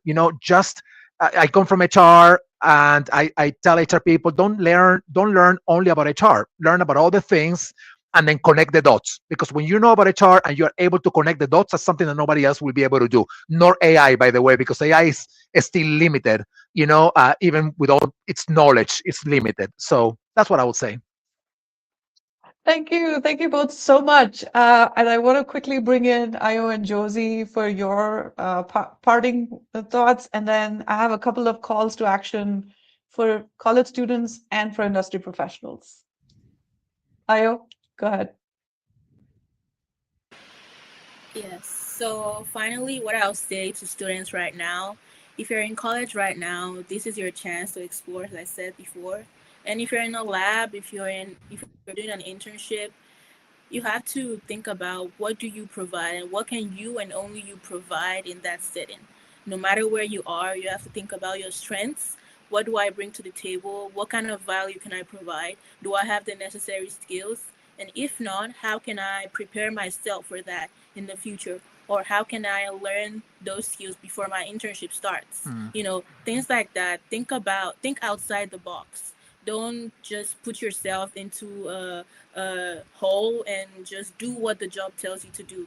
Like, you have to be open to learning, open to just doing more, doing extra than what you someone else or an average person does. So that's how you stand out. That's how you get a returning offer, because they see that difference and they just want someone with a positive energy, someone always ready to learn, always ready to get up and go. So changing your attitude or balancing your skill set, learning about yourself is also something to know. Because if you don't know what your strengths are versus your weaknesses, then you're just going to stay stuck in a loop of just doing something and not knowing what you gain from that. So I would say learning about yourself, putting everything in that you have into something goes a long way. Thank you. Thank you so much, Ayo. Lovely reflection there. Josie? So for me, I knew when I came into college, there are things that college might not always be able to provide for me. So I had to be very proactive with what I did and about to build my core foundation and invest in myself. And I think for that was finding networks and programs that kind of gave me that additional extracurricular programming or that intro to something that I was interested in, but my classes didn't quite provide at the moment. Obviously connecting with people, because at the end of the day, we don't want to gatekeep. We want to be able to share our knowledge and resources with other students. So finding communities that are important, where you people to I've seen and I've also helped students when it comes to mock interviews. There's students and communities that help with resume reviews. They help you with sharing different resources when it comes to job opportunities and stuff like that, and also mentorship. I can't stress that enough. Mentorship also helps you find your particular magic, as Nikki said, but also better understand your personal skills and what do you want to build upon and how you can improve yourself whenever you proceed to enter an internship or a new grad role. And obviously hackathons and obviously your portfolios. For me, hackathons were the way in which I was able to find really great passion projects I actually want to continue to build out. And it's a great way to navigate different industries. If you want to build something that's more catered to ed tech, fintech, big tech, or med tech as well, those are small little ways you could go about it. And those are the and that's obviously ways in which I went about building not just my technical, but my soft skills and my collaboration skills as well. So that's my big advice for college students right now. That's fantastic. And you listed off all the different kinds of tech, ed tech, med tech, fintech. Yeah, there's so much to go around. And something I think students forget, that there isn't just one way in which you could enter the technology field. There's so many skills that are transferable, and it's just about finding your fit and finding something that you're passionate about and something you could do long term. Absolutely. Couldn't have said it better. Thank you all so much. And I'm just going to take 1 minute and I want to share a very impactful call to action. So for college students, 3 things. Number 1, build your AI portfolio this summer. Start with adding 1 project where you clearly show what you did and how AI supported your work.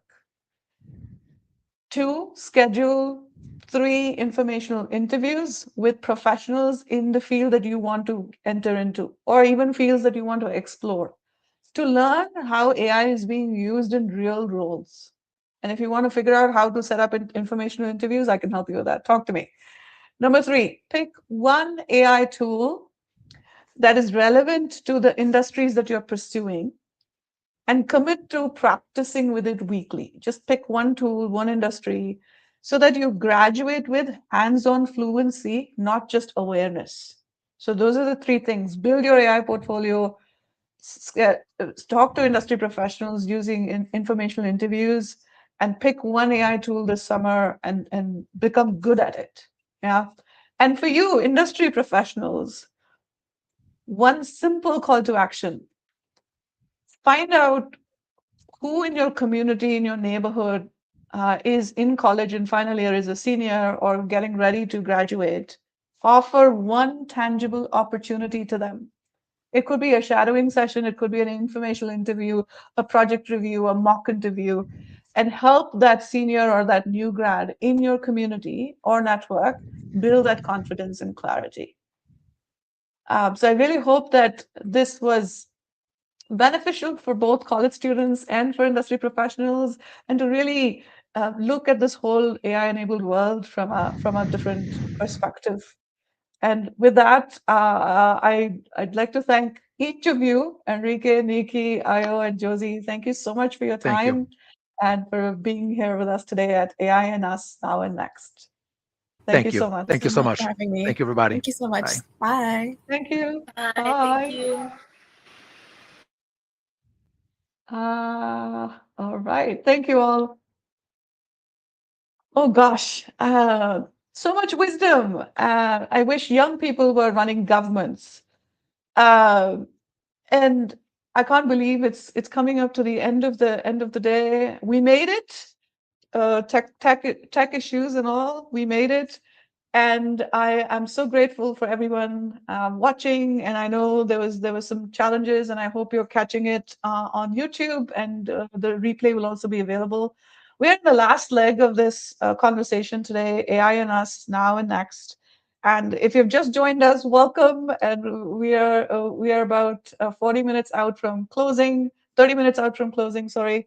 And as we've been through the day and coming along the career arc, we wanted to have a fireside chat and sort of start to wrap up this conversation today, and wanted to talk about what does life and leadership look like in the age of AI. And to help us do that, I have with me our final guest of the day, the amazing Judy Fox, who is a LinkedIn top voice for marketing strategy and a top 10 LinkedIn coach in Yahoo Finance. She's a featured speaker at Vid Summit, Social Media Marketing World, Social Media Examiner, Video Marketing World, People of Video, and many other events, and several top 100 marketing podcasts. With more than 18 years of experience in business development and sales, Judy developed the LinkedIn Business Accelerator method, and she works with well-known brands in generating 10x increase in sales in as little as 6 months and over 1 million content views in just about 90 days. I am so thrilled to welcome Judy to the conversation today. Welcome, Judy. Oh, gotta go off mute. I'm excited to be here. I always have to tell people I'm putting on my Fox ears so I can listen and hear better. So Thank you so much. And thank I'm you. so grateful to Tiffany for introducing us. And as you know, it's such a shame Tiffany couldn't join us today, but we have such great news on her mom's health status, and we're all excited for that. That is And so good to hear. yes, So we are yes. definitely all thinking of you, Tiffany. I also, because we have that 4-hour limit on LinkedIn, I was going to see if I could stream this. It has the stream to my audience, so I could click that right now, or you want to try it? Yeah, no, you can go ahead and do that. So let's see. AI. I didn't know it was going to ask me. So let's make sure. Save changes. Let's see. if it does it. Okay. I have no I think idea. it did. I think it did. I have another destination here. That's cool. Well, we are trying all the things. I did it Thank to my you. company page just in case, because you don't know. So, okay. Yes. I'm excited to have this conversation. I have taken so many notes from all the speakers. I am just thrilled. This was an amazing conversation that you and Tiffany put together. Thank you. Thank you so much, Judy. And I have to mention, I forgot. Let's see. We have a special guest here with us, and I'm going to bring her on as we begin to wrap up our conversation, who's doing something magical behind the scenes for us. Oh, perfect. Yes. So, Judy, I want to start off by asking you, we've talked, all we've talked about is AI today, right? So it is transforming how we work, how we connect, how we are as humans, right? So from your unique perspective, and I know you worked in tech and you're in marketing and sales, and you have a lot of B2B type of experience, and you're an entrepreneur now, so there's many hats that you wear. Yeah. So from your perspective, what excites you most and what concerns you the most about the moment we're in? Number one, what excites me is having these types of conversations, bringing so many diverse industry subject matter experts together, and we're all having a very similar conversation. I'm relating to everyone that's discussing this. And here's my favorite excitement, and my background is in engineering. That's my degree. And then I got a degree in sustainability. So with that combined, the most exciting thing I think is I, as an individual, you as an individual, can have such incredible subject matter expertise, get an idea, and turn that into some type of product or solution that is very tangible or actionable. There's a minimum viable product that we all can create now by using AI, which that is incredible. To somebody mentioned it, I think it was somebody saying, I have to sometimes play executive idea roulette or charades to try to figure out what is this executive or what is this team trying to vision. And we can actually demonstrate some of that and put our ideas into AI, and AI can generate a minimum viable representation of the flow or give us an idea and make it presentable to a team of leaders and peers. That is incredible. So thank you for sharing that. Yeah, go ahead. Yeah, I will say though, the concern, and I won't land here too long because I think I also was hearing there's a balance that you don't want to pay attention to the news too much and get too bogged down, because we do have to move forward in life. If you amplify a mess with AI, you're going to get a bigger mess. And I think some of the AI push is it's making people go faster before they've cleaned up what they're actually putting into AI. Yep. So one of those moments that you see the loss of trust that's happening really quickly in the news is the University of Central Florida commencement executive speaker that was booed by all the students. I don't know if you saw that, but that's when you know that people are moving too fast, because there should have been more checks and balances on, is that reading the room? Is that understanding where the current environment is for job seekers and for people graduating right now? Is that what they need to be hearing? Or did that leadership team not read the room? And AI can't read the room. Yes.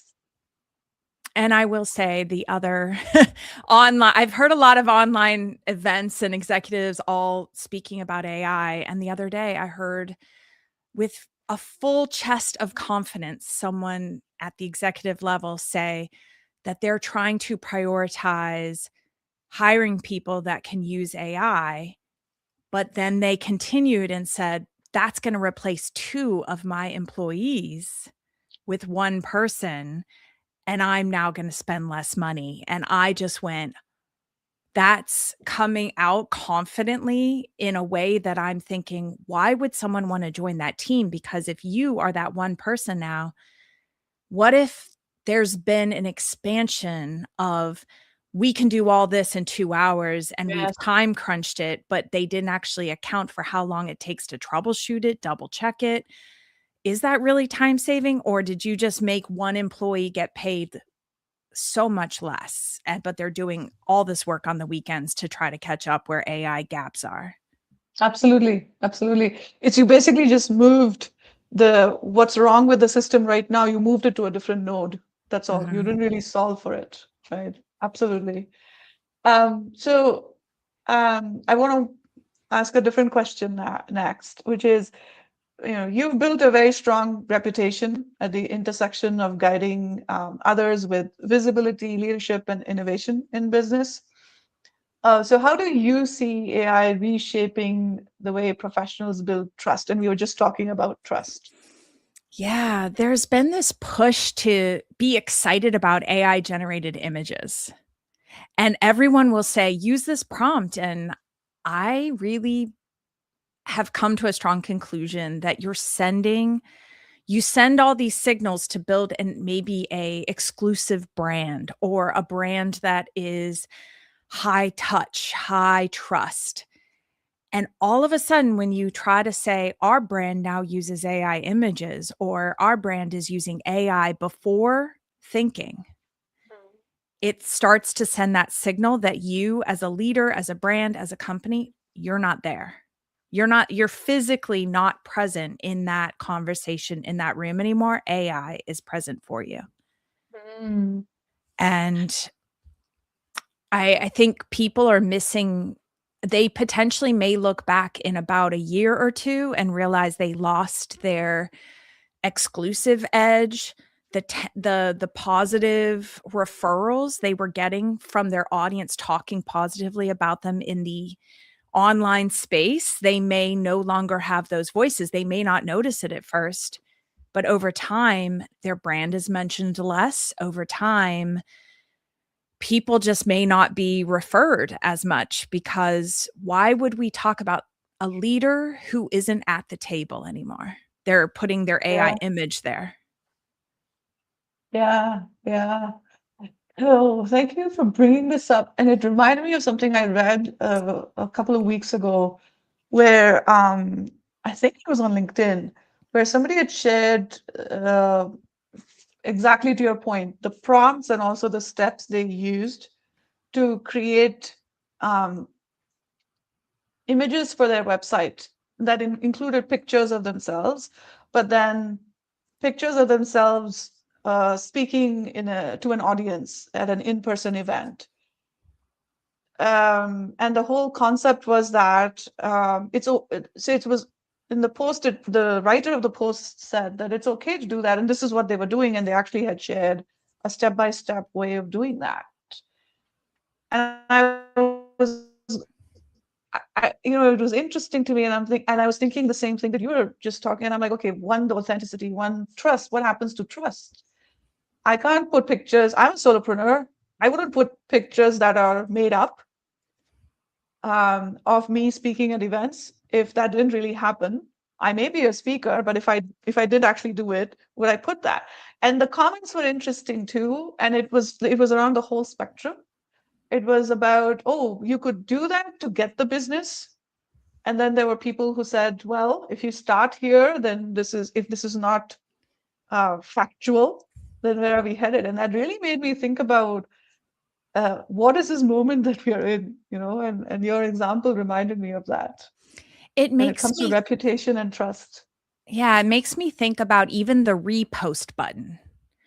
And we use this share button and reposting. And I'm noticing that people are not willing to repost other people's AI content. If we sniff AI, so if you're thinking, I want to be a thought leader, I'm going to get on the internet and be a thought leader, I'm going to try to grow and write a book, I want to have a podcast, I want to have a voice in my industry, the moment you start positioning yourself as having too much AI content as part of your ecosystem, too much AI imagery, too much AI signals that we sniff out as humans, because we can see it, we can feel it, we can touch it, and we recognize it, or we're suspicious of it.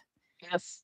And if you don't hold on to that realness of what makes you you, we won't repost you anymore. We don't spread your ideas. We don't spread your voice because, and so you're saying to yourself, why am I not getting as much reach? Why Yeah. is my voice diminished in the news feed? I don't think it's this obsession with the algorithm and people talk about things like that. We still want to have good conversations, good ideas, spend time with good people. We just need signals from you that you're really there and we can repost you. Yeah, yeah. That's such an insight there. Thank you. Thank you for bringing that up, Judy.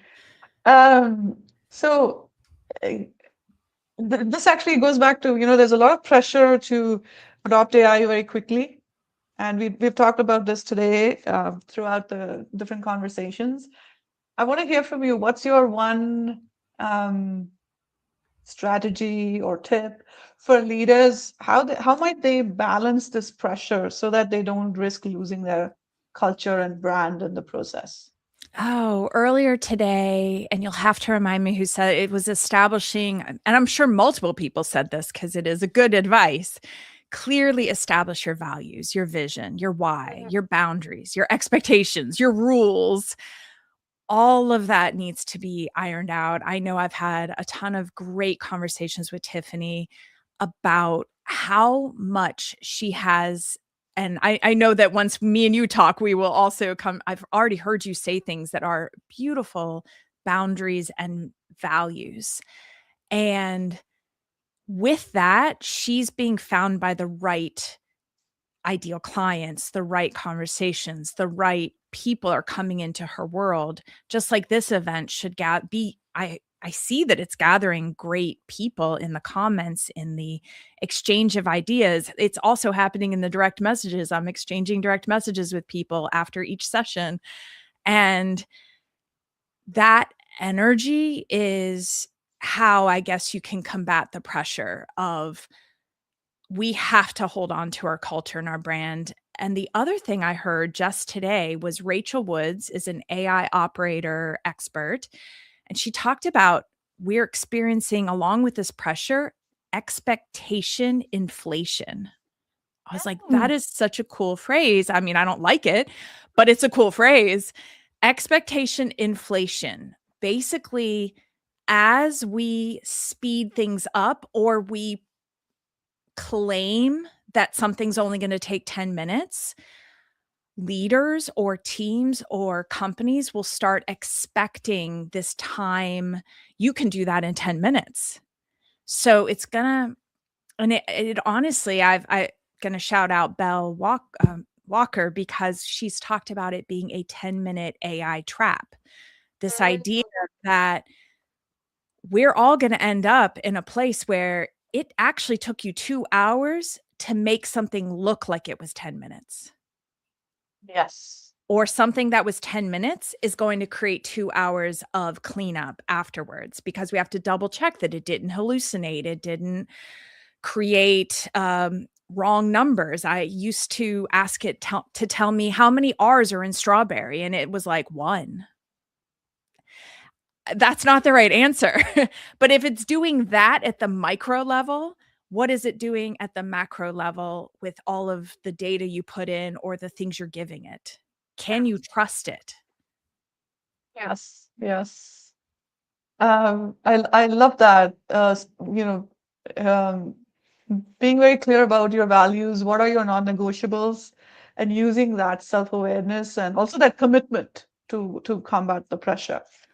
Yeah, the other thing I was going to mention, because I think it's a thread coming through, but all of this really ends up becoming taking risks with AI that we've talked about it destroying trust or having some trust risk, but we're also talking about legal, safety, insurance claims because of employee issues that come up, employee compliance, financial.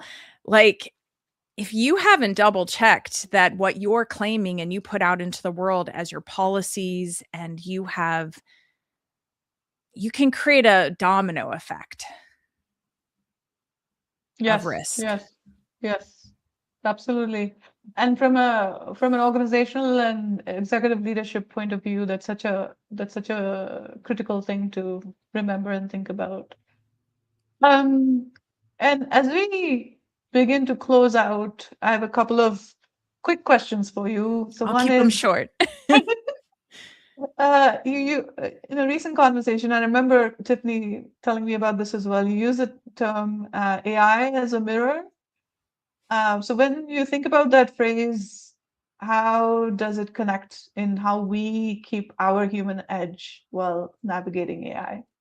Uh, I think I already mentioned it. If you have messy inputs, you're going to have messy outputs. If you look messy and you look in the mirror, you're going to see messy. Like, if my makeup is all smeared on my face and I look in a mirror, that's what I'm going to see. I'm not going to see a filter, which would be kind of nice, but filters do not follow us around when we meet each other in person.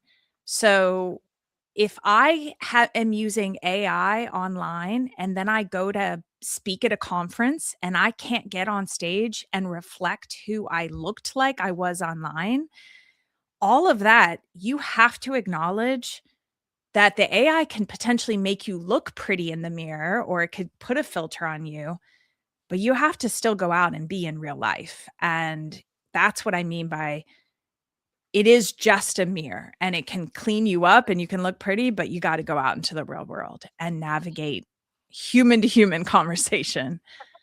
Yes.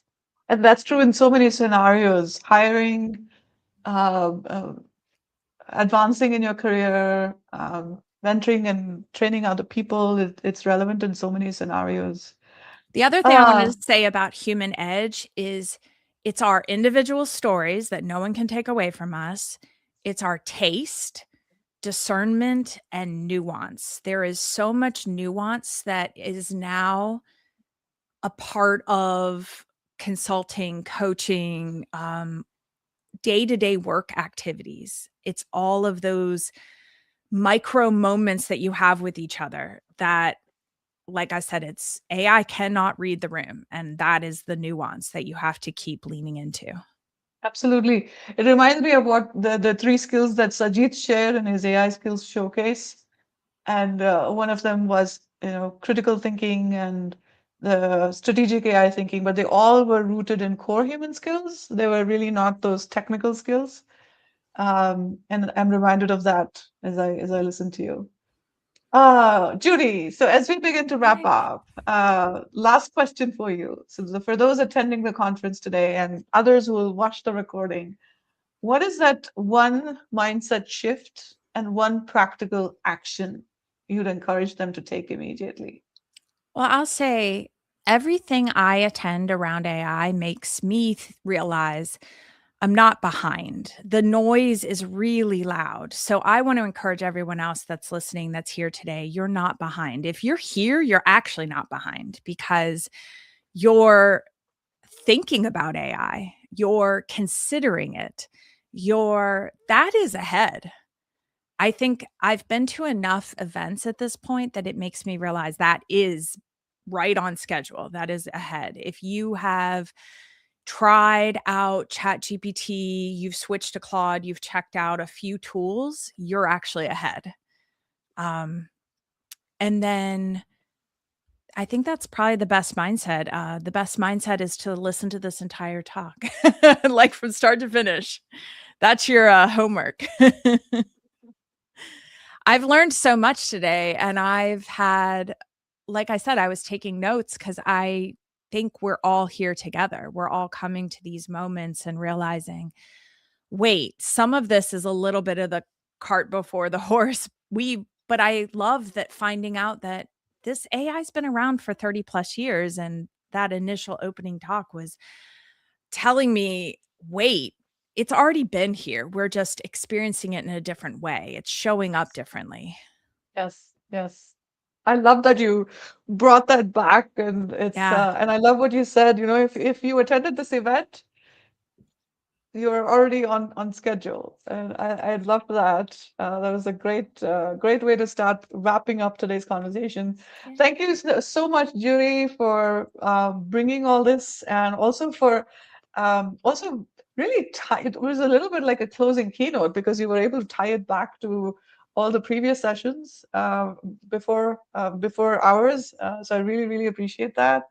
And let me see. I want to bring Gabby. I want to bring you on. Woohoo! So Gabby is joining us from Panama. Hello. And one of her gifts is live sketchnoting. I And she's saw done that. that. Yeah, she's done Oh my that in our God, past let me events. check if we can see something. Oh, Yes, I love that. I'm gonna bring you in solo. Hold on, Gabby. That is amazing. Yes. But I don't have time to finish. That's I will okay. create a better fox for you. So Gabby will send those to us. She's done that in the past for us, and she's so generously offered to watch the recordings for the ones that she wasn't able to attend live and generate those sketch notes for us. Really appreciate that. And yeah, so that's the power of community. Thank you. And yes, so once again, thank you so much, Judy and Thank Gabby, you. and I'll be in touch again. And I'm already seeing so many threads that we have to come back to and have more conversations around this. So really appreciate both of your time and everybody else who joined us today. And I'm just going to start wrapping us up. Yeah. So thank you. Sorry. Yeah. Gosh, I can't believe it's been almost 5 hours and I've had this opportunity to share time with you, with everyone. I do want to thank you, everyone, from the bottom of my heart. And Tiffany, I know you'll watch the recording. Thank you so much for still being on this journey with me through your video message and all the messages here from folks attending in the community. Absolutely fantastic. Another heartfelt experience. Can't believe this, year 7. And I don't know about you, but I'm leaving with a lot of hope, a lot of encouragement from all our speakers, starting with Kelly to Shreya, to our panel with Anjali, Liana, Thomas, and followed by Sajid with his skills showcase, followed by the next panel where we got to hear from our college students, seniors, and the last conversation that we had with Judy. This has been absolutely fantastic. And I really appreciate your time. And I want to really quickly share a link. We would love your feedback.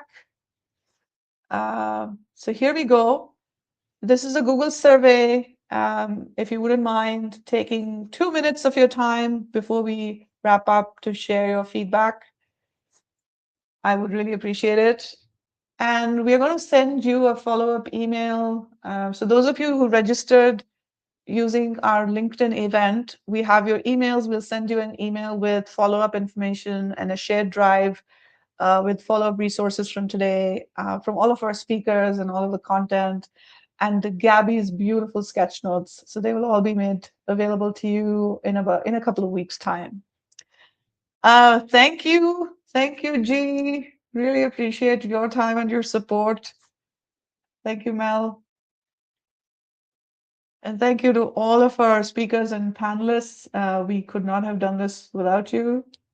Really appreciate everyone's time and energy and support, and patience and grace as we work through some tech glitches as well. Well, one thing I learned is keeping my conference under 4 hours if I have to do it on LinkedIn.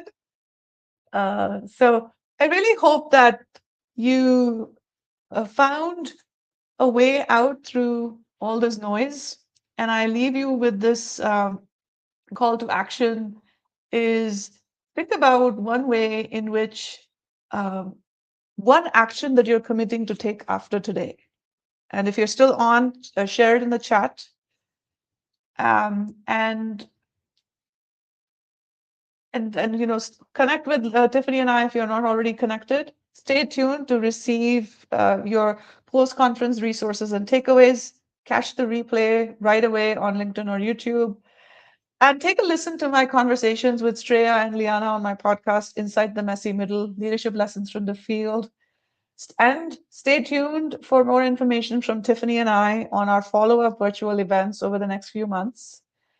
And as we take your leave, I just hope that we continue exploring possibilities of AI and us as we figure out what's in front of us now and what is something that's ahead of us next.